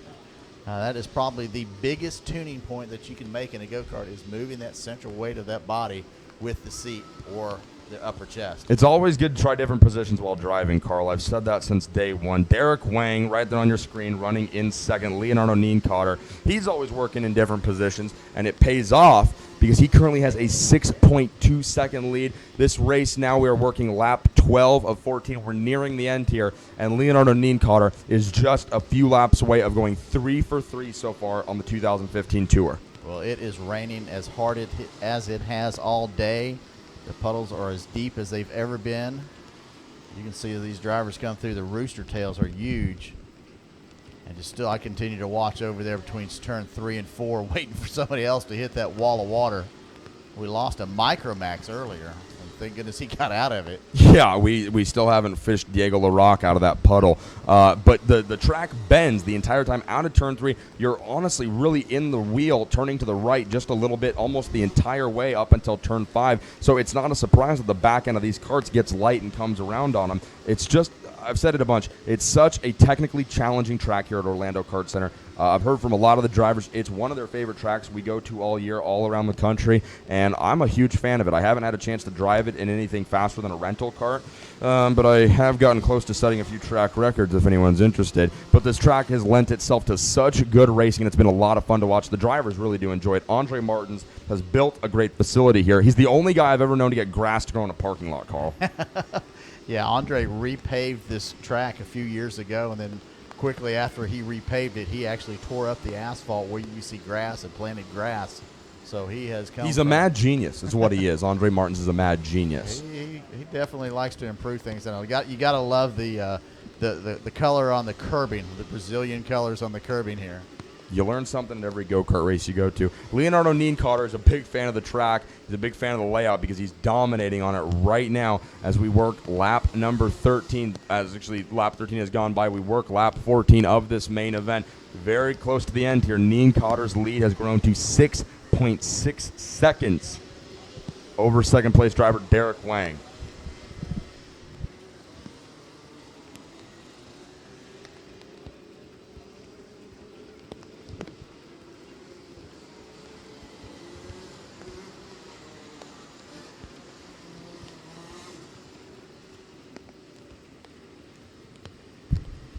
So we're seeing the sticks, 2 to go, being shown by Cam Egger to our field of drivers out now. Leonardo Nienkotter has picked up the 2 to go. We're looking for him out on track right now. There he is in the S's. He should be coming by to get the white flag this time by. Gets that kart to roll through turn 13. He's going to be out of the dog leg. The black flag flies to one of the lap traffic carts. White flag flies to Nienkotter. 1 lap to go. Here comes Derek Wang in second. Mario Barrios in third. And that black flag being displayed, it looks like to maybe the 617 of Gary Hattersley. Not sure what the reason for the black flag is there. But there you see a shot of Wang coming out of turn number 3, now in 4, heading for the right-hander turn 5. And in third place, it's still Mario Barros on the Gallard chassis. All right, sound the alarm. We're going back to 2003. Nienkotter rolls through 7, 8, now heading for 9. He's going to make the right-hander that's going to put him out onto the back straightaway. All Nienkotter has to do is drive smooth here. This is his main event to lose. Can he go 3 for 3 in main event victories on the 2015 Florida Winter Tour? Out of turn 10, the hairpin. Down the back straightaway. There we still see the battle for second. It's Wang and Barrios. Nienkotter's out of the S's in turn 13. The final corner, he unwinds the steering wheel. He's heading down the front straightaway. Checkered flag flies. There you see it. Leonardo Nienkotter goes 3 for 3 in main event wins in 2015, folks. That is truly impressive. Derek Wang's going to be able to hold off Mario Barrios for second place. Barrios is going to stand on the podium in third aboard a Gallard chassis. That's awesome. Scott Roberts comes home fourth. Bobby Green rounds out the top 5. Hugo Solorzano comes home 6th. Marco Antonio Oliveras should cross the line in 7th here in just a moment. We're looking still for Carlos Fonseca. UD Ramsey all the way up from 16th to finish in 9th when he gets to the finish line. As our front group of drivers hit the scale line, there you see Fonseca in 8th. And we're still waiting for UD. There he is in turn 13. He's going to take it slow and steady. He's got a really impressive top 10 on his hands. And then behind him, it's going to be Alessandra De Luca. But it's Leonardo Nienkotter going 3 for 3 in 2015, folks. The Brazilian is your winner. Derek Wang comes home second. And Mario Barrios rounds out the top 3. Stick with us, folks. Coming up next, it's going to be the Minimax main event here in round number 3. Minimax brought to you by J3 Competition.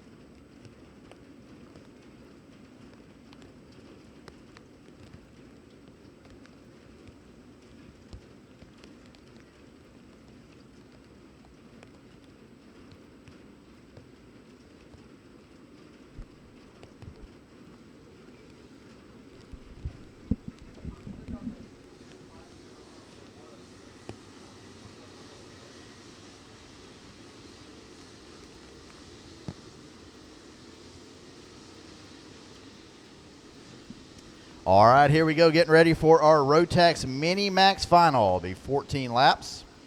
Starting row number 11. Oh my goodness, I'm going to have a horrible time with this name. Yeah, that's a rough one to start with. Yuvan Sundramurthy and Cash Tyner.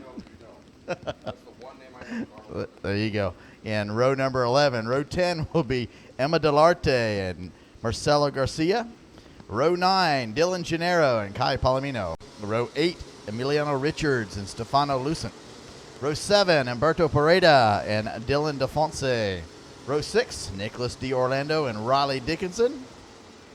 Row 5, Mateus Barzalo and Mateus Zagazeta. Zagazeta, there we go. Row 4, Thomas Nepview and Tyler Gonzalez. Wait a minute, that's Tyler, we got this, Gonzalez. In row 3 would be Harry Colton, Sebastian Alvarez. Row 2, Sebastian Rodriguez and Arish Dukmedjian. And row 1 will be Matthew Latifi and Dylan Tavella. I'll tell you Where's what. Ryan? Where is Ryan? Where is Ryan? Ryan! Folks, if you know the Cart Life, the hit TV show on Cart Life on True TV, you know about the Tavellas and you know about the question that's burning in all of karting, and it's where's Ryan? Dylan's younger brother, Ryan, he likes to take off and run away during kart races that Dylan's in, and then they're left to ask, where's Ryan? But you know what, Carl, any one of these front 3 rows of go-karts, Latifi, Tavella, Rodriguez, Dukmedjian, Colton, or Alvarez could easily threaten for the win in this race. They're coming in awful hot. Green. The green flag flies, and we are going racing. Latifi has been unstoppable so far. He's got a good start. Oh, but Tavella slides by in turn 2. Dylan Tavella to the lead, and Latifi's going to fall to 4th, maybe. Wow, there's a driver into that puddle again and stopped, and another driver. 1, 2, 3, 4 drivers caught up in the big puddle on the outside of turn 4. Yeah, I see what you're talking about right there, that entry into the kink that makes up turn number 4. But Matthew Latifi left the door open on the entry into turn number 2, and Dylan Tavella took advantage. And Latifi is getting knocked around back there racing with Sebastian Rodriguez, but it's Tavella, your leader, as we hit the back straightaway on the opening lap here. Yeah, Latifi had gone off the outside of turn number 6, dropped a wheel, gone into the puddle, gone up in the air. So Tavella out with a big lead right now. That's going to be about 4 kart lengths as they come into turn number 10 for the first time, and they're going to stack up behind him. This is going to be the first lap all day that Matthew Latifi will not be scored as the leader. Dylan Tavella racing out of the Verde Speed Resources pit with Charlie Swain as his tuner. A threat to be, but it's not going to be Tavella the leader, even though it won't be Latifi. It won't be Tavella either, at least it looks Alvarez. like. It's Alvarez, the PSL karting driver. Sebastian Alvarez goes to the front out of turn number 13. He's your new leader. Tavella second. Nepview is third. Latifi fourth. Nick D. Orlando in fifth. Fantastic. Fights all around this track right now. Drivers still hitting that puddle as they come through 3, 4 into 5. Latifi made a pass over and under. Nicholas D. Orlando is going to come back. Looks like he's going to take that spot as they still continue to battle it out coming out of turn number 6. That's a change for the lead right there. Dylan Tavella gets hitting that outside turn 6 again. He swings wide on 6, but it's Dylan Tavella going back underneath Sebastian Alvarez to reclaim the lead. Can Tavella hold it down the back straightaway and to the start-finish line to be scored as the leader? There you see him out of 9 coming down the back straightaway. Tavella takes a look over his shoulder. He says, where's Ryan? No, not really. He's looking for Sebastian Alvarez. He sees Alvarez in second, and then a bit farther back, it's Nepview. And as Carl said, Latifi got run really wide on the exit of 6. Took a bit of a trip through the dirt, but no worse for the wear. Tavella through the S's leads. Alvarez throws it to the inside in 13 just like he did on lap number 1. And out at turn number 13, is he going to be able to hold it? No. Tavella crosses back underneath as they come out of the kink down the start-finish straightaway. What a cool shot that is right there. Dylan Tavella is going to be scored as the leader for lap number 2. Alvarez runs in second. Nepview had quick time there for a second. Then Dillis DeFonse now with a 1:13.218. Well, if my eyes weren't 50 years old, I'd be able to read that screen right there. If your eyes weren't 50 years old and the rest of you weren't 50 years old, man, I hear you. Dylan Tavella leads, Alvarez in second, Nepview in third, and Matthew Latifi, he's the driver you really have to keep an eye on. Scored pole position for both days, and he won the pre-final, but after leaving the door open in turn number 2, it allowed Tavella to get underneath him and go to the lead. Now Latifi's working from 4th position. Can he climb back up to the front? I'm just wondering, Harry Colton back there in the 18th position. Harry Colton started 5th, so must have been one of the drivers caught up in that turn 1 splash in turn 4. Yeah, not sure what happened to Colton. He was up at the front, like you said, starting 5th. So not really the opener to this main event that he wants. But how about a shout-out to the Texan, Riley Dickinson. He's running in 6th. Really good lap for Riley. He's competing out of the Orsalon Racing Stable. He started 12th. He's already up to 6th. That's a net gain of 6th position, as they'd say in the business world. He runs just outside the top 5 behind Nicholas D'Orlando, Latifi in 4th, Nepview 3rd, Alvarez in 2nd. And there you see the battle for the lead. Tavella still out in front, but it's your pole man, Matt Latifi, laying down the fastest lap until Humberto Parada takes over the top honors. He goes purple that lap. Now it goes to Gonzalez. Tyler Gonzalez, the 14th place driver, goes minute 12:9.34. That is a heck of a lap for the 14th place driver. And there you see the battle for the lead joining up once again. Alvarez trying everything he can to get a run on Tavella, and there's a battle for 3rd. Latifi's going to make a move as they head down into 7. Is he there? It looks like he's got the spot. I believe Netview actually picked up that spot as they come through they exit of turn 7 into 8. Let's see as they unwind out of turn 9 right here. Down the back straightaway, Tavella and Alvarez. Alvarez pulls out to take a look, but Tavella makes a move down to block. That's legal. It's one move off the racing line, I understand it. And then out of turn number 10, nope, you're right, Nepview still holds 3rd, and that's Latifi behind in 4th. Got a good run coming up into the S's. See if he can hold off. Looks to the inside. Was unable to make it. Nepview still holds on to that 3rd spot. Big group of about 5 carts running behind him, nose to tail. That's going to be Dickinson, Richards, DeFonce, Pareda, and Lucent. Tyler Gonzalez sets quick lap again, 1:12.934. First driver into the 1:12 bracket. And Gonzalez in that 13th spot. He's got the 121 of Dylan Gennaro right behind him. Marcelo Garcia 15th. Emma Delarte 16th. Harry Colton's picked up a spot to 17th. And help me with the name, Yuvan Sundramurthy. Yeah, Yuvan Sundramurthy, also the Northeast. He's racing with the Oakland Valley Race Park, and honestly, I'm not even sure I'm saying the name right. It's how I understand it. Yuvan Sundramurthy is how his tuner, Chris Bogart, told it to me, so hopefully that's right. But up front, it's still Dylan Tavella, who's opened up a bit of a gap. Last time by, it was a half a second from Tavella back to Alvarez. They've each run their quickest laps of the race as they try to battle not only each other, but also check out as Nepview and Latifi continue to fight for that 3rd position. Just a half a second, the distance between Tavella and Alvarez right now. Both drivers sitting their quickest laps last time by, 1:13.1 or 1:13.4. Nepview still holds on to that 3rd spot. Alvarez runs his quickest lap again, 1:13.0. He's just 81 thousandths of a second away from dropping into the 1:12 bracket. No movement. We're pretty much running nose to tail. Back to Tyler Gonzalez, who's now moved up to the 11th position. Gets around Sebastian Rodriguez. So, Tyler, we got this. Gonzalez now up into the 11th spot. The one and only driver currently in the 1:12 bracket. Tavella takes another look over his right shoulder just to keep an eye on Alvarez. It's pretty easy to spot him on that bright yellow PSL custom sticker kit. Alvarez trying to push the issue as they head into 9. He's going to bide his time and be smart here. Matthew Latifi has gotten around Nepview for the 3rd position, and he's checked out on Nepview. So very quickly, Latifi is going to join this fight between Tavella and Alvarez, and it's going to become a 3-cart battle for the top position. There you see Tavella out of 10 with Alvarez not too far behind. You can really see the rooster tails coming off the back of these carts. And again, want to reference Oliver Askew's interview after his Senior Max Pre-final victory. He talked about how incredibly difficult it is to see when you're following another cart and all those rooster trails of water spitting up in your face. It's almost impossible to see. Now, Matthew Latifi goes purple. That's not a surprise. Minute 12:248. Latifi, the Canadian, flying, and he's about to join this race for the lead and make it a 3-way battle. Wow, that lap was 0.8 of a second quicker than anyone on the track last time by. Fantastic lap. When he's not in traffic and he's able to really just focus on hitting his marks, Latifi is as fast, if not faster, than all these carts out here. And it's not a surprise because he scored both days' pole positions in qualifying yesterday. So Latifi, it's not a surprise that he's that quick. Well, I should say it's not a surprise that he's quick. It's a surprise to me that he's that quick, almost an entire second a lap faster than the rest of the field. Tavella and Alvarez right there running 1-2, and Latifi in about a half lap. Here maybe how he runs through turn 10. Yeah, it's clearly now a 3-cart battle for the lead. Good shot right there as we get all 3 drivers into the frame on your picture. Tavella, Alvarez. Alvarez looks to the inside through the S's. He's going to be there. He's coming through. Alvarez gets around Tavella, and he brings Latifi with him, but Tavella comes back to the inside out of 13. Tavella takes second away. Latifi's got a good run out of 13. Down the straightaway, they're going to head for 1. The track bends to the left, right below the right-hander, turn number 1, and Latifi's around Tavella for second.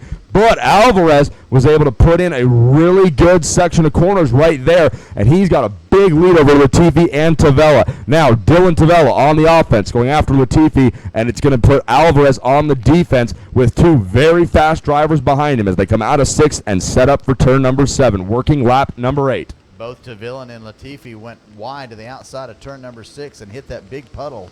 Both lost ground as they slowed down significantly. Alvarez still with a 0.4 of a second advantage over Tavella. It's less than a 1/10 of a second between Latifi and Tavella now.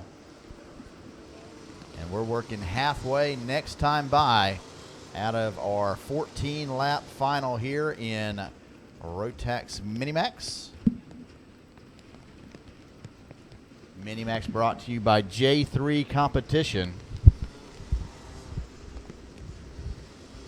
There you see Alvarez coming out at turn 13. Latifi is able to pull away from Tavella now, and he's going to set his sights on the PSL cart of Sebastian Alvarez. And as Carl said, Minimax being brought to you this season, the class sponsor J3 Competition. J3 Competition just picking up their 3rd main event win of 2015 at the hands of Leonardo Nienkotter. Really impressive run by Nienkotter in the Masters Max main event, driving away from Derek Wang and Mike Jones before Jones was forced to retire due to a mechanical issue. So Leonardo Nienkotter and Justin Stefani, a really good pairing over there. All the J3 drivers and mechanics working together. Tavella had a really good look on the inside of Latifi on the entry into 7, but wasn't close enough to really make it happen. And as slick as the track is right now, had he gassed it up any more than he already was, he would have slid wide right off of turn 7 like we've seen a bunch of drivers do already today. New quick time, Sebastian Rodriguez, 1:12.239, your quickest kart out on the track. But we're still continuing to watch this lead of Alvarez, Latifi, and Tavella.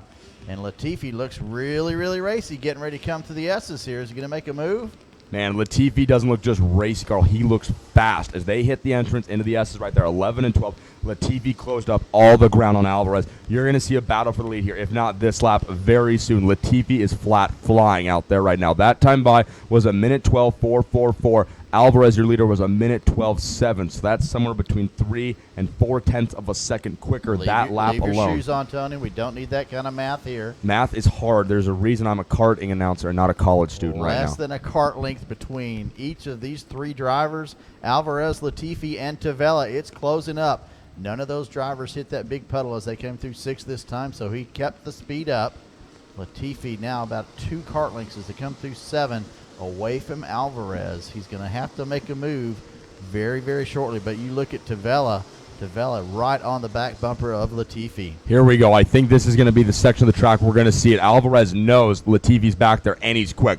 They head down the back straightaway into turn 10. Let's see how they pan out here. Alvarez really good, surprisingly good. So was Tavella. Latifi not as strong out of 10 as he has been. They head into the S's. Alvarez has a good advantage over Latifi. I thought he was going to be a little bit closer on the entry into turn number 13, not this lap. And I'll tell you what, Latifi really needs to be careful because Tavella is flying out of the corners right now as they come down to complete lap number 10. Only a few laps to go in this 14-lap main event. Alvarez is your leader. Latifi is second, but he's got to be careful because Dylan Tavella is coming on like gangbusters right now.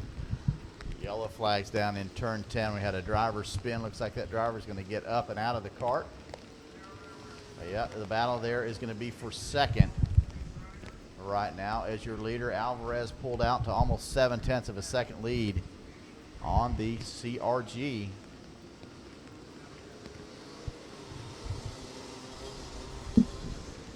Tavella doing everything in his power to catch up to Latifi in front of him. Let's go through the top 10. It's Alvarez leading, Latifi second, Tavella third, Netview in fourth, Nicholas D'Orlando 5th, Emiliano Richards 6th, Dylan DeFonse 7th, Humberto Pereda in 8th, Tyler We Got This Gonzalez runs 9th, and Stefano Lucent in the 10th spot.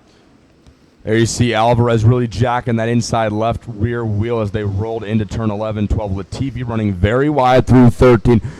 2014 saw Gianluca Petikoff score the championship in Minimax, followed by Kai Collette and Harry Colton. Harry Colton still competing. Kai Collette and Petikoff both in Junior Max, if I am correct. Sergio Charif was 4th that year. And then Matthew Latifi finished 5th in last year's championship standing. He's the driver right there you see on your screen running in 2nd. Latifi making a bid for the championship. And he's got only one driver to beat should he want to pick up the round 3 main event win. I'm sure he would love to pick up the round 3 main event win. There you see one driver doing the very wise thing, slowing down and letting the lead traffic go by. It's rare to see somebody that young have maturity to let the leaders go by him, but it's nice to see that at this level. That's the driver of the 166. Don't have a number on that cart right now. I'm looking at Harry Colton has moved up into the 13th spot. That was Cash Tyner letting the leaders go by. That's a really cool move by Cash, and he's not fast today, so not able to contend for the win, but he's doing the right thing and letting those guys go by. Cash Tyner, that's a cool move on his part. Absolutely. Once again, I was talking about Harry Colton, who had started 5th, dropped back to 17th, and now worked his way back up to the 13th position. So tough luck for the one-time national champion in Rotax. If he was a Minimax champion, was it 2 years ago? I believe that's correct. I believe so. Coming into this weekend, Sebastian Alvarez is your championship point leader after a really impressive weekend in Homestead, Miami, Florida. Dylan Tavella entered in 2nd place, and then it's Arias Duke Medj in 3rd. Matthew Latifi, who finished 5th in last year's championship standing, was 4th in points, leaving Homestead, and that is with the drop factored in. That's very important to note. Tom Thielen, the Florida Winter Tour's timing and scoring director, factors championship points with the drop. You will drop one race, and it's going to be the worst of your 6 races, obviously. So as each weekend goes by and points are totaled up, Tom updates the point championship with your drop already factored in. So if you go to floridawintertour.com/results, you'll see the championship standings for each respective class. And those are factored in with the drop already added in. So Alvarez was your leader coming out of Homestead. He's your leader on the racetrack right now. Dylan Tavella 2nd in the points. He's 3rd on track right now. Arias Duke Medj in 3rd. And then Matthew Latifi, who currently runs 2nd on the track, sits 4th in the points. Oh, the 18th Latifi goes off in turn 13, so he's going to lose a bunch of ground. So just as I start talking about Latifi and where he is in the points, he runs wide. But thankfully, he didn't spin the cart completely. He's able to keep it going. He lined up right back there behind Dylan Tavella, but and that's going to the 2nd spot. Exactly, that's going to promote Tavella up a position, and that is huge this late in the race. You just saw the drivers go by to pick up the sticks, 2 to go. And we're being shown as on Race Monitor, Tavella's your leader. Alvarez dropped to 3rd, it looks like on our monitor, and as they come out of 6th, that is the case. So folks, True Life TV's Kart Life star, Dylan Tavella, finds himself in the lead here with 1.5 laps to go at the Florida Winter Tour. I'm just wondering if that incident that I saw at the exit of turn 13 also included Alvarez, as both Latifi and Alvarez could have gone off, but I only saw Latifi coming back on. Yeah, we're scratching our heads, not sure what happened to Sebastian Alvarez. Even resident statistician Johnny Johnson doesn't know what happened to Alvarez, so we're searching on the track trying to find him. But out of turn number 10, down the back chute into the S's, Dylan Tavella is going to make his way out of turn 13. There's no go-karts in front of him, folks. He's going to come down to pick up the white flag, and Dylan Tavella is going to be your leader this time by 1 lap to go here in Minimax. Quick time looks like Matthew Latifi 112.1. Oh no, it's Alvarez 112.147. Quick lap of the race. And as I learned to read, it's 111.99. You know what? Letters are hard. Gonzalez. Letters are hard, Carl, and so are numbers. I don't blame you one bit. Huge puddle right there on the exit of turn 5. You're talking about the one in 4. Well, they're hitting big puddles on the exit of 5 right now. Wide at the exit of 5, and who comes out? It's Alvarez in the second. In second position, spot. But he's got Latifi to contend with also, and then another Tony Kart moved up to 3rd. So it's a 3-kart battle for 2nd place, but coming onto the back straightaway and heading out at turn number 10, Dylan Tavella is your leader. Half of a lap to go. He heads down the back straightaway. There you see Sebastian Alvarez trying to keep both Thomas Nepview and Matthew Latifi behind him. Dylan Tavella hits down the back straightaway, gets on the brakes, runs through turn 10 very well. The rain falling as hard as we've seen it, puddles getting bigger and bigger, but you know what? None of that's going to matter because we are at the end of this race, coming through the S's, through turn 13. Dylan. To the inside. Oh, that's the battle for third right there. They're side by side out of the final kink down the front straightaway. Dylan Tavella scores the win. And no one's going to be asking, where's Ryan today? They're going to be asking, who's the winner? And it's Dylan Tavella. That's who. Sebastian Alvarez comes home second. Thomas Nepview third. Matt Latifi rebounds after that spin and slide in turn 13. He finishes fourth. And a good run out of Kuna USA driver Nick D'Orlando to finish fifth. Tyler Gonzalez rebounds well to finish sixth after being outside of the top 10. Emiliano Richards seventh. Dylan DeFonts eighth. Humberto Parada ninth. And Riley Dickinson ends the very wet and rainy day here in Orlando with a strong 10th place finish. But a really good run out of Dylan Tavella, your winner. We're going to go downstairs and try to grab him and see if he'll come and hang out and talk to us for a few minutes. Dylan Tavella scores the win in the J3 competition Minimax round 3. Stick with us, folks. We'll be back with Dylan Tavella in just a moment.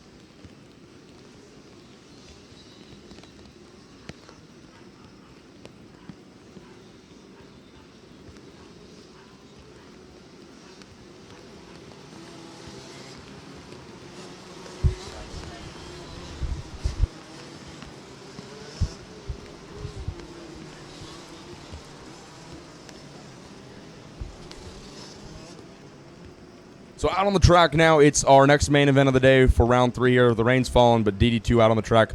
I'm lucky enough now to be joined by Dylan Tavella. Dylan, you just picked up a really impressive win in the rain out there for Minimax. Tell me, man, how hard was it to race out there today? It was hard because there was big puddles. There was like 2 feet puddles, so when you go in it, the cart there's no power steering, so the cart will like go in that direction. Will go in that direction. It'll go in the dirt, and that's what happened to the leaders. Yeah, it seemed like the front end was really hard to get grip on the front end. Is that kind of what you guys were all struggling with out there today? Yeah, that's what we were struggling with there. All today with the big puddles, we couldn't find them. It was really hard because when you get in a puddle, it will drag you in and you can go off track. Now, Charlie Swain's your tuner. You're pitting with Tiffin Wilrith over there at Verde Speed Resources. Those guys had to be working pretty hard to get you all set up this weekend, I imagine. Yeah, they were. They were working so hard. They were even like they were working all the way till like midnight. It was just crazy. Charlie is really the best. Charlie Swain, a heck of a tuner. This DD2 race has got the green flag out here, so hang out with me just for a minute. We're going to see how these guys are running as they come out of turn number 6. Oh, one driver almost goes around. Douglas Lundberg looks to be the leader out of turn number 6. And we're going to see where Rubens Barrichello is. That's one of the drivers we're really keeping an eye on. There's Fred Woodley in second. Rubens Barrichello running in about the 4th position as these guys are going to go through 8, now down into 9 out of the back straightaway. They will head heading for turn number 10. Rubens Barrichello looks like he's making a move on Woodley, I want to say, for the second position. The back straightaway, turn number 10, about the farthest point on the racetrack from us over here. Douglas Lundberg in the Intrepid coming down to lead the opening lap. Fred Woodley is in second. And I want to say that's a Marinello. Could that be Wickens in third? I think that's possibly Robert Wickens running in the third spot. It is. That's Robert Wickens in third. Rubens Barrichello fourth. Danny Formal up to fifth. Neri sixth. Jules Cousins seventh. Sabra is running eighth. Gavin Reichelt out of the New York area, good run, going in ninth. And Jordan Lennox in 10th. So we're going to wrap up talking to Dylan here. Again, really impressive run in that main event, buddy. With the rain probably forecasted for more rain tomorrow, are you guys going to make any big changes to the cart? Are you going to change anything driving? What's tomorrow look like for you guys? Yeah, we're probably going to make some changes to the go-kart so we won't get dragged into the puddles, and we're probably going to hold more grip, and it's going to change the go-kart. All right, well, this DD2 race is getting pretty crazy, so we're going to go check this deal out. Congratulations. Tell your tuner thanks a bunch, all right? Thank you. All right, Dylan Tavella, ladies and gentlemen. He's a humble winner, and he's a great kid. Hey, and Dylan, don't forget, where's Ryan? All right, that's what you got to remember. And he left a puddle in my seat. But we're going to check in on this DD2 race. Douglas Lundberg is going to come down to lead lap number 2, and then Fred Woodley and Robert Wickens are going back and forth. Rubens Barrichello has moved up into third, and then it's a log jam, 6th, 7th, 8th on back. Wickens is up into second, and he's the quickest driver on track, minute 6:349. Barrichello up into second. Let's see what we're watching right here. Nick Neri, who is holding the 4th spot. He's racing with Danny Formal right there in turn number 5. They come out of 6th. Neri right behind Barrichello in 4th. Danny Formal right there. That's a good battle. And, man, Neri and Formal, you want to talk about Florida Winter Tour history. Those two dudes have raced side by side for such a long time. We better get that camera off me. That does not look very good. Robert Wickens, fastest driver that last time by, minute 6:349. It's always good to get to hang out with young drivers like Dylan Tavella. He's such a good kid. His dad, Phil, class act guy. The Tavella's a good family for karting, and can't say congrats to Dylan enough. That was a really good run he had in that Mini-Max main event. That Dylan's a good kid? He's a great kid. Douglas Lundberg leads him down 3 laps in a row. He's been out in front. Robert Wickens in second. Barrichello third. Danny Formal has found his way around Nick Neri. And then in 5th, let's see who that is. Oh, that's Reichelt. Gavin Reichelt in 6th. Gavin had such a good run at Homestead. He missed the podium on Saturday by 1 spot in 4th place. The kid was out in New Orleans on Thursday, I want to say, or no, on Wednesday, testing an IMSA Lights car, and he found some time in his schedule to fly down here and hang out with us at the Florida Winter Tour, and he's driving really well. He currently runs in the 7th position. He's battling with Jordan Lennox Lamb and Fred Woodley. You know, I was unaware that Robert Wickens is a DTM driver until yesterday. Yeah, exactly. DTM. Well, yeah, the Wickens family, his brother Trevor, owning the team, and a really impressive run out of Robert. One driver got to keep an eye on. Good shot, man. Douglas Lundberg right there. The camera work is awesome here at the Florida Winter Tour. You can see how wet the track truly is, and you're really seeing the speed coming out of turn 10. These guys are flying. The rooster tails are everywhere. Danny Formal says curbs more like launching ramps, son. I'm getting it out there right now. You're watching Danny Formal again, once up into that 3rd position, using that body language, looks to the inside in turn 1. Can he do it? No, he's going to have to stay in that 3rd spot. Danny Formal with quickest lap, 105.684. Watch him as he comes around. As I was saying before, he's on the outside looking at turn number 5, back into the inside. Now Danny Formal moves up into the 2nd spot, gets around Wickens.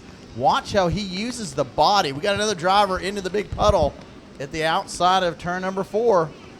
Watch Formal. He'll flick the cart in. He uses the body.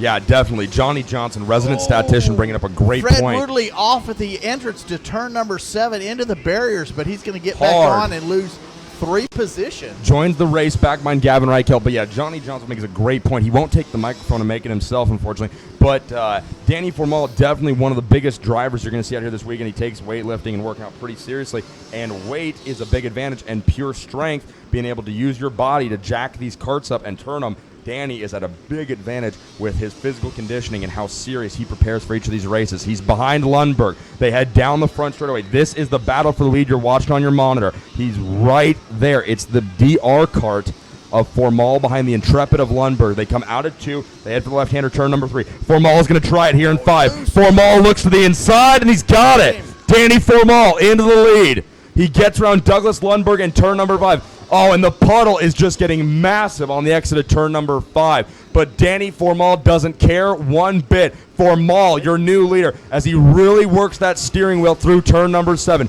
Lundberg back to second. Wickens in third. Rubens Barrichello in 4th. And then it's Jordan Lennox in 6th behind Nick Neri in 5th. Coming down the back straightaway. Great shot right here of how fast these karts are going and how high the water is getting out there right now. Yeah, Rubens Barrichello with the big splash and quick lap, 105.613. Last time by, Formal already pulled out to at least a half a second advantage of your second place driver. Man, Lundberg is trying everything he can to find a weak spot in Formal, but you're not going to find it. Danny Formal, a very experienced driver, and again, the Florida Winter Tour has belonged to Danny Formal and Nick Neri for so long, from Micromax, Minimax, Cadet, Junior, Senior, and now to this point they followed each other both to DD2, and Danny Formal is trying to make a major statement as he is leading early on here. We're not to the halfway point of this DD2 Senior race, but he is making a lot of noise. Goes purple last time by, minute 5.396, and he's pulling away. Lundberg in second, right there on your screen, and behind him it's Robert Wickens on the Maranello. Rubens Barrichello on the FA kart runs 4th. Nick Neri from Anderson racing in 5th. A little bit farther down, it's Jordan Lennox in 6th. Woodley, your pre-final winner, in 7th. Jules Cousin 8th. Kazimieras Vasiloukis in 9th, and Harry Gottsacker in 10th. And you're right, I didn't say that name correctly. Well, I'm glad you said it. I did. Yeah, Harry Gottsacker running, was it last weekend in shifters? Yeah, Gottsacker pulled double duty. He was here racing Rock Shifter last weekend, and he's here in DD2 this weekend. The shifter equivalent for Rotax carts. Absolutely. So Danny Formal leads the way. It was a 1 second gap last time by. He runs purple again, 105, 143, and then that quick time taken over again by Rubens Barrichello with a 104.790, the first kart into the 104s as we are getting quicker and quicker. But you continue to watch Lundberg and Wickens battle it out for the second spot and allowing Danny Formal to pull away. Now 1.1 seconds, the advantage for Formal. Formal, you see him as he comes into 7, he'll flick the cart to get the cart to start to rotate, so he's not waiting for those front tires to grip. He'll throw the back end out and let it drift. You see a couple drivers doing the same thing. See the 421 here, that's 421 is Fred Woodley, your pre-final winner. He's doing pretty much the same thing as he comes into turn 7, helping the cart come around. Woodley drove to a massive margin of victory in the pre-final, so he's obviously a guy who, when out in front of the pack, knows how to drive the cart, so it's not a surprise that he's getting through turn 7 really, really well, much like our leader, Danny Formal. You know, one thing right now I don't know that I'd be doing if I was out there on the cart, it was hitting the curbs as hard as some of these drivers are. As you see, as they come through the S's right here, they're hitting that one inside left curb hard. Carl Rickert, watch your mouth. Danny Formal loves hitting the curbs, and he's our leader, and he can do as he wishes. He can hit him as hard as he wants, as long as he stays on course. Big battle there for second, third, and fourth, nose to tail coming out of turn 6. You see it on your monitor right there. Lundberg, the early leader, holds the second position, and then it's Robert Wickens in third. Rubens Barrichello makes a move on Wickens as they roll through 7. Barrichello takes over third place. He's going to set his sights on Lundberg, who, if I remember correctly, is from Sweden. All right, then there's Fred Woodley.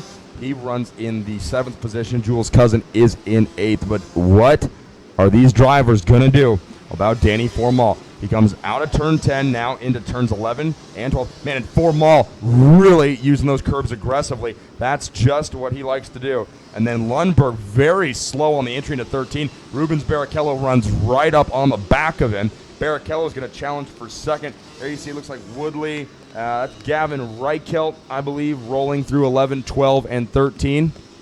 And the energy cart of, let's see, Kazimieras Vasiloukis. Oh, Rubens Barrichello is going to get around and move up into the second spot. And Lundberg comes back on the inside in turn number 6.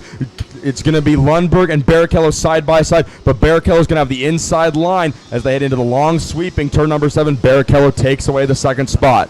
He's going to set his sights now on our leader, Danny Formal, and that is a lot of pressure. Danny Formal, yeah, he's out in front by a lot, but he's got the quickest driver on the track. Oh, and a former Formula One racer, Rubens Barrichello, breathing down his neck. 10.5 laps to go. Rubens Barrichello is only 2.1 seconds back. We'll keep an eye on that gap and see if he can catch up to your leader, Danny Formal. That is a lot of time. 10 laps to go this time by.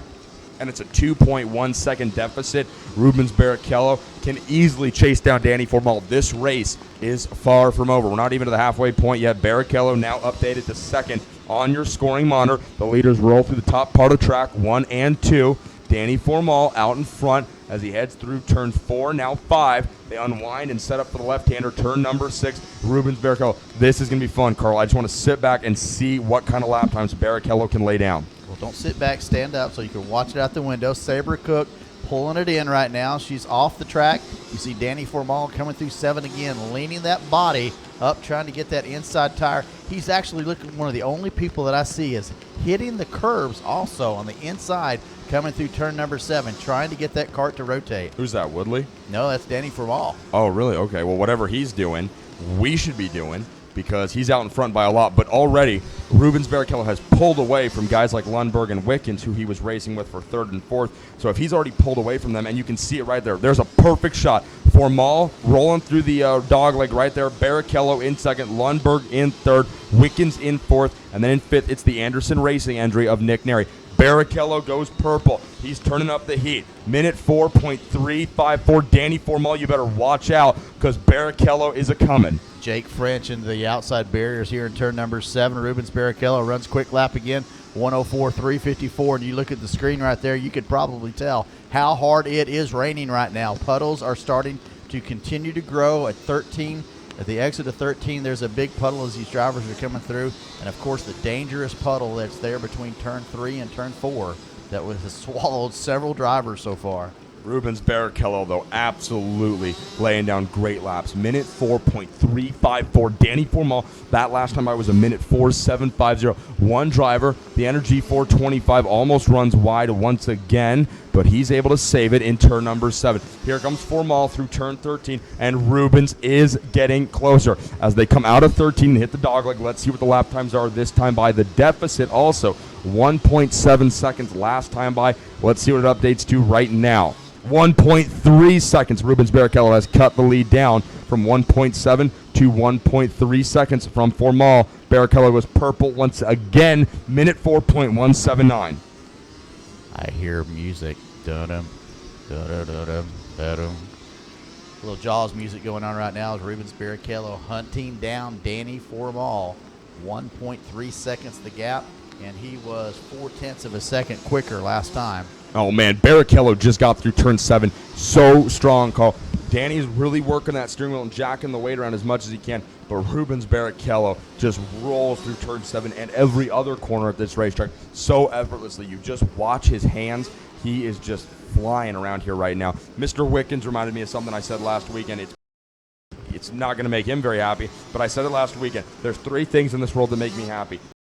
Said, but you can't really see it right now because it's dark out. A bucket of chicken and watching Rubens Barrichello kart. And right now, I don't have 2 of those 3 things, but I'm one of them. Tony, I'm sure you're happy. I'm also happy to say that the top 5 drivers last time by set their quickest lap of the race. And Barrichello, once again, he's a 104.076. 0.7 of a second, picked up another half a second. Look out there. It's 3 kart lengths the distance between those 2 drivers. Rubens Barrichello coming on strong. Former Ferrari driver in Formula One, one of the most accomplished drivers of this decade. He's here in karting, and he is going for the win. Danny Formal, he looks great through turn 7 compared to everybody else except Rubens Barrichello. As soon as you watch Barrichello roll through 7, that's the corner closest to us here at the scoring tower, you realize how good Rubens truly is. Not that Formal is bad or doing a poor job, but Rubens Barrichello is an undeniable talent behind the wheel of any race car or go-kart, and he has absolutely got his sights set on Danny Formal. He is on Formal right now very hard in 13. Kart length between these 2 drivers. Quickest driver on the track right now, Rubens Barrichello. And it's going to be Barrichello again this time, I'm willing to bet. Actually, no, nobody goes quicker that time by. I was about to bet my paycheck on it.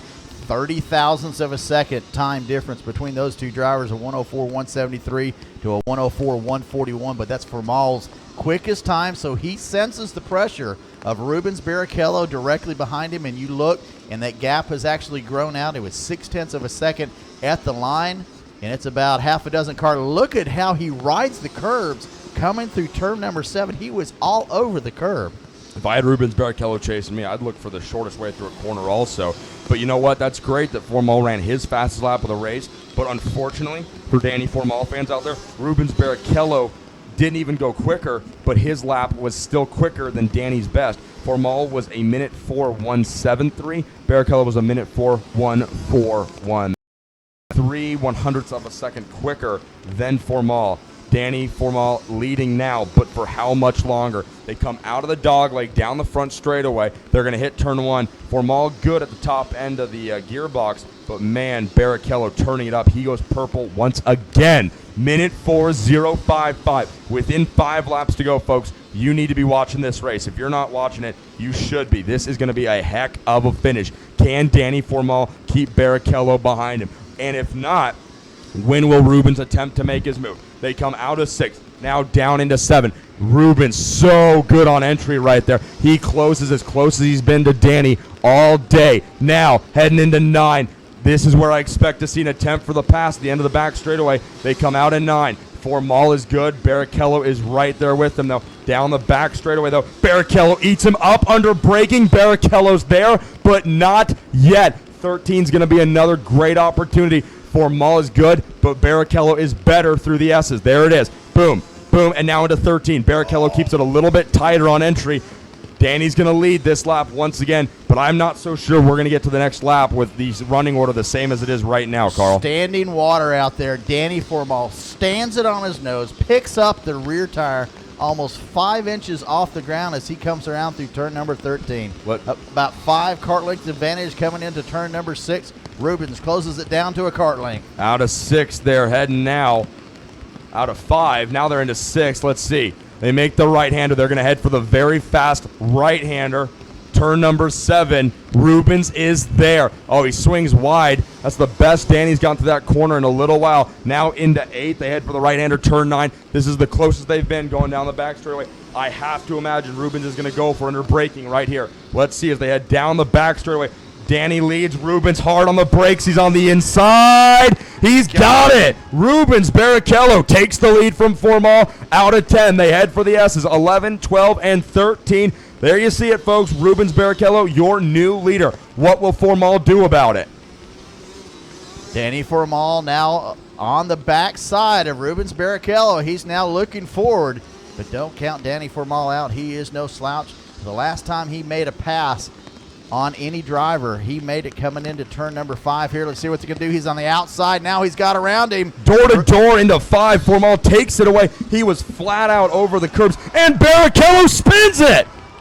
Formal able to high side of the go-kart. He gets it back going. Formal was able to duel door to door with Barrichello out of 5. Rubens slid just a touch too wide, hit that curbing. It's so slick, and Barrichello looped it not once but twice, and Danny Formal has the biggest lead of the day. Rubens miraculously still holds on to second, but you have to imagine there goes any chance at the lead. Oh, absolutely. Congratulations to Danny Formal on holding off Rubens Barrichello. Now Rubens Barrichello is going to be under the pressure from Robert Wickens as Wickens smells blood as he came around turn 5 to find Rubens Barrichello just pulling out.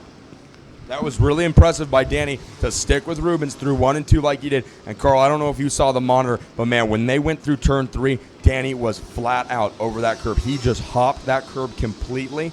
I'm not saying it was illegal. I'm not saying it was the wrong thing to do, but he flew over the curbing in turn number 3. That's what put him right next up alongside Rubens. They were side by side. He had the advantage going into 5, and then right there where Danny's coming out of, Rubens just got the back end a little light, and it came around on him, and I think the race for the win has been decided.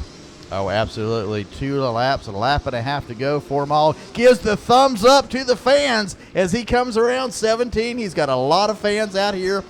You can hear him screaming as he comes around, especially after he made the pass and Rubens spun. I'll tell you what, taking your hand off of the go-kart in some series would get you disqualified. Absolutely. So Danny Formal should probably just focus on driving the go-kart right now. He's looking at the fans. He knows he's got a big enough lead. It's 8.5 seconds back to second place. Rubens Barrichello now. He has done it. Barring a commentator's curse, it's going to be yours, not mine, because I've done mine already yesterday. Yeah, Danny Formal will pick up the win. White flag flies. 1 lap to go. All Formal has to do is be smooth here, and something tells me that's going to be pretty easy to do. Such a good battle there, the middle portion of that race with Rubens Barrichello, but Formal. He's still giving the thumbs up as he came through 5 to the fans up on top of the containers. Coming through. Let's see if he's going to do it again. Danny Formal's giving the thumbs up, taking the right hand off the wheel. There he is again, giving the thumbs up, coming through again. No thumbs up here. He gives it to the fans to the other side. His fan club's going to have to wait to wave to him at Podium. That's sad. But he's going to keep both hands on the steering wheel as he rolls through turn number 9 and down the back straightaway. I'm going to pull out $1 and bet you he does a princess wave as he comes across the start-finish. A princess wave for Danny Formal. No 2 hands up, but a princess wave. I don't have $1, but I've got a sugar packet from dinner last night that I'll bet you. Oh, I thought that was her name tag. So coming out of the final corner, the S's, he works through them easily out of turn number 13, folks, after one of the best races we've seen in DD2 in North America. There's the princess wave. It's going to be Danny Formal picking up the round 3 victory. Good run for the DR kart driver, Danny Formal. What a race and what a mess of conditions out here at Orlando Kart Center. Probably one of the better races I've seen all year, and it's only February. It's the end of February, so you've seen 2 months of races.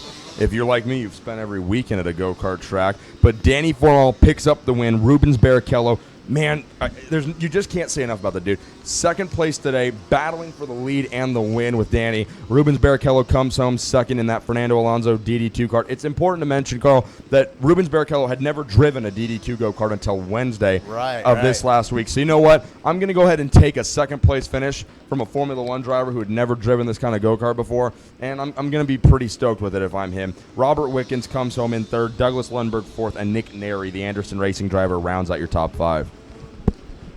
Fred Woodley comes home 6th, Jules Cousins 7th, Jordan Lennox Lamb 8th, Kazimieras Vasilukis 9th, and David Foray comes home in 10th. My buddy Gavin Reichelt in 11th.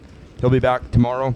Fabian Welter 12th, Harry Gottsager 13th, Nathan Adds 14th, and Jake French rounds out the top 15. So Danny Formal scores the win here in the Dallas Karting Complex. DD2 main event coming up next, DD2 Masters. Stick with us, folks. We'll be right back.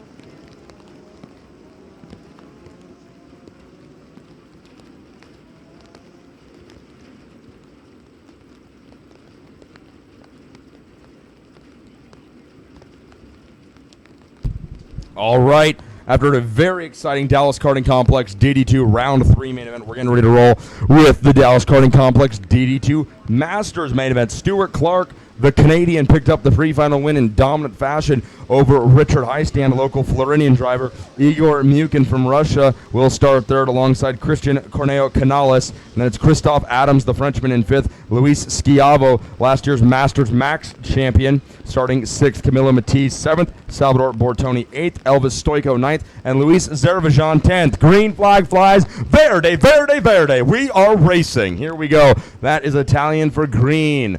They take off down in turn number 1 and 2 out of 3. There you see Stu Clark, your leader. Igor Mukin in the CRG has worked his way up into the second spot. And then in third, let's see, who is that? Possibly the Burrell of Christophe Adams. No, that's not Adams in third. He looks to be running in fourth. That's the Intrepid of Heistand in third place. Not the Tony Kart. Earlier Race Monitor read Tony Kart for Richard Heistand, but he's racing with Rodney Berryhill on the Intrepids this year at the Florida Winter Tour. Also, really quickly, we would like to read a note I got, and I apologize for being late to the AIM Sports guys. Hopefully it's not too late to read this. Actually, it is. I'm really sorry. AIM would like to thank Andre and everyone at the Orlando Kart Center for having us. We wish all the racers the best of luck and to have a safe, fun weekend. The AIM van will be leaving at 3 p.m. today. That was 18 minutes ago. If anyone has items to pick up, please stop by the van before 3. We're located near the rear gate. Thanks, and have a safe weekend. Will Crawford at AIM Sports, and he's got a phone number. So if you didn't get to the van by 3, don't worry. We have Will's phone number. You can call him and say, hey, the jerk announcer didn't read your announcement, and you left. Don't blame that on Will. Blame that on me. I was sounding out the big words. So Igor Mukin gets credit for leading that first lap as he's been battling with Stuart Clark around the Orlando Kart Center. Richard Heistand runs in second. Clark, the pole sitter, back to third. Christophe Adams is in fourth, and it's the 507 of Camilo Matisse behind there in fifth.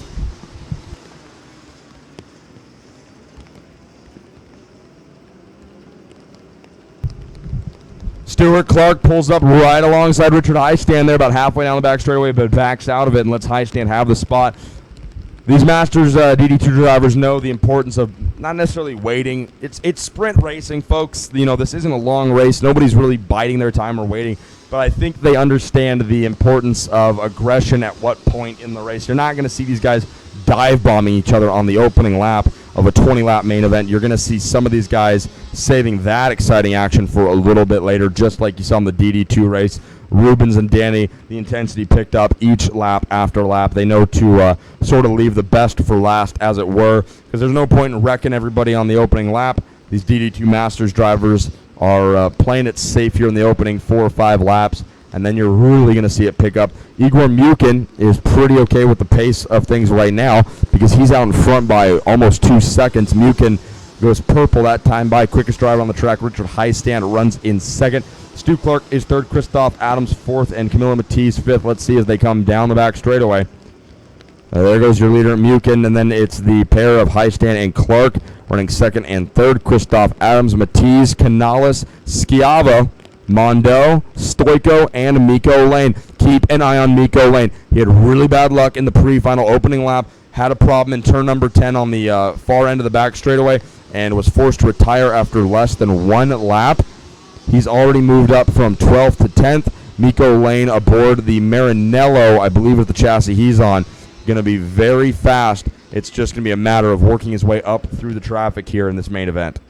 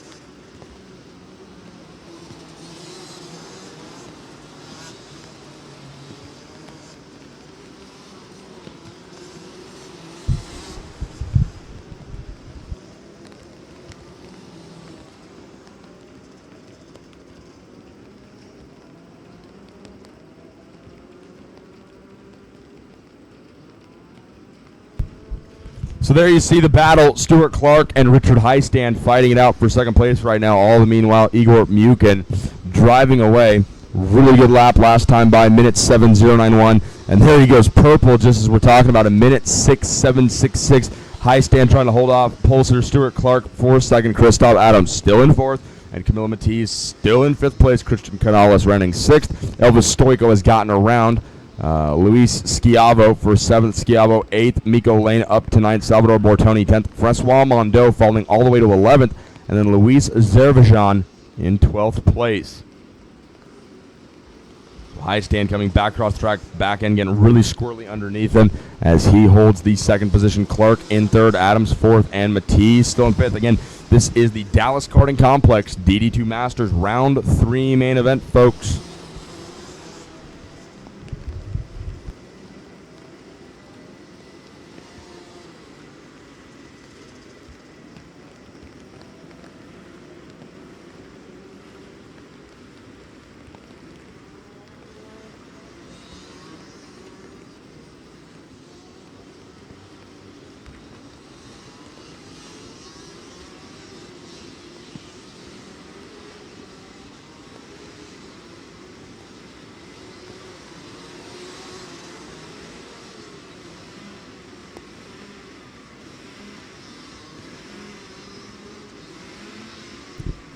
So Stuart Clark has found his way around Richard Highstand, and now Christoph Adams is trying to do the same thing. Easier said than done. Highstand not making it an easy job there for Adams. Christoph still back there. Clark has gotten around Highstand, so he holds the second position, but Highstand trying to hold off Christoph Adams. Adams has found his way around Highstand, but Richard really not letting Christoph pull away so easily.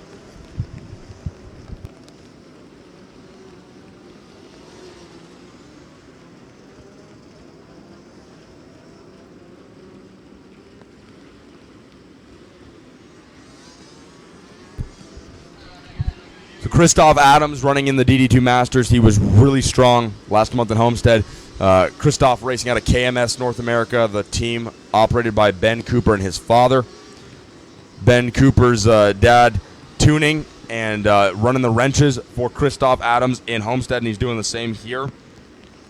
And he's gotten Francois running pretty good. Francois now sets his sights on second place driver Stuart Clark as we work lap number 8 of this round 3 main event Dallas Karting Complex DD2 Masters. There you see second, third, and fourth right there. Stuart Clark, Christoph Adams. Francois is running in the 12th position right now. Mondo has slipped to 12th. Luis Zervajan is ahead of him in 11th. And then inside the top 10, we see Salvador Bortoni in 10th. Miko Lane 9th. Luis Schiavo 8th. Elvis Stoico 7th. Camilo Matisse 6th. Christian Canales starts things off in 5th. Richard Highstand has slipped all the way to 4th. Christoph Adams 3rd as he sets his sights on Stuart Clark. We have one slow kart. Zervajan is off, it sounds like.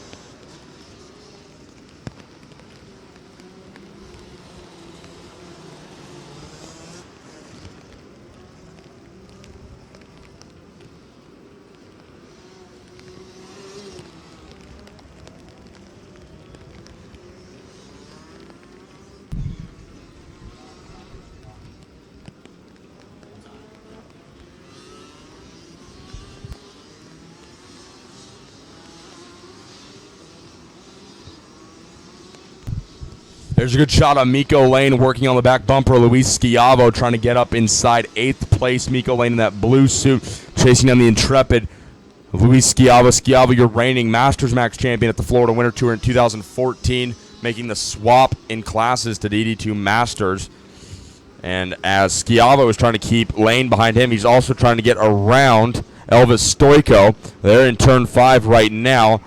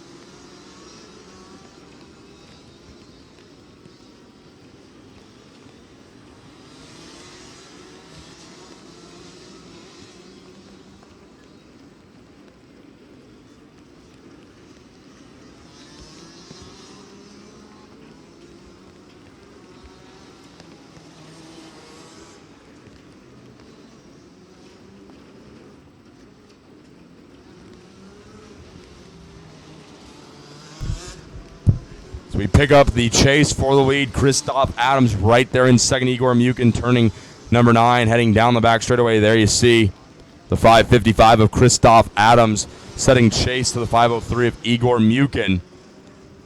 As we work lap number 11 here of this DKC DD2 Masters main event. Junior Max drivers should be on the grid, ready to roll.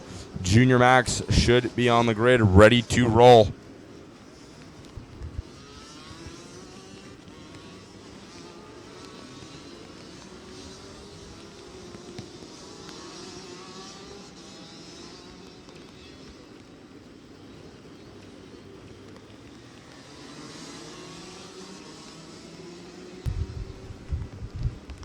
There you see Christoph Adams working really hard in turn number 5 to get the cart to turn the way he's going to need it.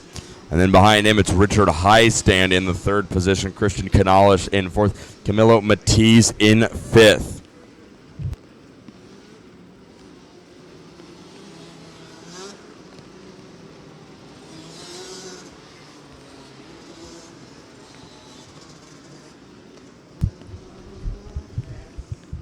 There you see Elvis Stoico, Luis Schiavo, and Miko Lane. That's the fight for 6th, 7th, and 8th. Those are the positions those drivers occupy right now. Stoico running in 6th, Schiavo in 7th, Lane in 8th. Lane working really well to rebound from starting in dead last. He's not going to win the race probably, but he's got a really good shot at the top 5. He's comfortably inside the top 10 right now. It's the Maranello of Stoico, the Intrepid of Schiavo, and Lane is on a Maranello also, I believe. Those front 2 carts are the Maranello and the Intrepid. Now the Intrepid of Schiavo looking to the inside in turn 1, and he's going to get around Elvis Stoico. Schiavo up into 6th. He's sideways on the exit, but a really good move right there. Lane hops the curb in 3. He gets around Stoico. Luis Schiavo up into 6th. Now Lane also gets around Stoico. So Lane up into 7th, and he's going to set his sights on 6th place. Luis Schiavo right in front of him. They head down into turn number 7, really doing what they can to find some front-end grip out there. These drivers turn the steering wheel to the right, to the left, any way they want, but the front end still just pushes like a dump truck wherever the rear wheels are pointing. So as Carl talked about during that DD2 race, it's all about getting the back end to start to drift, and finally the front end will pick up grip eventually through that corner somewhere. Miko Lane all over the back bumper of Luis Schiavo. Good race right here for 6th place as they go down the back side of the straightaway and head to the S's 11, 12, and 13.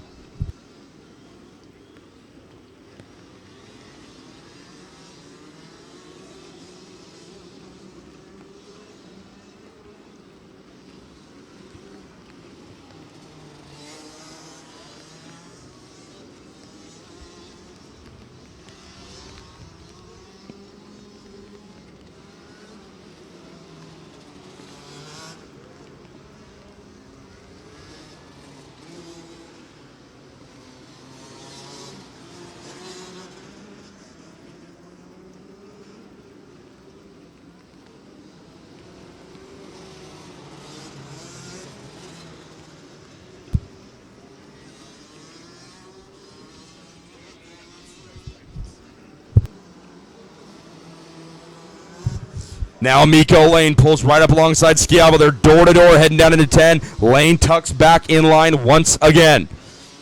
But how long will Miko Lane stay behind Schiavo here as we work lap 15 of this DKC DD2 Masters main event? DKC stands for Dallas Karting Complex, not Dallas Karting Center. Mike Jones, I got your back on that, dude. Now Lane really good out of 13. He gets a really fast run off the dog leg down the front straightaway. The water is flying off of Schiavo's rear wheels. Lane is being patient, and I have to applaud him for that. This is the battle for 6th, not the battle for the win. That's why these drivers are giving each other a little bit of room. Really good shot right there. You got to give some credit, ladies and gentlemen, whether you're here at the Orlando Kart Center or watching at home. The cameramen that Carl Rickard has supplied us with this weekend, braving the conditions to stand out in the rain for 8-9 hours a day and film go-karts driving around in what used to be a parking lot. That's a thankless job, and they're two really good guys working the cameras for us this weekend, and we sure do appreciate them bringing you these images like that one right there going down the back straightaway with the water flying off their rear wheels. Luis Schiavo still paces Miko Lane in 6th place. Lane runs 7th, Stoico in 8th. Stuart Clark has slipped all the way to 9th. Stu Clark, brother, what's going on? Started this race from the pole, and now he's just barely inside the top 10. Salvador Bortoni is 10th. Zervajan has gone off. He is going to be the first non-running kart in 11th place, and then Francois Mondel retired during lap number 5. Igor Mukin looks good. He looks 11 seconds good. He is out there by a lot. And just as I started to say something about Stuart Clark, and I ask where 3.56 quickest lap of the run so far, and Miko Lane continues to as close as he is. I have to imagine something heading down the back straightaway. Miko Lane is there. Now they're into 9. This is going to be a really good opportunity. Lane's fast out of 9, down the back straightaway if he's not too afraid of getting on the brakes. But Schiavo really takes the defensive line down the back straightaway.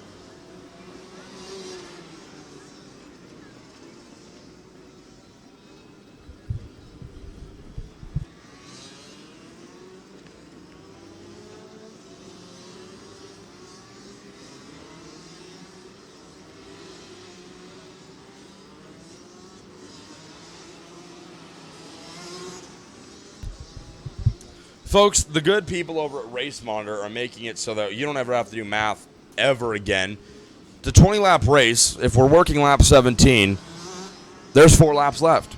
If Carl has 4 apples and Tony has 3 oranges, how many bananas does Tim Hannon have? Well, we don't know the answer to that anymore, but there's 4 laps to go in this race. Schiavo and Miko Lane still waging war. Igor Mukin out in front by 11.3 seconds. Christian Canales running in 3rd. Richard Heistand, he's kind of falling away from that front pack. He runs in 4th. Oh, and there's a kart sideways. That causes Schiavo to get really sideways and slide into Lane.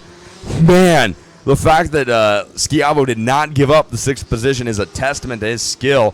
Great save, not only to not lose the position to Lane, but to not run into that parked go-kart on the exit of turn number 9. These dudes are wheelmen. No, I don't know what the answer to everything in the universe is. 42. Do we have a driver with 42 on his cart out there? No, we don't, unfortunately. Schiavo and Lane going back and forth. The DD2 Masters drivers are all 500 series number anyway, so you're not going to see a 42, I'm willing to bet, unless it's 542. I'm going on a tangent. I need to stop that. Luis Schiavo and Miko Lane with just 2 laps to go next time by at the line. Schiavo looks to the inside in 6. Oh, he's so close. Most of you might think the battle for 6th is not that important, but when it's really only one of the battles we're watching, it becomes strangely important. Oh, Lane's right there on the exit of 8. Schiavo's going to have the inside line coming into 9. Oh, they're sideways, both of them way out to the outside of the track. Luis Schiavo has been every which way but backwards coming out of turn number 9 over there, coming out onto the back straightaway. And Miko Lane has just got to be getting so tired of this. Lane on the Maranello, Schiavo on the Intrepid, your reigning Masters Max champion, fighting to stay in the 6th position. Miko Lane, the Finnish driver, really just trying to get past this guy. Oh, and it's the best run he's had all day. They're door-to-door going down the back straightaway. Can Lane finally clear him? The inside lane is going to go to Schiavo into 1. Schiavo takes the spot back, but Lane's fast on the exit of 2. Finally, Miko Lane through turn 3, clears Luis Schiavo, but Schiavo's going to try him into 5. He gives him a shot. Schiavo's right there on the side. They're side by side out of 5. They head to 6. Miko Lane finally clears Schiavo. And that is some of the most exciting racing for 6th place you're ever going to see. Miko Lane finally clears Luis Schiavo. And had he been able to do that lap 3, lap 4, he might be up there giving Igor Mukin a run for his money. But he just got held up in traffic. Miko Lane rebounding well after the DNF in the pre-final. He's going to get the 6th place finish more than likely unless Schiavo can come back here in the last lap and a half. But I just don't see it happening. White flag flying for your leader, Igor Mukin. 1 lap to go. Christoph Adams has also crossed the line. So has Christian Canales. Richard Highstand is going to be there right about now. And then Miko Lane and Luis Schiavo. Oh, and all the while, those guys were racing for what I thought was 6th. But Salvador Bortoni, Luis Zervajan, Francois Mondo, all towards the back of this pack. That promoted Schiavo and Lane's fight from the fight for 6th to the fight for 5th. So Miko Lane really should be happy with how this race ends. He's going to come out here with a top 5 spot. That's really impressive for how far he had to come from the back in this race. That's a good day at the office, if you ask me, for Miko Lane.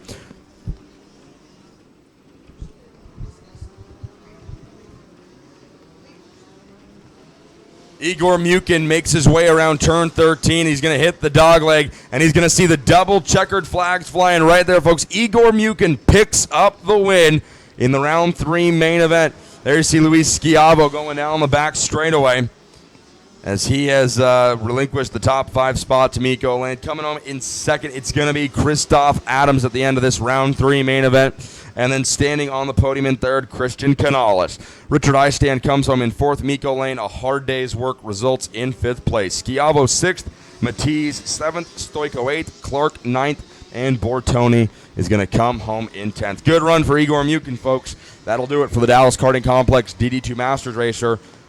Their main event is done, and their day is done. We've got 2 main events still to go, and they're going to be some of the best racing you're going to see all weekend. Round 3 for the Junior Max drivers coming up next. Stick with us, folks. We'll be right back from Orlando.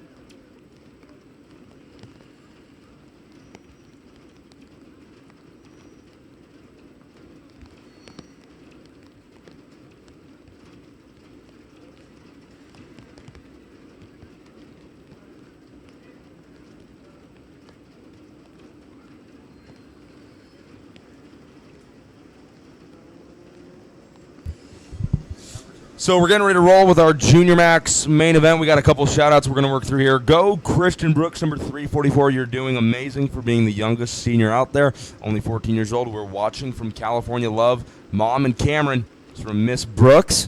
Thanks for watching. Let's see here as our Junior Max drivers roll out on the grid. Harry Colton. Harry, we're all so very proud of you here in the UK. Despite some rotten luck, you battled to come back. Great driving. Love Grandma and Grandpa in the United Kingdom. That's cool. Harry Colton getting a shout out. He's always got support.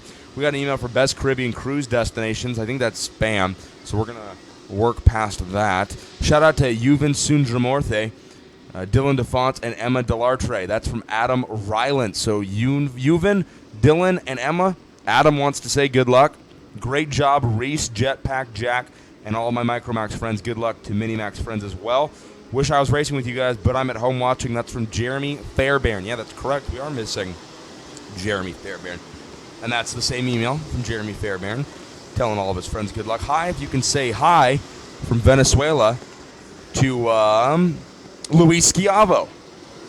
So, Luis Schiavo, you have some friends saying hi from Venezuela. Schiavo from Venezuela. They want you to know that they say hi. And let's take a look at maybe one or two more shout-outs here.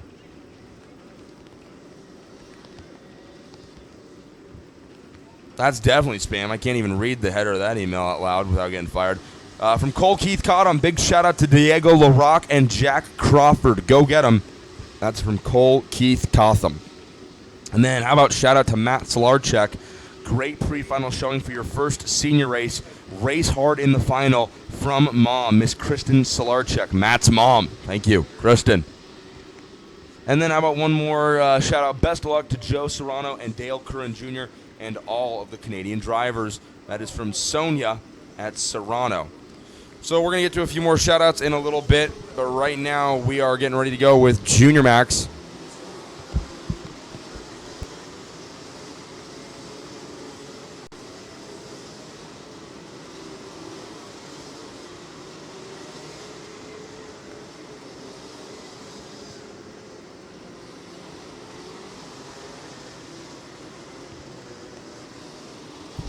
So these drivers are making their way around the track on the warm-up lap here. We're going to grid them back up and get ready to go. Matias Ramirez and Stingray Robb ran to the 1-2 finish. Not only are they in very similar-looking go-karts, they've got extremely similar-looking helmets. So that always makes it easy to tell the difference between those two. Matias is the one sitting much lower in his go-kart. Stingray sitting up much taller. Matias looks like he should still be in Minimax from that shot right there. Matias, this is his junior debut year here in Rotax Junior. You can tell by the size of him compared to the rest of these Junior Max drivers. Stingray Robb in second, Mike McCarthy from Anderson Racing in third, Sam Lupin in fourth, Javier Gonzalez in fifth. We're going to get to the rest of those drivers here, but first we're going to pick up a green flag. Oh, no. Are we going around again? We're going around one more time. No start, no start. No green flag that time, so Cam Egger folds up the green flag and takes a walk back to the starter stand. We're going to go one more time around here.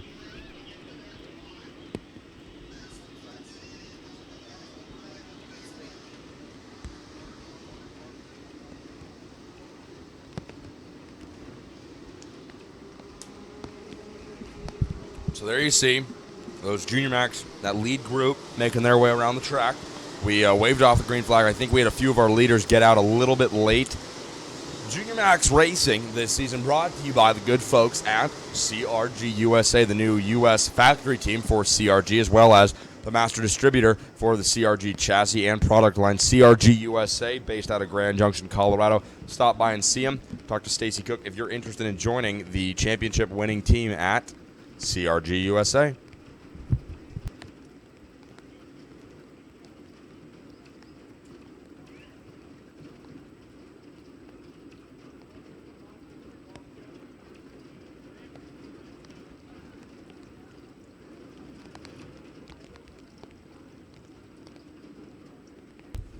So here we go. That's a great shot of a very big Junior Max grid making their way slowly through turns 11, 12, and out 13. Such a great shot right there of our entire Junior Max grid. Matias Ramirez making his Junior Max debut this season, as well as Stingray Robb, a seasoned Junior Max driver. And keep an eye on Anthony Ganji Jr., the 207, starting from the back after only one lap completed in the pre-final. Verde, Verde, Verde. we're going racing.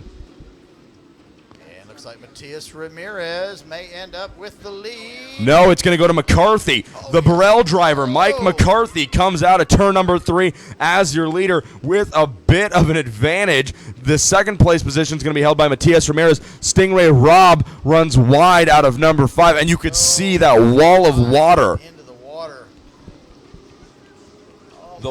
The wall of water heading into 4 and 5, and there's carts off everywhere on the exit of 6. I didn't even see who led as they came through turn 7 here. There was so much water and so many carts off. The standing water around Orlando Kart Center is reaching the highest it's been all weekend. But out front, going down the back straightaway, it is the Anderson Racing driver of Michael McCarthy with pole sitter Matias Ramirez close behind in second. Stingray Rob looks to be a few spots back. He was third originally.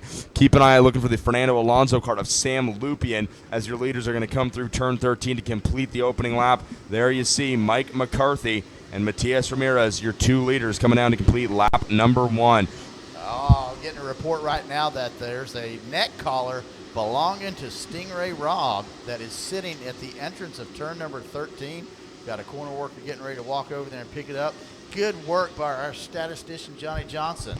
My question is to statistician Johnny Johnson, is in Junior Max, the neck collar is required, correct? So will that receive a black flag? We're going to keep an eye out for that. That'd be terrible luck to see Stingray get pulled out for a reason like that, but it is a safety item. The water has eaten 4 more carts there in turn 3, turn 4 has taken toll. There's another cart that's going off. So 5 carts this lap. Oh, the 225 taking a spin right there in turn 7. Gets back underway in the J3 competition. That was Braden Eves, I want to say, the J3 comp cart that went around for a spin right here in turn number 7. Let's check to see if that was the case.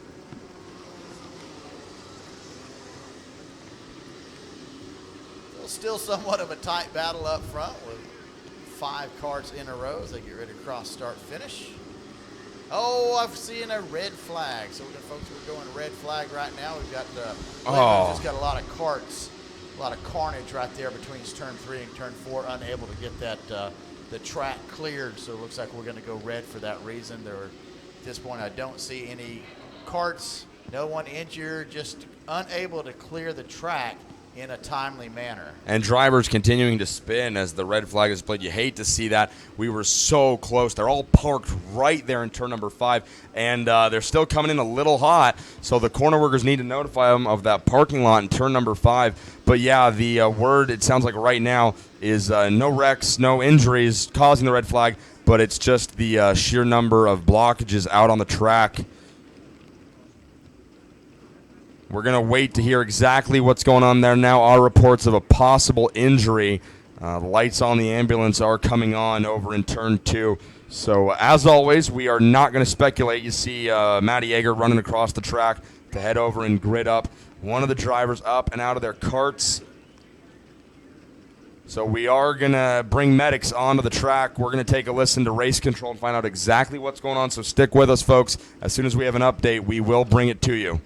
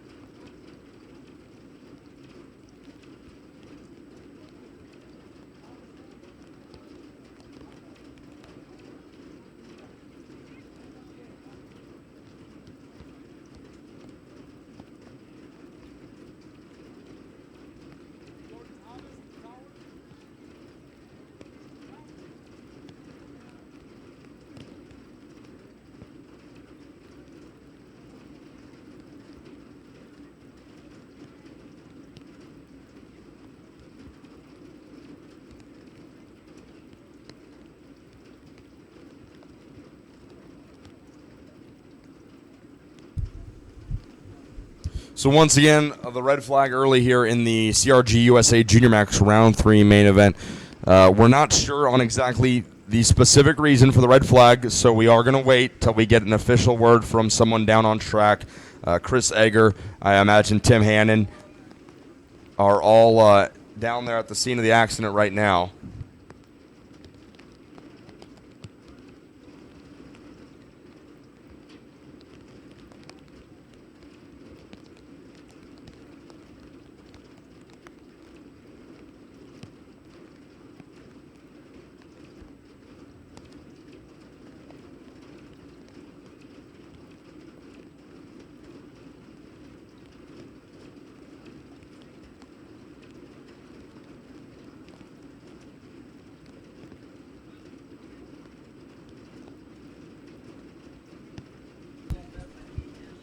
So the official word coming from race director Chris Egger early on is that the driver involved in the incident is the 279 top cart, and if that is the case, it's David Malukas. The good news is, from medics down on the track and from Chris, David is all right. He's complaining of just a little bit of pain in his right leg, but the early word is that he is okay. We want to let David's parents and tuner know that everything is all right down on track. We do not need them on the racetrack right now, so if everyone can please just let the track workers get their job done down in turn 5 and 6.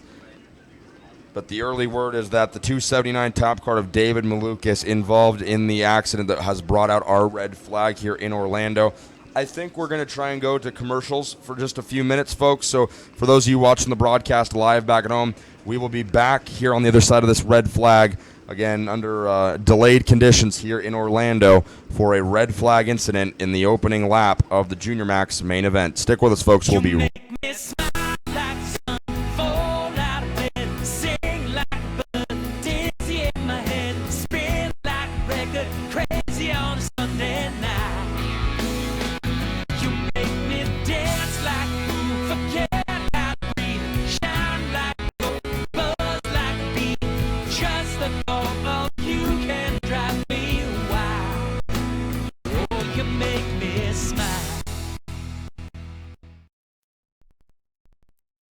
Visit us on the web at rollisonperformancegroup.com.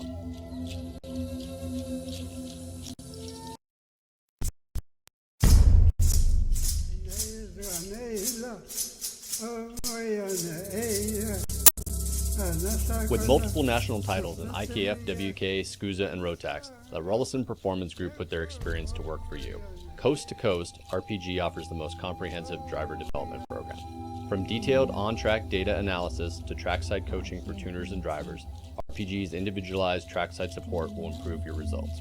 RPG is an authorized Rotax service center and a top supplier of Cosmic carts and OTK parts. Visit us on the web at rollisonperformancegroup.com.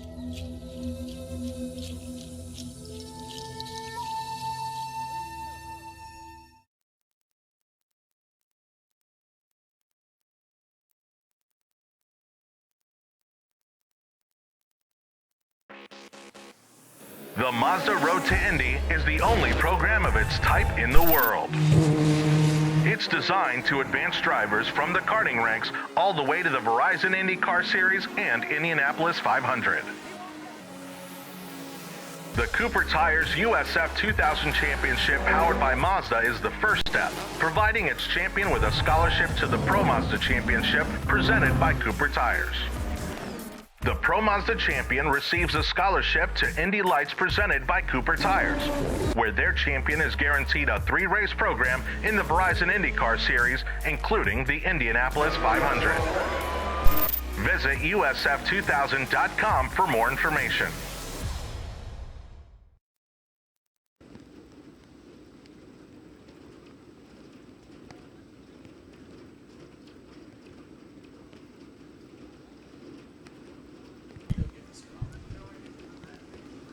So it looks like the red flag may have been lifted here. We're going to kind of hear from officials. We're getting ready to go to a complete restart. But as we kill time, getting ready to go back to a complete restart in this Junior Max race, we're joined, hopefully, in booth by statistician Johnny Johnson. Johnny, all you got to do here is turn these two here microphones on. Turn the second one on there, and you'll be Broadcasting. Johnny Johnson hanging out with us up here in the booth, providing great coverage on Kart360.com. Johnny, thanks for hanging out with us up here and giving me some much-needed information. What do you think of the racing so far today at the third round of the Winter Tour? It's been crazy out there. The amount of rain that's come down today is pretty intense. There's some puddles everywhere. People are hitting them, sending them sideways. So just need to avoid those huge puddles and hit their lines going in these corners. It's incredibly slick track is what I'm hearing from the drivers when it's this wet. Yeah, definitely. And you've been out running around on track when you're not up here updating the Kart360 Facebooks and website. You've been out on track snapping some awesome photos from the ground level out there on the racetrack. What's it been looking like? It looks like it's very hard to see if you're behind somebody. I think it's actually impossible to see. So people are going to have to run outside the line in front of them to be able to see. So at least from the pictures I'm getting, it's impossible to see. So they're going to have to figure that out as the day goes on. Yeah, now definitely switching gears a little bit. Kart360, yours and Chris Wareheim's project. You're here this weekend. You and Chris were both in Homestead. You guys have been tabbed as the official media partner for Max Speed, the Florida Winter Tour, and all Max Speed promoted events. That's a pretty big honor, obviously. So as one of the leading media outlets for karting in North America, I want to get your opinion on some of the biggest news to break in a little while. The whole PSL situation over there. They just came out with the announcement they're teaming up with Burrell ART. I got a chance to talk to Andrew on Thursday. What are you guys hearing over at Kart360 about that whole deal? They're very excited about the new partnership. Not much details have come to the forefront yet. There's still, I think, some contracts need to be signed with some of their dealers and everything, so they're still trying to figure that out.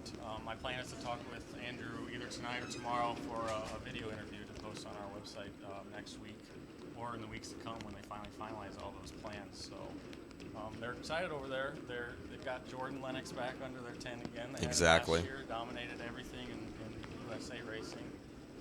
Now Oliver's over there, so they have a really stacked team, and how professional they are, that's going to be a tough team to beat. Yeah, that's a really good point to bring up. I saw Lennox walking by the PSL trailer a few days ago and it hit me. He's on a Burrell now with ART, and he's going to be back with his old team PSL. You know, I'm not sure how they're going to divvy up drivers and all of that. And then another thing, Kart360 did a great job, in my opinion, of covering this past offseason was the quote-unquote silly season. For people who don't really know what that term means, it's the time between the end of the season and the beginning of the new season where drivers, normally at the professional level of racing, are changing teams, sponsors are changing teams, people are signing new contracts, but it happens even at the karting level. How crazy, and what does the silly season we had tell you about the state of karting right now in America? People are excited again, I think. There's a lot of changes this off-season, and we got a lot of traffic, a lot of people talking to us about how fun it was to pay attention to everyone changing teams. It hasn't happened like that in quite a while, so I think the excitement's coming back. Big drivers, big names are coming over here to race, and I'm excited to see that because our events need to have these guys here, I think, in order to show off our talent here against their talent over there. Exactly, and then again, switching gears a little bit more, you guys are partnered up with Cody Schindel at Canadian Karting News, and because he's going to want people to hear this during a quiet section of the day, he wants you to head over and pick up some photos from the Canadian Karting News tent. They're right there at the start of the paddock, right after you turn left after going through registration. So head over and get your photos. Cody's out there taking a lot of really good photos. But to get to my question, you guys at Kart360 have teamed up with CKN and Cody Schindel. So, and he put out a really good article probably about 3 or 4 weeks ago about the off season and how it doesn't really exist anymore in karting, and how really, you know, we were done at the Super Nationals in November. Some of us went to the Grand Finals in Spain. You get month of December off barely, and then by the second weekend of January, we were in Tucson racing Challenge of the Americas, and then it was over here to the East Coast for Homestead. And the article consisted of how there really is no such thing as an off season anymore. What does that tell you again about the state of karting here in North America right now? How we are just constantly going. Yeah, apparently it's growing enough to deserve all these different series every single month, so that's a good thing. There's apparently a market for it, so it's fun for us to go to all these races in warm locations, so I'm okay with it. Back home it's about 10 below zero right now, so I'm okay with being in Florida, even if it is raining. But it just shows that there's a lot of racing out there that people want to do, and these series are giving it to them. Yeah, absolutely. And the weather here in Florida isn't great, but it's a heck of a lot better than where you and I are both from, I think, individually. So they're still working this red flag, cleaning up the incident over there. The good news is David Malukas is okay. What else is going on for Kart 360? What are you guys working on over there that people can be looking forward to heading into the rest of 2015? Let's see, next weekend I'm leaving on Thursday to go down to the Lone Star Grand Prix. You'll be there with the Kart Racing Network crew and Rob Miller and all his crew at Lone Star Grand Prix to put on another event down in Lockhart, Texas, and I'm super excited for that. And we'll, as Kart 360 as a company, we'll get a lot more races this year. We're picking up momentum with teams and sponsors around the paddock, so we're able to get to these races more often, and I'm happy for that. That's awesome. Johnny, again, thanks so much for hanging out with us. You've done the smart thing by hanging out in the booth and staying dry, but you've also been out there getting a lot of great photos. Anywhere besides kart360.com that people can go if they really want to see what you guys are doing this year? We're on every social media site. I mean, YouTube, Instagram, Twitter. Our website's kart360.com. What about MySpace? We are not on MySpace yet. We're going to see if they Dang can it. come back. But everything is Kart360, all of our usernames. So look us up. It's easy to find. Some really cool pictures going out this weekend, and we'll do some video interviews tonight and post them to YouTube for everyone to watch. All right, well, Johnny Johnson, this Junior Max grid is finally re-rolled. They're being told to wave off the start, it looks like, once again. But, Johnny, thanks so much for hanging out and talking to us. We're going to check in with the officials and see what's going on here. But thanks, and have a great rest of your day, man. Thanks for having me. I'd like to be back later tonight, if that's okay. Absolutely. Senior final? You will definitely. We can recap the day if you'd like to after the Senior Max race. I'd love that. All right, Johnny Johnson, so long for now, but we'll see you later. Thank you.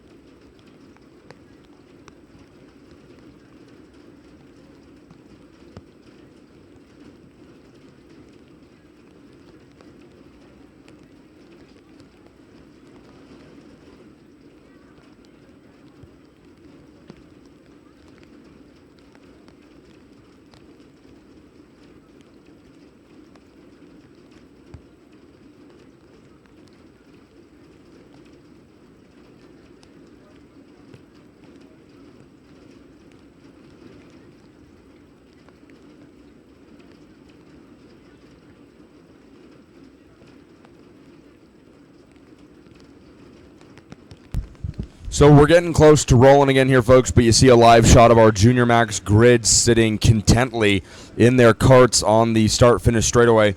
We made it almost through the entire day without a red flag, but unfortunately an incident on the opening couple of laps of the Junior Max main event involving David Malukas has sent us into a red flag. Chris Egger, you see him right there getting these drivers lined up. We're going to go to a complete restart. We're going to roll this main event here momentarily. Junior Max brought to you by CRG USA. Getting ready to roll here in just a few minutes.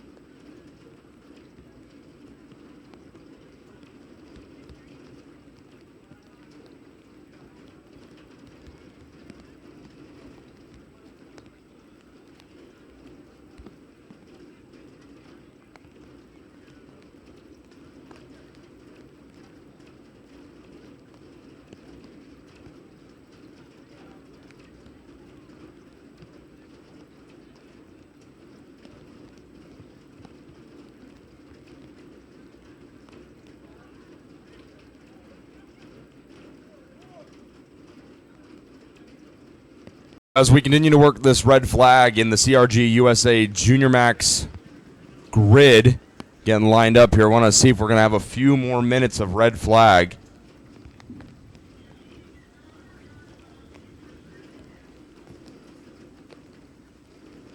I can't tell if we're going to have a few more minutes of red flag here. We're going to play an interview we recorded with Stacy Cook a few days ago, preparing for the Rotax Max Challenge portion of the Winter Tour here.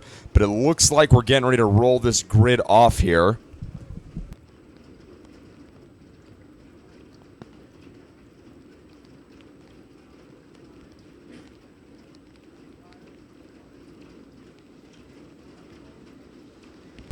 So we do get the carts rolling here. We will head to that interview with Stacy maybe sometime tomorrow if we get the chance. Got a chance to sit down and talk to the CRG USA team owner, Stacy Cook.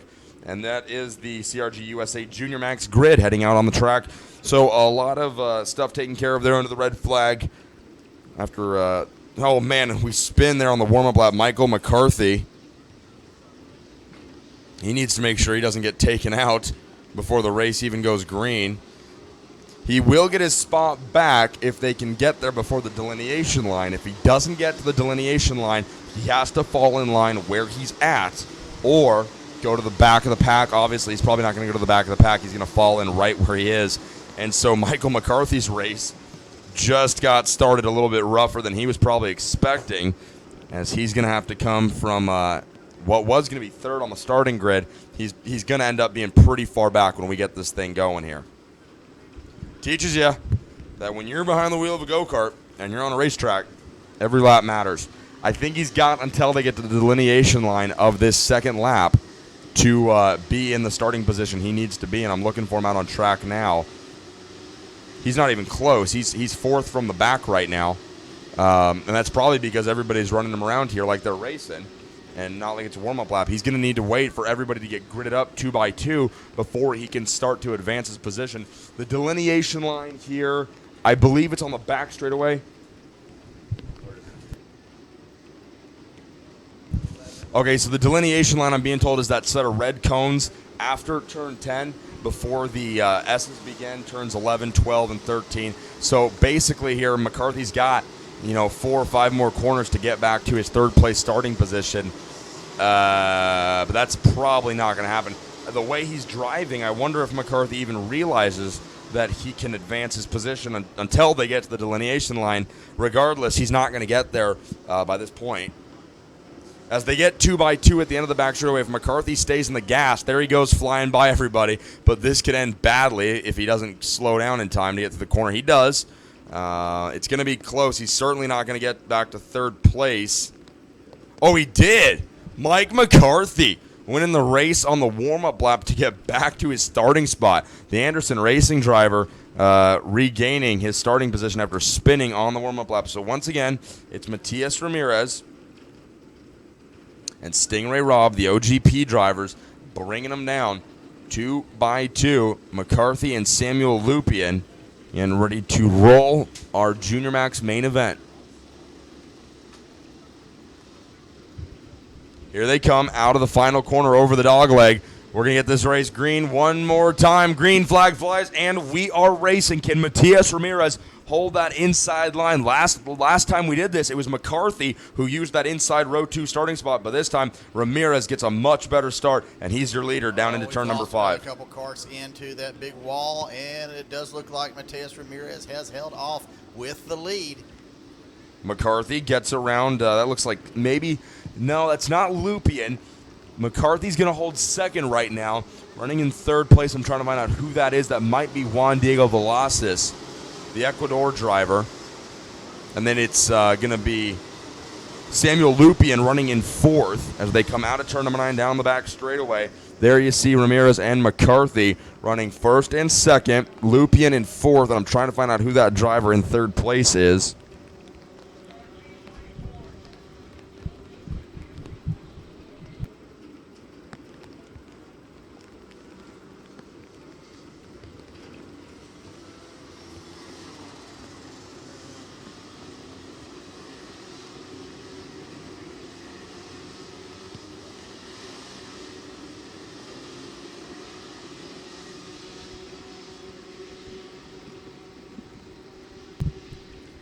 So one lap complete here. Matias Ramirez looking very strong, just like he did in the pre-final, driving to a very impressive win. The green flag has flown now for 2 laps, and we are underway in racing here. That is the good note. No red flags here in Junior Max. You know what was impressive to see Michael McCarthy go into turn 5, overcook the corner, and do a hard right-hand turn and not lose a spot as traffic stacked up behind him. There's the 274 Bruckner now hitting the inside curves in 7. Followed a little advice from maybe Danny Formal. Hey, speaking of Danny Formal, we got a race coming up. I actually saw Formal and Askew in discussion about driving. That would be a discussion that I would have loved to have heard a little bit about, but I'm probably not qualified to be a part of, and I understand that and don't hold a bit of resentment towards either one of those guys. 2 of the best drivers in the country. So Matias Ramirez leads the way. He's got quick lap right now, 108.509. His advantage is 1.3 seconds. Let's see what that's going to increase to. This time by 1.5, almost 1.6. So he is off and running right now. McCarthy runs second. Gonzalez third. Lupin fourth. Stingray Robb in the 5th spot. Braden Eve 6th. Roman DeAngelis 7th. Guy Calais in the 8th spot. Aiden Keel in 9th. And Rafael Fortier in the 10th spot. Samuel Lupien runs in the 4th position on that Fernando Alonso chassis, and he's right behind Javier Gonzalez. That's the race I'm watching right now, and you see it on your screen right there. Lupien in that Fernando Alonso car going to work on Gonzalez, trying to take a podium step away. It's awful early in this main event, working lap number 3. But regardless, it is a podium spot. There you see, has that been Lupien getting around Gonzalez? I think he may have on the entry onto the back straightaway, turn number 9. And he's going to try and bring Stingray Robb with him. Robb cooks it into 10, slides wide. He's going to lose 1 spot only. That's impressive. He's able to keep Braden Eves behind him in the 241. There's Lupien, Gonzalez, Robb, and Eves. Good racing right there. And then that was Roman DeAngelis and Kai Collette with Aiden Keel and Rafael Fortier.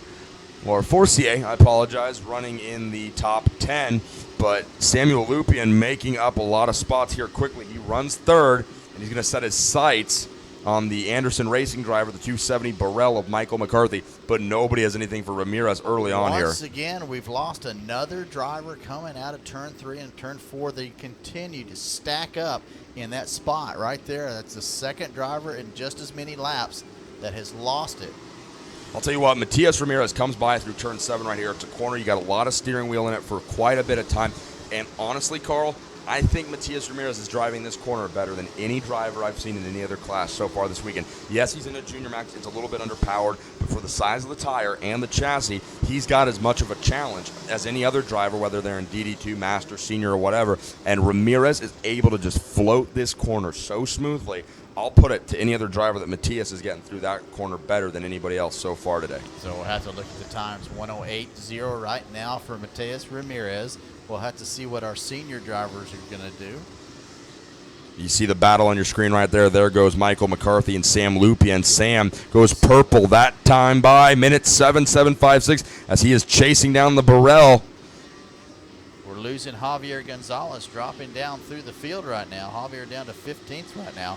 As he does not look like he may be the driver that's off here at turn 4. Yeah, Gonzalez is up in the top 5. There he is right there making his way through turn 13. So he's going to fall all the way out of the leaderboard. But Ramirez, you see him right there. He's so smooth through 7. There's McCarthy and Lupien. Lupien really setting his sights on the Burrell of McCartney. I think we're going to see a battle for the lead right there. Stingray Robb up to 4th. Bray Neves rounds out the top 5. And then Kai Collette up to 6th.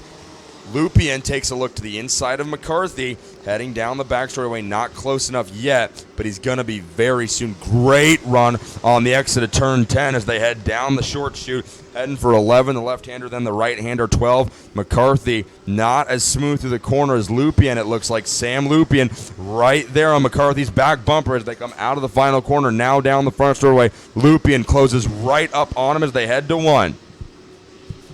Ramirez that time by opens the lead up to 2.2 seconds. One driver up and out of their cart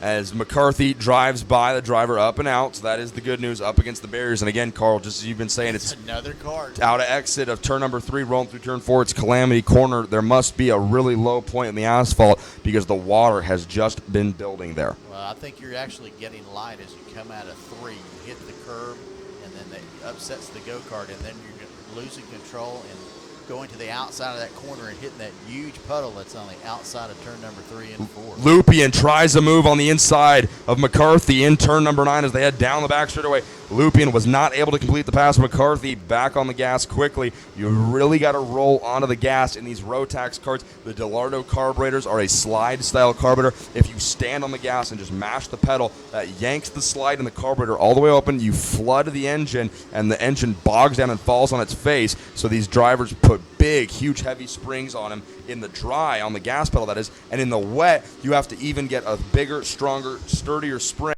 because in the wet, you have to accentuate that rolling onto the gas even more so than in the dry. So it's all about rolling very smoothly onto the gas pedal. Tuners will tell drivers, imagine there's an egg underneath your foot, between your foot and that brake pedal, and you've got to just push that gas pedal down as smoothly as you can, and in the rain, it's even harder. There you see Lupien making a move, and he's going to complete the pass for second place around McCarthy.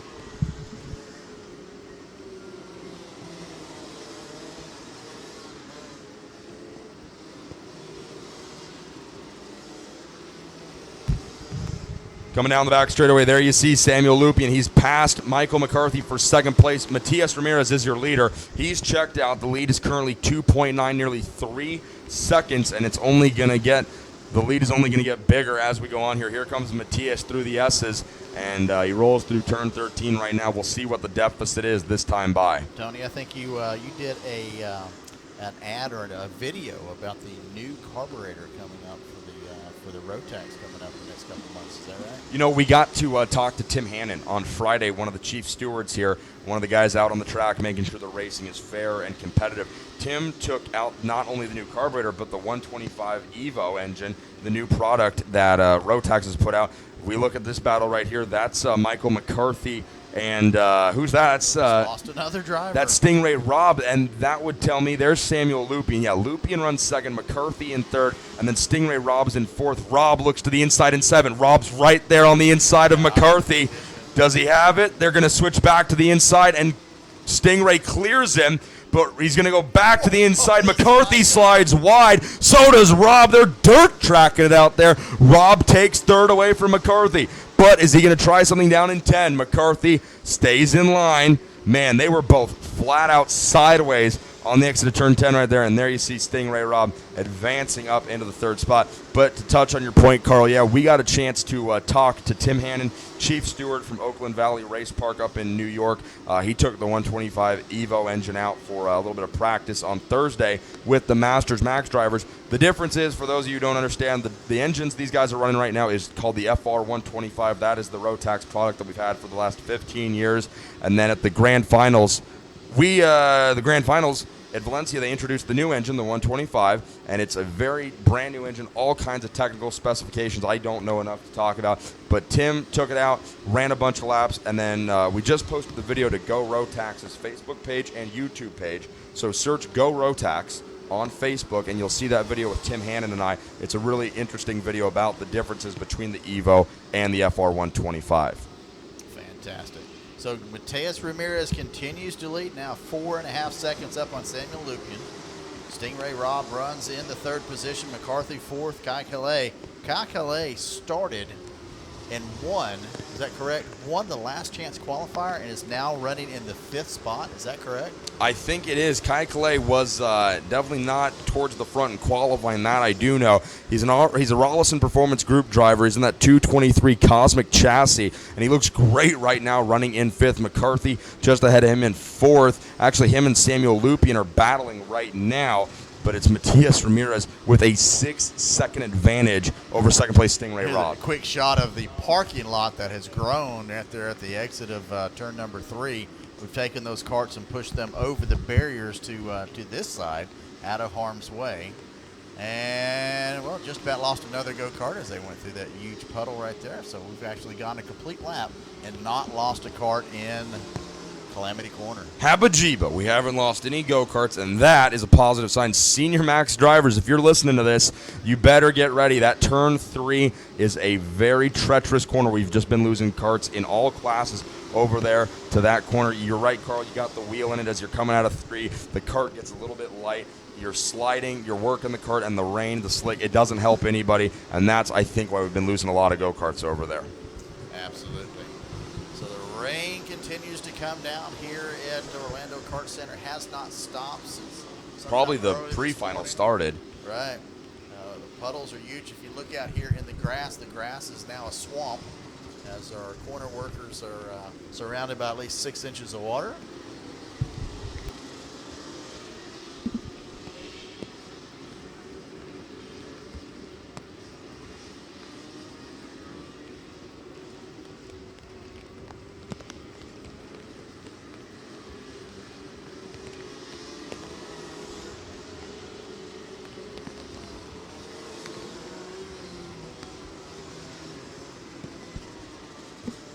Once again, Mateus Ramirez getting ready to head down that long straightaway, coming into turn number 10 right now, leads the way. 3.8 seconds over Stingray Rob.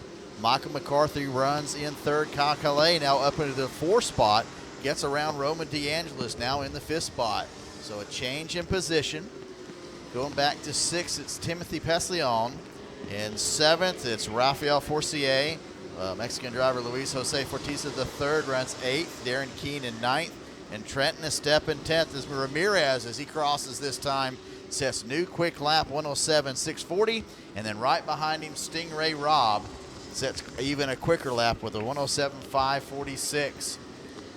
There you see second place driver in your screen right now, Stingray Rob, hitting that curb at turn 3 very hard on the inside, and that's a dangerous thing to do. As many carts as we have seen at the outside of turn 3 at the entrance of turn 4 in that huge puddle nicknamed Calamity Corner. Stingray Rob coming on strong right now, Carl. And we're going to have a little bit of information coming up towards the end of this race about an issue that happened with Stingray losing his personal neck collar and the complete restart we went into. We've got an explanation from our race steward, Tim Hannon, and race director, Chris Egger. We're going to get into that after this race is over, but right now we're going to pay attention to what's important, the racing. Stingray Rob runs second out there. He is just flying. Stingray Rob, a guy who's in a go-kart almost every weekend. Seat time to him and his father, Larry. the utmost importance, and it really pays off because you can see this kid is fast everywhere he goes. Almost any go-kart he gets into, he's going to be a threat for the win. He's already scored a victory here at the Florida Winter Tour back on Saturday in Homestead. Behind him, it's Michael McCarthy, Kyle Collette, Roman DeAngelis rounds out your top 5. Timothy Pesleon, that's a kid also like Kyle Collette. You were talking about, Carl. Pesleon was running in the slow group of qualifiers yesterday. He's all the way up to 6th right now. That's an impressive turnaround. Luis Forteza up to 6th. Darren Keene is in 8th. Trent Estep with Kuna USA runs 9th. Guilherme Peixoto in 10th. I like to say Guilherme's name now that I finally learned how to pronounce it. Thanks in big part to your leader, Matias Ramirez.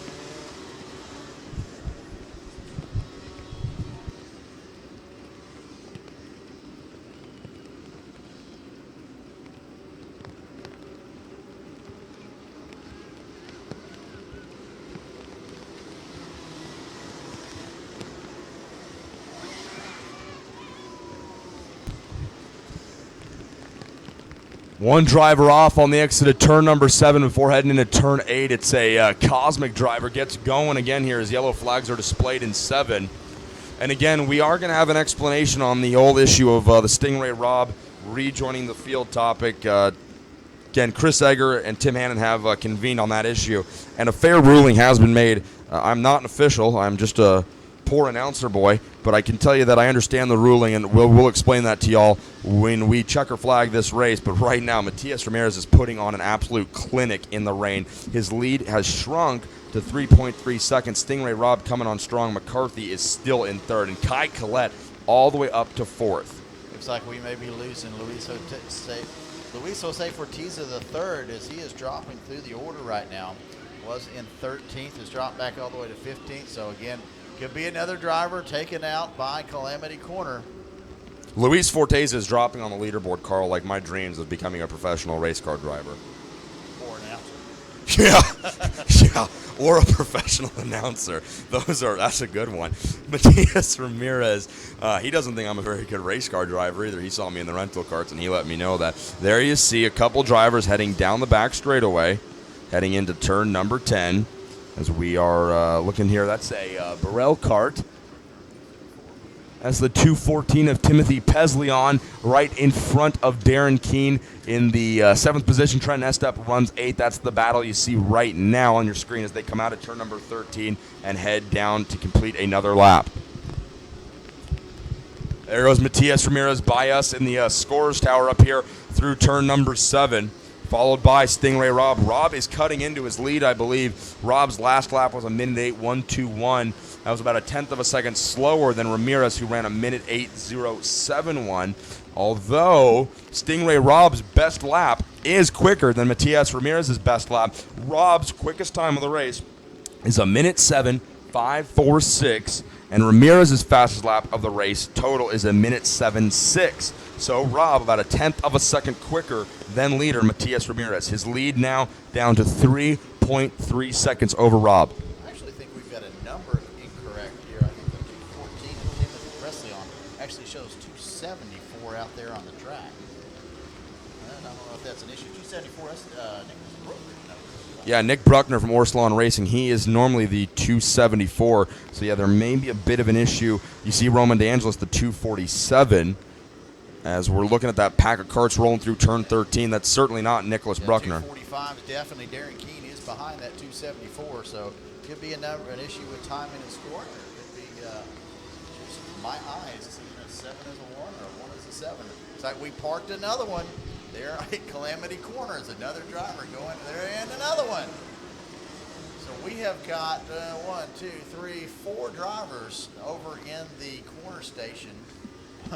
Just standing and waiting for this race to be over as we've got 5 more laps to go as Stingray Rob puts down the quickest lap of the race, 107.361 now. Still 2.2 seconds back from Matias Ramirez. That's a really fast lap in this wet weather conditions as the rain continues to fall, Carl. And Stingray Rob, a guy who competes a lot in the Northwest. He races normally with BBR Karting. This weekend he's with the Ocala Grand Prix. But Stingray normally racing with BBR Karting, headed up by Bryce and Blake Choker, and those are 2 dudes who have taken Stingray under their wings and have taught him how to do everything in a go-kart, especially driving in the rain, something it does a lot of up in the Northwest. Trent Estep rolling by in the Kuhn. Very cool to see that was Victor Shoma coming through the 242 as he entered and drifted dirt track the entire turn 7. Yeah, I thought that was Trent Nesta, but you're right. It was Victor Shoma rolling through the corner right there. And again, Here's the parking lot. yeah, you can just see that right there. Here's the parking They've lot. all 1, hoisted 2, the carts 3, 4. over the wall from the turn 3, turn 4 corner where all those drivers are going off, and they lift them over the barrier because if carts continue to slide over and hit there, they don't want them running into parked go-karts. A lot of carts sitting there right now. A great battle right here we're watching on your screen. That is Darren Keene in the 245. He has gotten around the 214 of Timothy Peslion. Darren Keene up into the 6th position. Calculate seems pretty steady at that 5th spot after probably starting in the rear of the field in that pre-final and moving all the way up to 5th here in the final.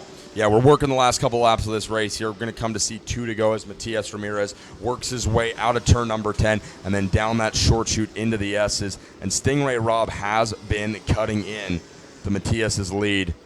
It's been a really good run so far for Ramirez, but an even better run, in my opinion, for Stingray Rob. He's been doing a great job.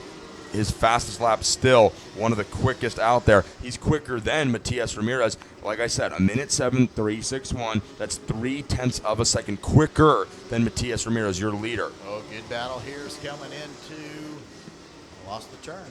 Where were you? All right, coming into turn number 5 right now. Side by side, who is that going to be? That looks like Sam Lupien, Rafael Forcier, and maybe Braden Eves, the comp cart driver. I'm looking for Eves. I believe that is as they come out of turn number 6. I know that's Lupien right there. Yeah, that's Braden Eves and Forcier. Yeah, that's the battle for 8th and 9th you're watching right there as they've kind of calmed down, rolling through turn 9. Now they head for the back straightaway. 2 laps have been shown to our leader, Matias Ramirez, as the yellow flags are flying in, believe it or not, turn 3, I think. Another driver off there in the Calamity corner. Driver running very slow. Hopefully he can get back going.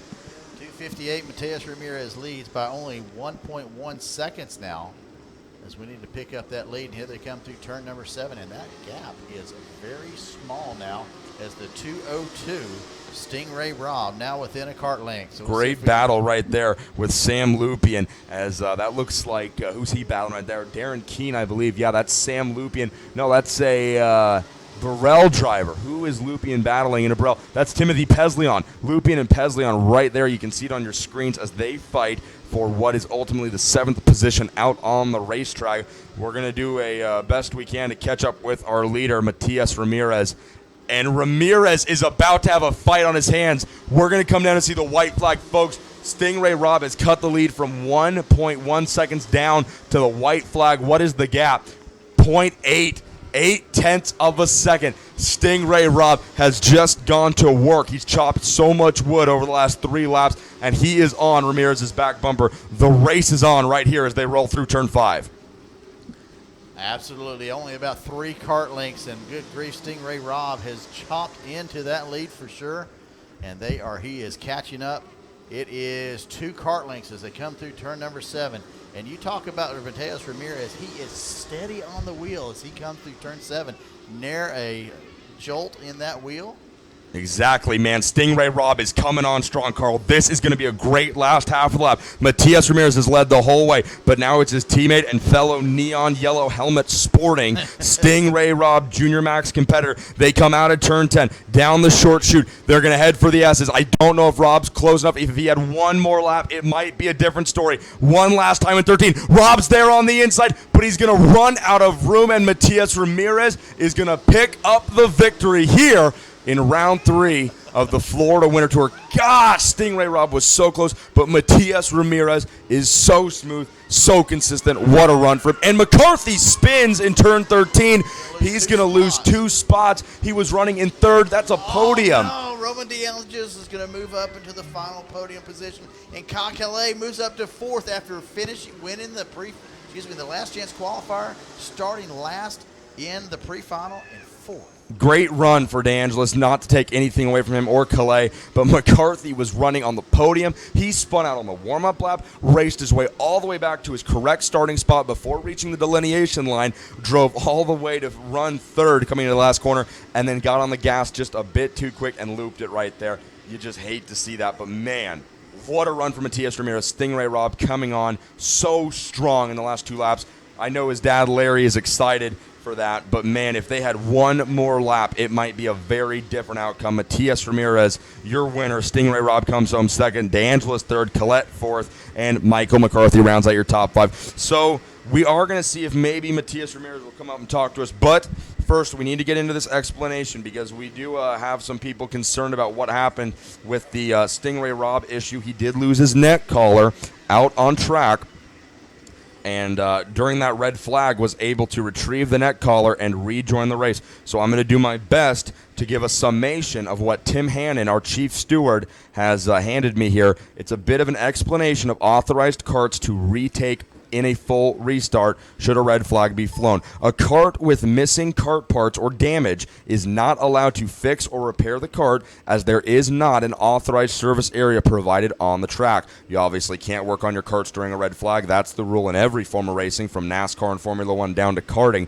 So again, a cart with missing parts is not allowed to work on the cart or repair it, as there is no authorized service area. No carts may be fixed, blatantly stated. Carts may not start if a driver is missing personal safety equipment. The driver, however, is authorized to receive the equipment, go out and recover it, and take the complete restart, as the driver is not fixing anything on his cart. That person, that driver, is authorized to take the restart when a complete restart is given. This is a brief explanation of what took place regarding the full restart. So basically, in as few words as I can try to put it to you guys, a cart who receives damage or is missing parts that would be warranting of a black flag before a full restart is given. Basically, in other words, the green flag flies, drivers take off, and a part falls off of a go-kart. Then there's a red flag for another incident. That driver is not allowed to restart the race if the part missing would have earned them a black flag, because to reinstall the part or to work on the cart under red flag is not allowed. It's illegal. And there's no service center, there's no authorized work area out on track for that kind of activity to take place. It's different in Stingray Rob's case because it was a personal piece of safety equipment. No work was being performed on the go-kart. Stingray was able to go out, retrieve the neck collar, just as any other driver would. We're only using Stingray as the example because it happened to have happened to him.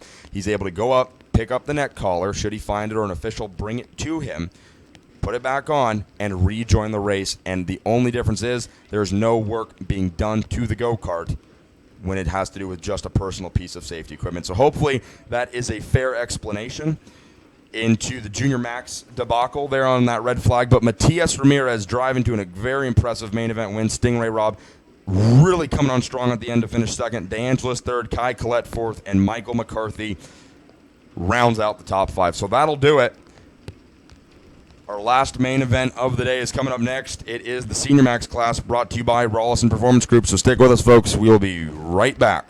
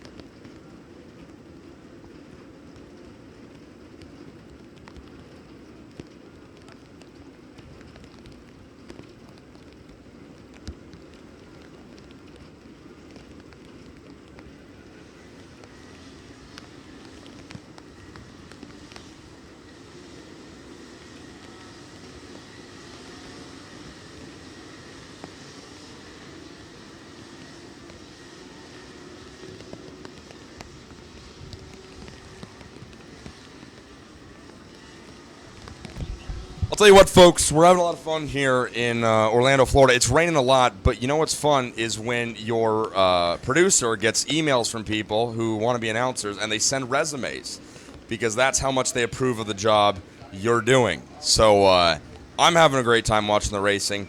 I get paid to watch awesome go-kart racing, but you know, my replacement may be one email away. And so if this is it for me, it's been great. I'm just enjoying the racing right now. Senior Max drivers are getting 2 warm-up laps right now. Folks, don't forget to head over to the Red Canadian Karting News Tent. Pick yourself up some snazzy photos. Cody Schindell's been here all weekend battling the conditions. His soaks are socked. His socks are soaked. His socks are soaked. Or his soaked or socked.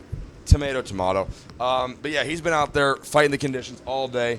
It's different than the snow he's used to in Canada, the 8 feet of snow.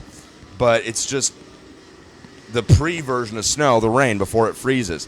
And he's been out there taking a lot of really great photos. His socks are soaked. They're sopping wet, one would say. And he's getting a lot of really great photos. Senior Max out on the track right now. It's a 20-lap main event. Yeah, Canadian Karting News is here. Get your photos while they're hot off the printers. It's going to be the only warm thing here in Orlando this weekend.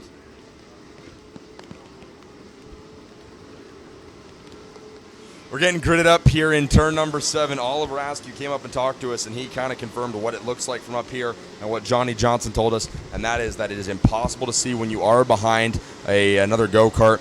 The rooster tails coming off the back wheels on these karts spit so much rainwater up in the air, it really is difficult to see.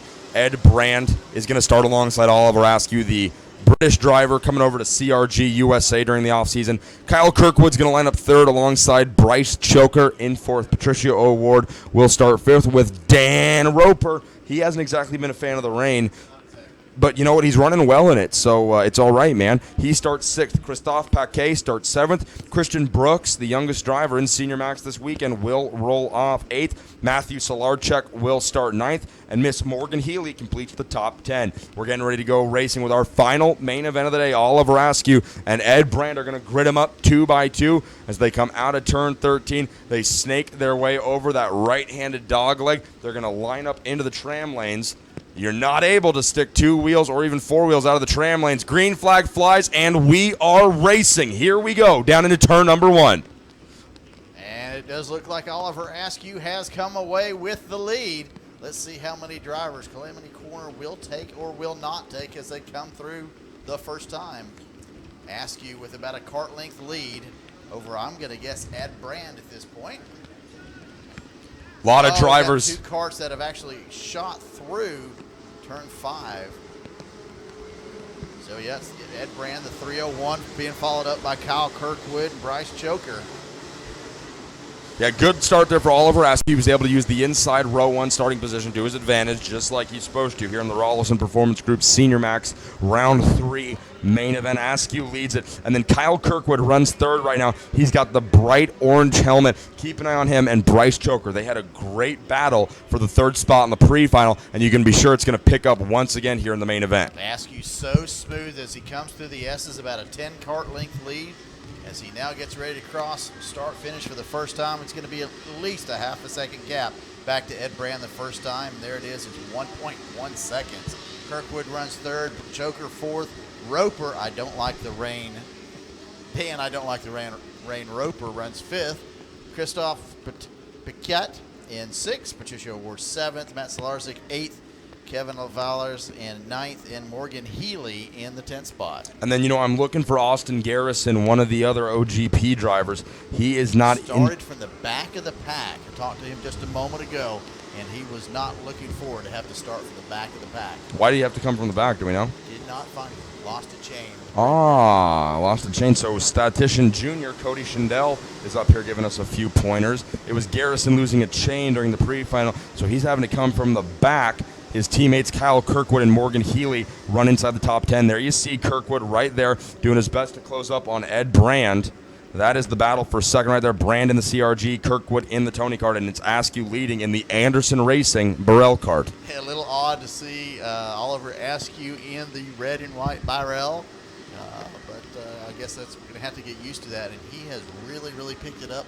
Although the very first race here that he had in Homestead wasn't his best, but he definitely proved that he is the driver that everyone makes it out to be.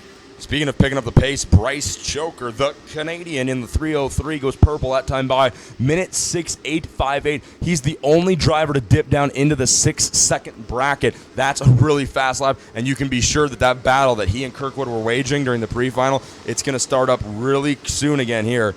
So looking back, Matias Ramirez. The quick time in junior was a 107.3, so these junior drivers just about 0.4 of a second quicker right now.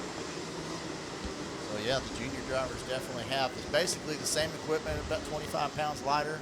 25 pounds lighter and a few less horsepower coming out of the junior max compared to the senior max. The senior max drivers working with the power valve on the back end by the exhaust of the engine, so that's all going to add into a little bit more horsepower. But the senior max drivers, obviously a much more experienced group and older set of racers. Ed Brand running in second, and it's Oliver Askew going fast that time by. Lap 3 is his quickest of the race so far, minute 6:692. That's a really good lap for these conditions. 106.692. They were stacking them up there in turn number 13, trying to go 2 and 3 wide, just a little bit. That's back in the battle for like 15th, 16th. Back there, that's going to be Alessandro Bresson, Gianfranco Massafaro, Hugo Esteban Rangel. I like the voice, the voice change when you're announcing international names. That's pretty good. Hugo Esteban Rangel, Gianfranco Massafaro. We matched the accent of whatever nationalities drivers were announcing at that point. Oliver Askew, that's just a normal name. You can say that like an American. Well, I think Askew is Swedish. It is. Askew, his mom is very Swedish, and his dad's very Californian. His dad's very Californian, and his dad's very cool. He's been working grid for us here these last couple of weekends here and in Homestead. And right there, you see a battle. It's going to start shaping up there. Ed Brand in the CRG in second, Kirkwood on the Tony kart, and Choker also on a Tony kart. They're racing for second place right now. Brand holds the position, but Choker goes purple that lap. 50. That's a minute 6:654. Quick lap for the Canuck. 106.654. And then Dan Roper running inside the top 5. He's a Burrell racing with a Tony kart team. He's a juicy contradiction, much like Starbursts. Patricio O'Ward is in 6th. Christophe Paquet is in 7th. Matt Solarczyk 8th. Kevin Olivares is in 9th. And then Christian Brooks, the rookie driver in Senior Max, running well inside the top 10. There you see Askew coming down the back straightaway. Then it's Brand. And then Kirkwood's tapping his helmet, maybe trying to wake up. Not sure what's going on there. And then Bryce Choker runs behind them in 4th. I don't know if I'd want anybody really, really close to me out in these conditions right now. We've already had a couple drivers get run into and lose that position in previous races. Yeah, I should mention he was tapping the side of his helmet. He wasn't doing the push me. You have water in the ear. There's a lot of water out there. there. Yeah, he's maybe leaning his head over to the side, trying to get a little bit of water out of the ear. And I don't think that's what he was doing, like getting out of a hot shower. He's got a really tight helmet. I doubt that's what's going on. All right, let's go through the top 10. Oliver Askew leads, Ed Brandon second. Kyle Kirkwood runs third, Bryce Choker fourth. Dan, I don't like the rain. Roper runs fifth. Patricia Award in the 6th spot. Christophe Paquette in the 7th spot. Matt Solarczyk in 8th. Christian Brooks in 9th. And Kevin Olivares in the 10th spot. Morgan Healy's dropped back one to 11th. And then Benjamin Ramos is running 12th. He's with CRG USA. He's the Chilean driver of 2014. He won the Chilean Karting Cup last year in 2014. And he's come over to the United States to race with Stacy Cook and the CRG USA team. Again, Benjamin Ramos, the Chilean driver of the year last year in 2014. He runs 12th. 13th is Italian Alessandro Brezin. 14th is Hugo Esteban Rangel. And then 15th is Connor Ford. You did that pretty good. Thank you. Right. That's my Italian. He's Mexican. Well, tomato. Oliver Askew still out in front. The lead has grown to 1.6 seconds, which honestly I expected to be bigger by this point in the race. Ed Brand doing a pretty good job. His last lap time was a minute 6:938. Askew was a minute 7:150. So Ed Brand certainly holding his own out here right now. That guy's from Great Britain, and I hear it rains a lot over there, so he's probably got quite a bit of rain racing practice in these conditions. We're looking right there at Kyle Kirkwood and Bryce Choker.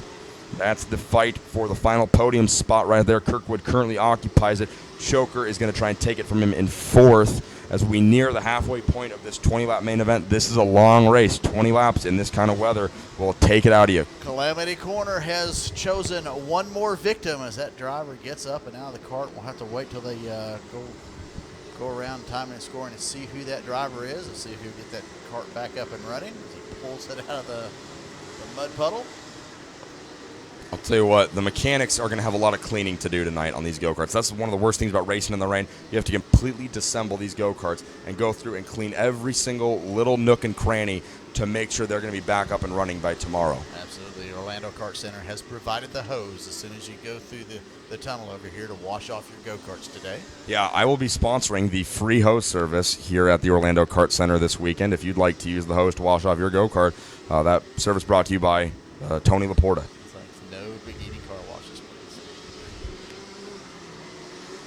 Oliver Askew still out in front here as we near the halfway point.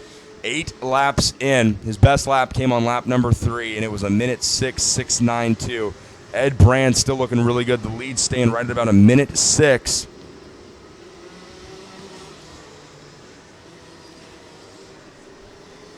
Kyle Kirkwood maintaining about an equal gap from running behind Ed Brand and running ahead of Bryce Choker. There we see Brand and Kirkwood rolling through turn 13 over the kink. They'll complete another lap here as they begin 9 laps here inside the Rollison Performance Group's Senior Max main event. Yellow flags waving feverishly. We have one driver off. That is not Oliver Askew, so do not worry. It looked like him for about a half a second, but Askew still out in front. And it's really surprising to me. Kirkwood's going to take a look on Brand on the inside in 6. No, he can't get it done, but he's right there. Ed Brand has got Kyle Kirkwood in his wheelhouse right now. Kirkwood went purple that lap too, by the way. Minute 6:5.50. Fast lap coming here on lap number 8. Not only is it his personal fastest lap, it's the fastest lap of the race. Kirkwood stalking Ed Brand down the back straightaway, right in his tire tracks and in the water spray coming off those back wheels. And Kirkwood's got that Tony kart turning just like he needs it to right now. Tony kart, an OTK product, CRG not an OTK product, and it's pretty well knowledge that if you want to do good in Senior Max, Junior Max, or any of the Rotax classes that don't utilize front brakes, you need to be on an OTK chassis. But Ed Brand and Oliver Askew both showing that that rumor may not always be true as Askew pilots the Burrell way out in front. Brand's on the CRG. The highest running OTK is Kyle Kirkwood in third on the Tony kart. We got one driver pulling off. Looks like a Fernando Alonso kart. Kyle Kirkwood, while we're keeping an eye on that, gets around Ed Brand to move up into the second position. So Kirkwood to P2, Ed Brand, the Englishman, falls to third in the running order. And we're looking for Bryce Choker. There's Askew coming down the back straightaway. Now Kirkwood, your new second place driver. Ed Brand in third and Bryce Choker in fourth. Seeing a lot more of that body language as these senior drivers coming through turn 7, leaning. We saw a lot of that in the DD2 race there with Danny Formal. I've got a good battle coming out of turn number 6 now, coming into 7. Who's that going to be? Let's pick that number up. That's a 357. The Fernando Alonso kart. Michael Pagano. Did we ever figure out if there's any relation? You know, Louis is here this weekend, and he's much tanner than Michael, and I think the tanness would run in the family, so I don't think Louis and Michael are related. I don't think they are. Junior statistician and resident Canadian Cody Schindel is informing us that no, there is in fact no relation. Senior statistician Johnny Johnson is just sitting back and enjoying the action here. Oliver Askew is starting to check out once again on Kyle Kirkwood, and the fight we're going to pick up here is the one for third. It's Ed Brand on the CRG and Bryce Choker on the BBR karting Tony kart. He is trying to get a spot on the podium here. There we see him come off of turn 9. Choker has really got that Tony kart working on corner exit. He's going to take a look to the inside as they head down into turn number 10. Not close enough this lap to make a move, but he's getting closer and closer each and every lap. Ed Brand knows Choker's back there. Nobody turning out quick laps right now. Quick lap of the race. Let's see, 106.550 by Kyle Kirkwood. Kyle Kirkwood's pretty good with the quick laps, but can he catch up? He's 2.8 seconds behind Oliver Askew right now, but he's in a battle there with Ed Brand. He's 0.8 of a second back, and Choker 0.2 of a second behind Brand. Here we go, the fight for third, picking up right now. Ed Brand takes him through 3 and 4. They head for the right-hander, turn 5. Choker dives bomb to the inside. Is he going to slide wide? Yes, he is. He can't hold the spot. That was a gutsy move. He absolutely late braked the heck out of Ed Brand going down into turn number 5, and he just wasn't able to keep the cart underneath him on corner exit, and Brand rolled right back underneath and took the spot right back. Oliver Askew's lead without really any notice has all of a sudden grown to 3.1 seconds. Askew advantage over Kirkwood. There you see right there goes Oliver Askew. And then a little bit later, we're going to see Kyle Kirkwood, Ed Brand maintaining that third spot after fending off a challenge from Bryce Choker. And then Dan, I don't enjoy the rain Roper rounds out your top 5. Corner claims another. Oh, we got a comp cart from J3 Competition off. He's towards the back of the pack as Oliver Askew passes him to put him a lap down. 300. Got a number on the 300 there. But we had another cart getting eat up by Calamity Corner there between 3 and 4. We got people running. See if we can get that cart up and over the wall, get it out of the way. That was Everett Rhett Thomas who went off wide in the S's right there. Askew just put him a lap down. And again, those are a bunch of carts off on the entry between 3 and 4. Carts just sliding off lap after lap right there. And looks like the 300 is going to come in. I've been telling those mechanics putting butter on their tires will not preserve the rubber. That's never a good idea. That's not what we do up in Tennessee. Up in Tennessee? Yeah, it's creosote. I thought it was down in Tennessee. Well, we're in Florida, so I guess it would be up in right. Tennessee. From Colorado, it's down in Tennessee. Some transmission Earls and WD-40, and I'm going to rip my tires down. See, when I raced, I put WD-40. I'd clean my tires with WD-40, and I never could find out why I was sliding all over the place for the first 5 laps. I don't think Oliver Askew's ever made that mistake.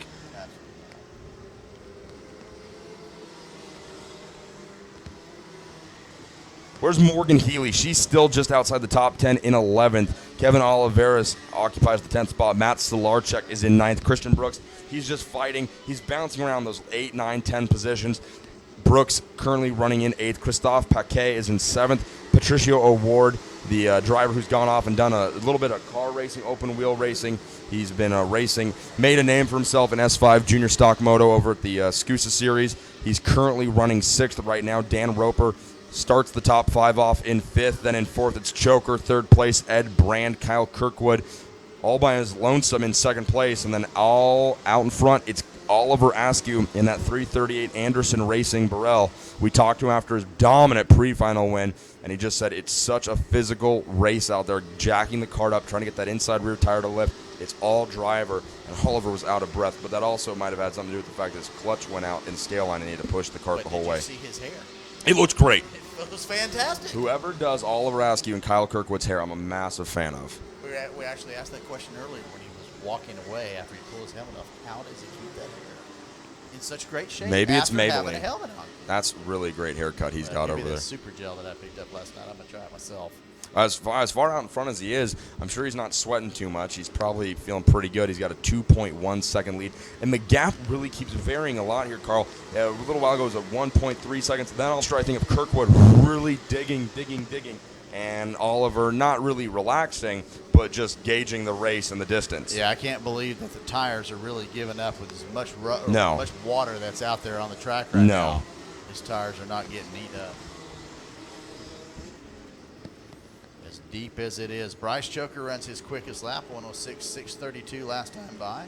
And again, we'll roll through the top 10 as Oliver Askew leads Kyle Kirkwood, Ed Brand, Bryce Choker in 4th, Patricio O'Ward in 5th, Christophe McCat in 6th. Dan Roper has dropped back to 7th after being 5th for a while. Christian Brooks is in 8th, Matt Stolarczyk 9th, and Kevin Oliveras in the 10th spot. Morgan Healy still holds on to 11th, Alessandro Bresson 12th, Michael Pagano 13th, Connor Ford 15th, Carlos Gonzalez in the 15th spot.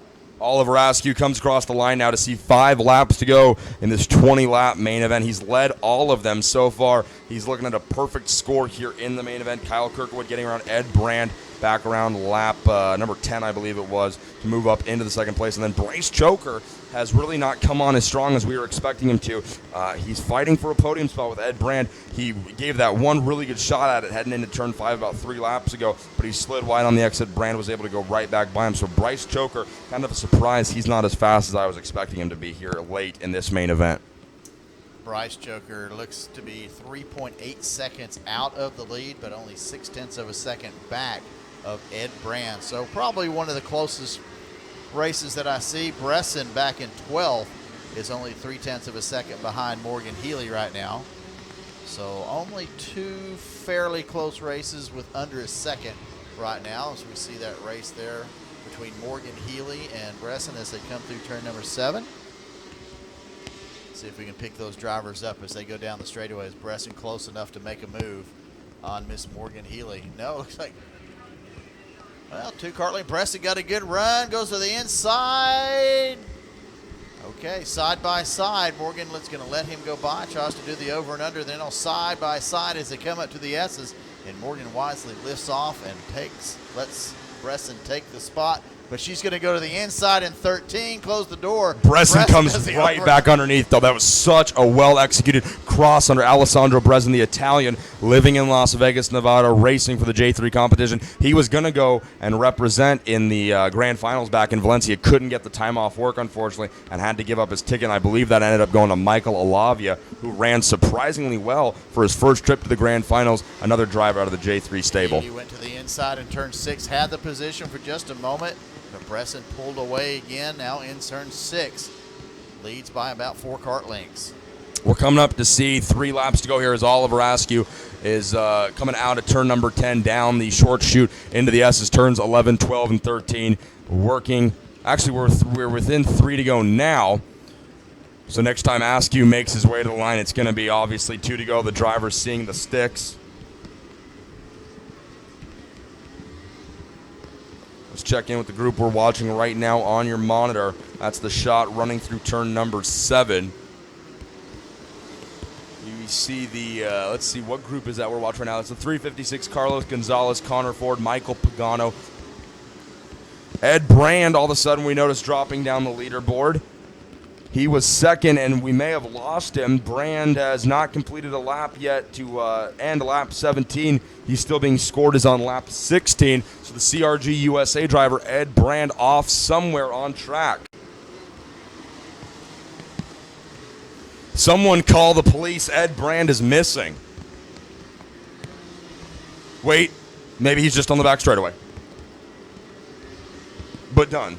Removed from the running of this race. Yeah, he's already fallen down to 17th. Call off the search and rescue teams. Ed Brand's in the hairpin, guys. Statistician Jr. has found him out on the back stretch. Cody Schindel, that's 5 points to you. We're thinking he's down at the end of the back straightaway. In turn number 10 is where Cody pointed him out. That's going to earn Cody a gold star for the day as far as spotting goes. For 20 points and the win. For 20 points and the win, what is Oliver Askew's final lap time going to be? That's not that important, actually, because as far out in front as he is, again, his lead has shrunk to 1.5 seconds. The gap just constantly changing lap to lap here, but I'm sure as long as he's out front, he really doesn't care what the deficit is. Right. You still got that battle here for second. That's between Kyle Kirkwood and Bryce Choker. As we watch the 361.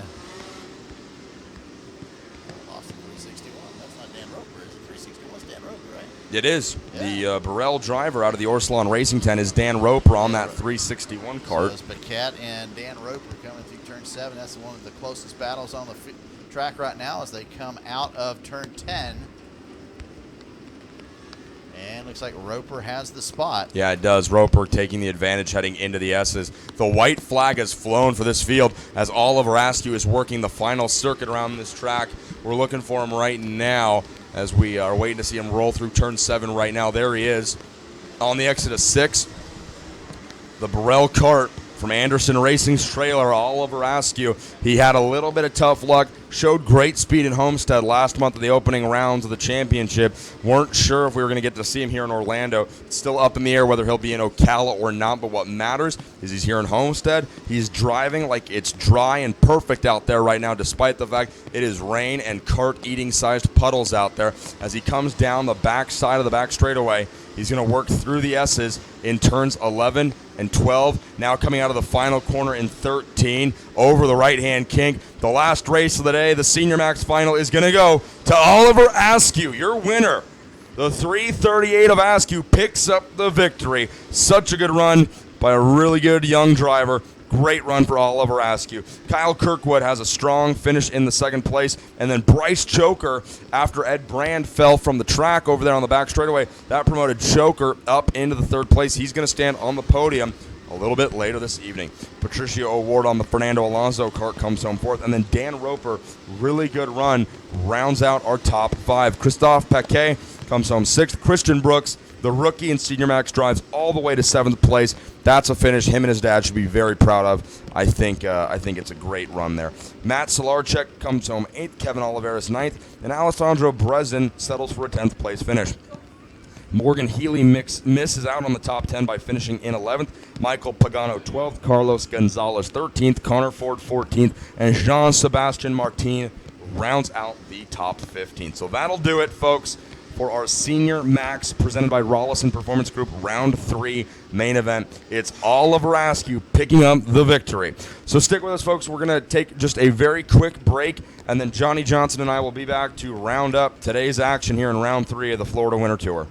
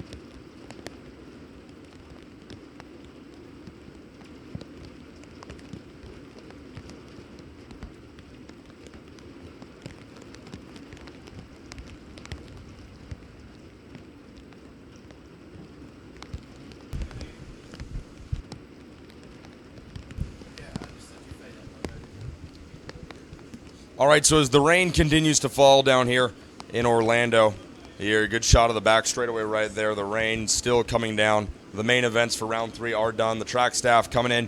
Everybody from Max Speed and the Orlando Kart Center done for the day. Joined now by Johnny Johnson from Kart 360. Johnny, we talked a little bit during that red flag of Junior Max. Matias Ramirez drove to a dominant win in that class, and then we just saw Oliver Askew picking up the victory in Senior Max. How about that run by Oliver? That was really a good run. Everything we expected. He looked good in the pre-final, looked good again in the final. I'm not sure if they changed too much between finals other than that clutch issue. I wouldn't have if I was him, but everything we expected. He's just as consistent as anyone out here, and that works in the rain. And then one class that's been dominated by one dude so far this year, Rotax Masters Max, sponsored by PSL Karting. Leonardo Nienkotter has won all 3 main events so far this year through 3 rounds. He is your only guy who's won a race. You're friends with Justin Stefani. You know the J3 team pretty well. What about that comp cart? That's making a lot of waves right now. It is, and big thanks to Leo for winning those races. I mean, he takes this very seriously, his conditioning and everything. He's a very serious guy, very serious competitor. And he does this. It comes over here for the big races, the Super Nationals and the Winter Tour, and he's always in the top 5, top 3, wins almost everything he's in. So I expect nothing less from him. Have you seen it rain this hard at a race for this long, for pretty much the entire day as it has here in round 3 of the Winter Tour? The last thing I can think of is Vegas a couple years ago. It rained for about 3 or 4 days straight. Yeah, the 2013 Super It Nationals. was not this hard, though, I don't believe. I think it was just lightly, but this is pretty crazy. Yeah, the rain definitely falling down a lot today. I think the forecast calls for even more of the same tomorrow. So what do you think we can expect?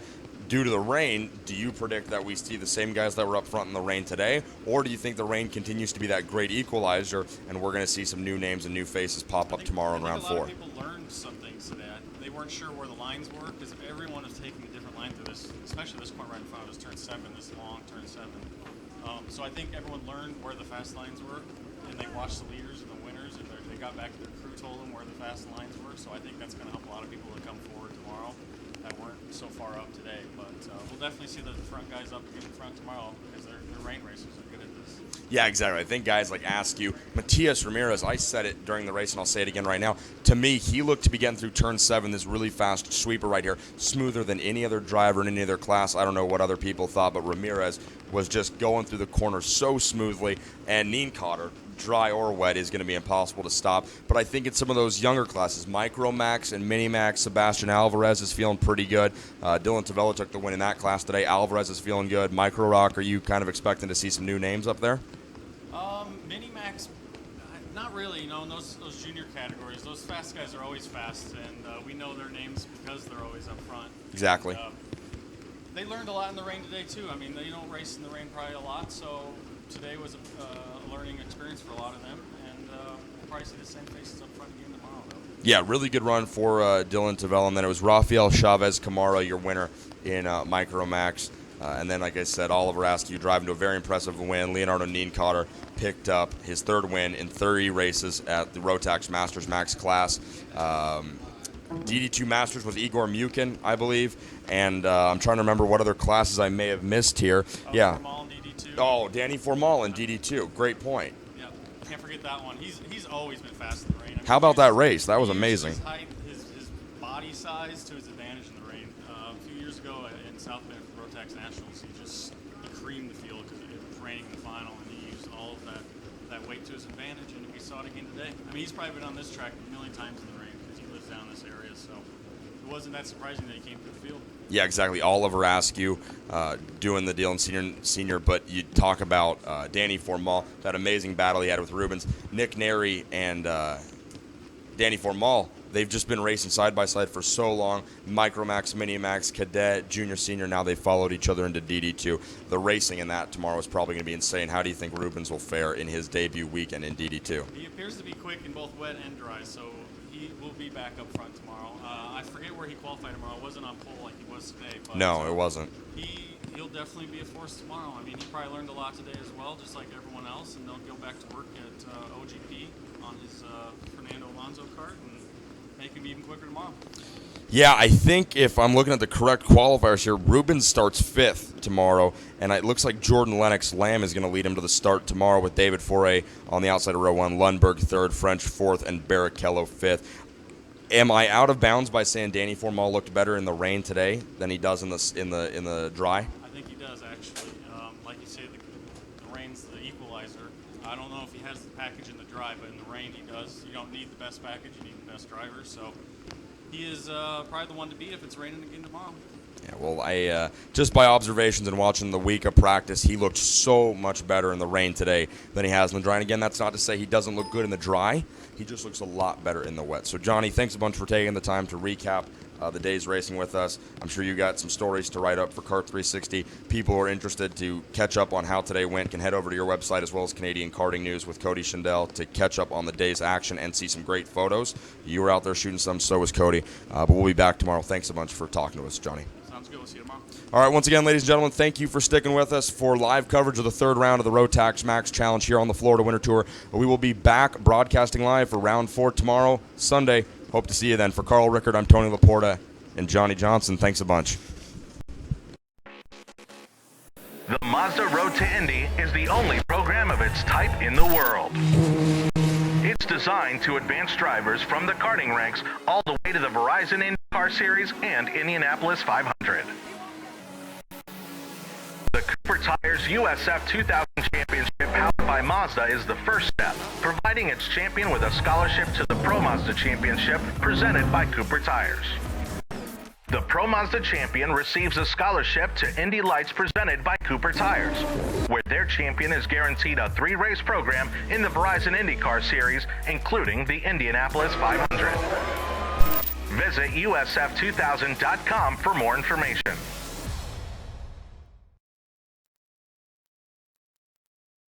You make me smile like the sun, fall out of bed, sing like a bird, dizzy in my head, spin like a record, crazy on a Sunday night. You make me dance like a fool, forget how to breathe, shine like gold, buzz like a bee. Just the thought of you can drive me wild. Oh, you make me smile.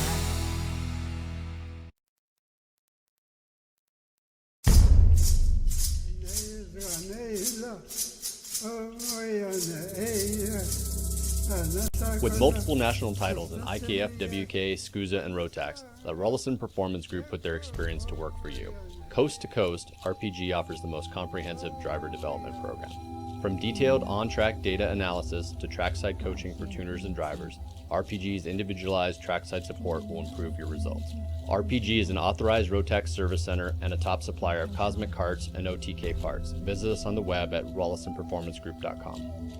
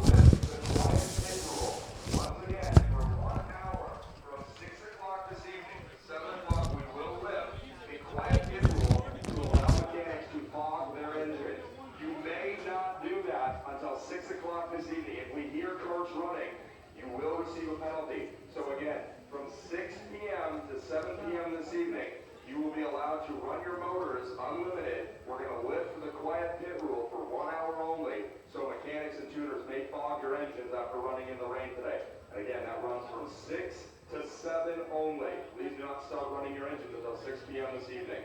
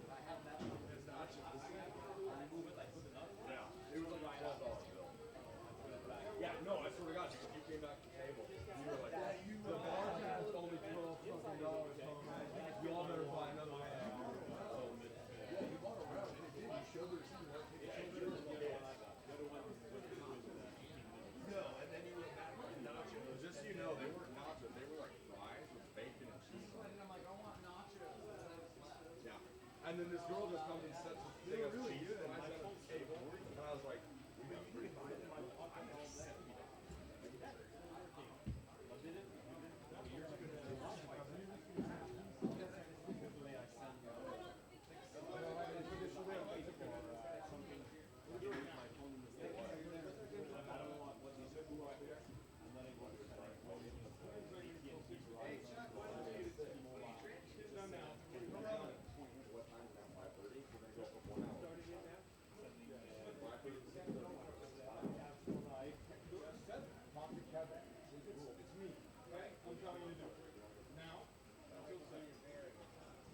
Attention to the paddock.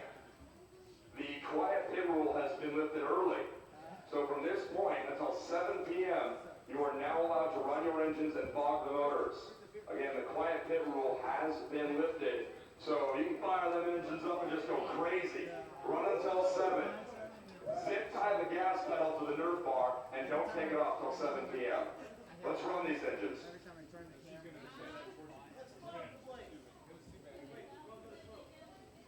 exactly what I said. Zip tie the pedal to the Nerf bar and tape off the radiator and run until they blow up. So just say we're going to lift the quiet pit rule from now until 7 o'clock. My name is Cody. To clean out your engines.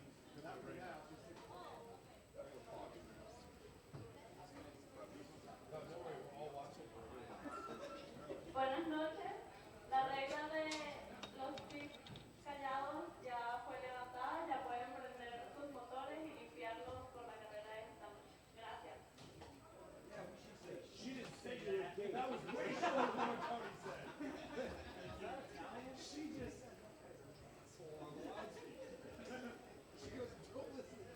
Buenas noches. Engines running. The only reason why I said it was that everyone's just going to bring the fire there. And then we got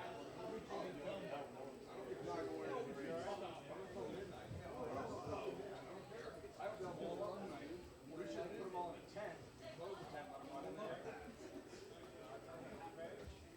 So once again, as our friend Ursula said in a language I don't speak, the quiet pit rule has been lifted from now until 7 p.m. Mechanics and tuners are allowed to run the engines until 7 p.m. to fog and clean out the engines for running today in the rain. Podiums at 6 o'clock.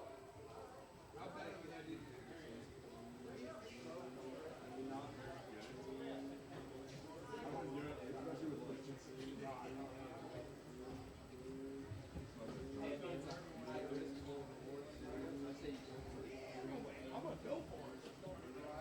I'm going to book it.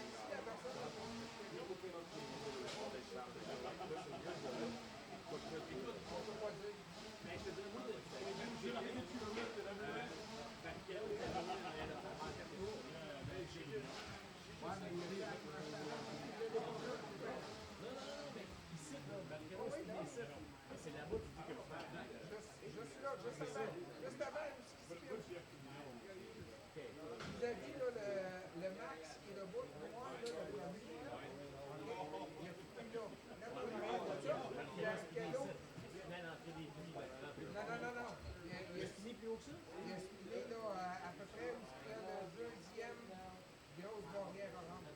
Fait que c'est juste après qu'il a contact. Est-ce que ça l'a cassé? Moi, j'étais servi, j'étais à l'autre bout avec lui.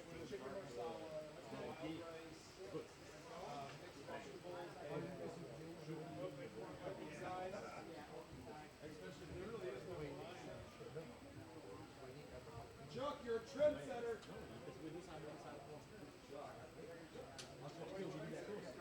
Non. Quand il est fait, tu ne déposes pas là-bas pour que là,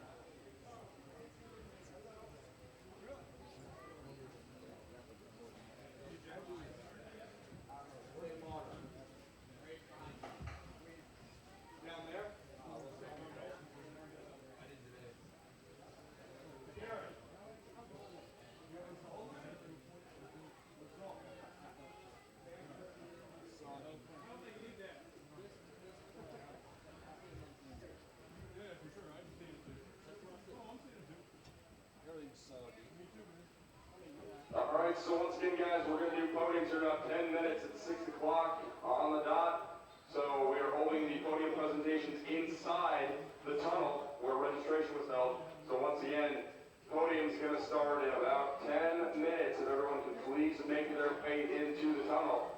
And then the welcome dinner up here on top of the garages and the scale area. Free food and free drinks for all. The Max Speed track staff is going to perform a little jig and do a little bit of a dance. And we got Chuck. And Chuck Joner's going to be stripping, ladies and gentlemen. Chuck, go Chuck. Go Chuck. Go Chuck. I'm sure some can sing.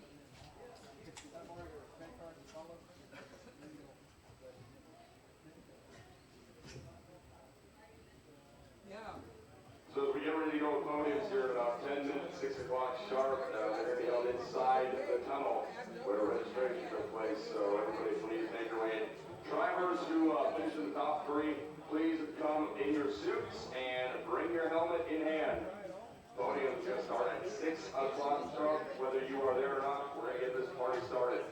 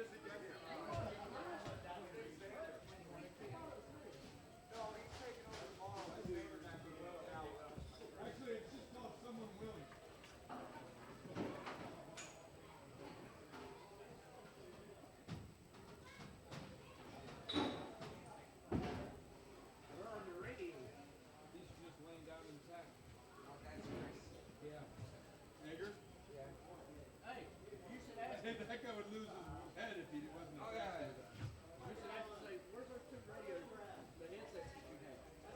And then just let it go on a wild goose shoot. Luke's looking for one. Yeah, good idea. Good idea. He's down. Chris, that's right. Chris is out there.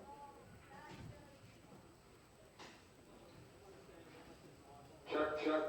All right, guys, 5 minutes. We're going to start podiums in 5 minutes, so if everybody can please make your way into the tunnel. Rodney Maryhill's going to be there. It's going to be a good time.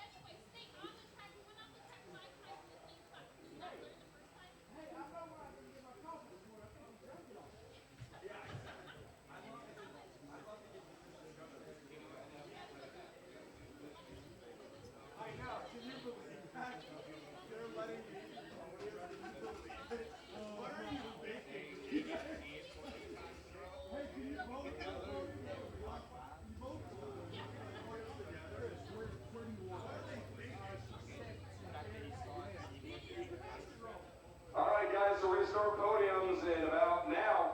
So make your way down to the tunnel where registration was. We're going to get this thing rolling. Check, check. Can you hear it in here? Really? She says, I'm just trying to understand why I'm here. Let's get out of here. Where's she from? I thought you knew.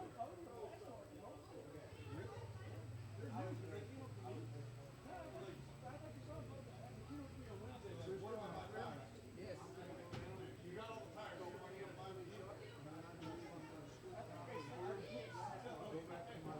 They sell like a dealer. Who's the dealer?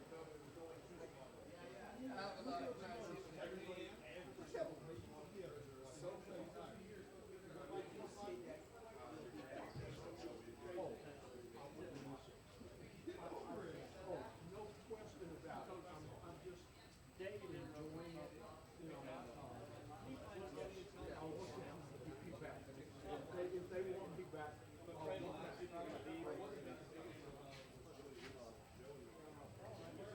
good energy, good attitude, good people to work for.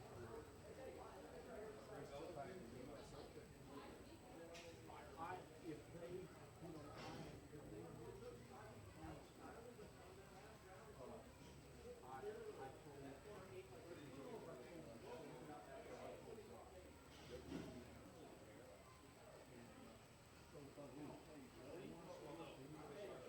you know, I got to work my schedule back home because we do hot races.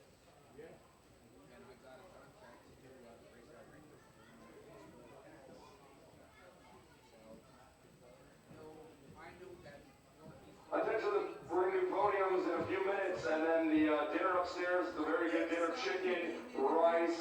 It's very good. Everybody's, after we do podiums, you can follow me and Josh. There's cookies, I'm told. Gabrielle says there's cookies. So everybody should follow me and Josh upstairs for cookies and chicken. It's going to be very good.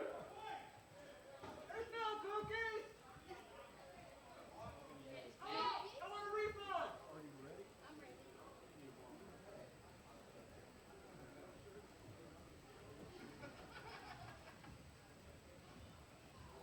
Can you join it out here?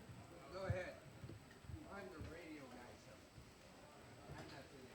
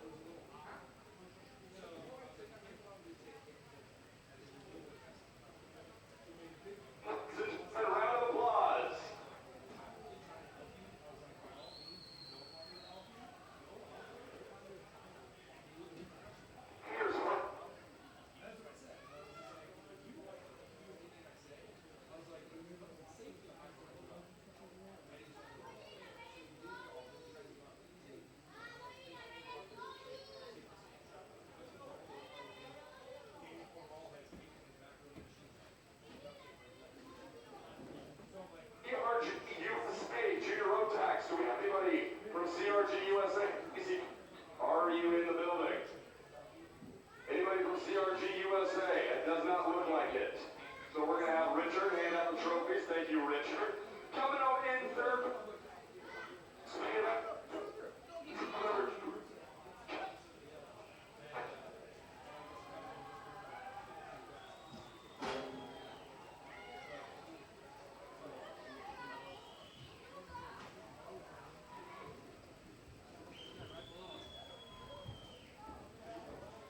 Hyberg coming on in second place today. He may get DQ'd to standing up on the countertop back there. I don't know if it's a safety violation or not. This kid, he came on so strong in the last 3 laps. It was a lot of fun to watch. Coming up in second. Welcome, stay ready.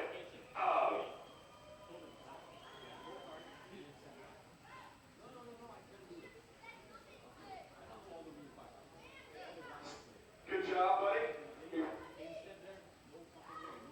And your champion today in round 3 of the CRG USA Junior Max class. This kid drove so smooth rain today. It was amazingly impressive. But it's who's on a Tony car. Thank you for the correction. I've been getting corrected all day. Please welcome Matias Ramirez.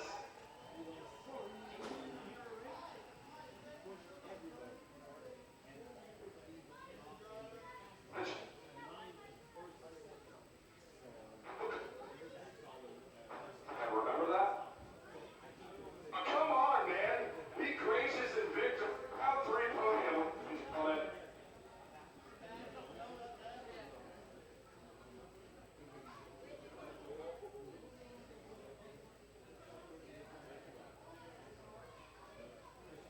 Prince Crew. I have a representative. Mike Rawlson is here. Thank you so much. He's graced us with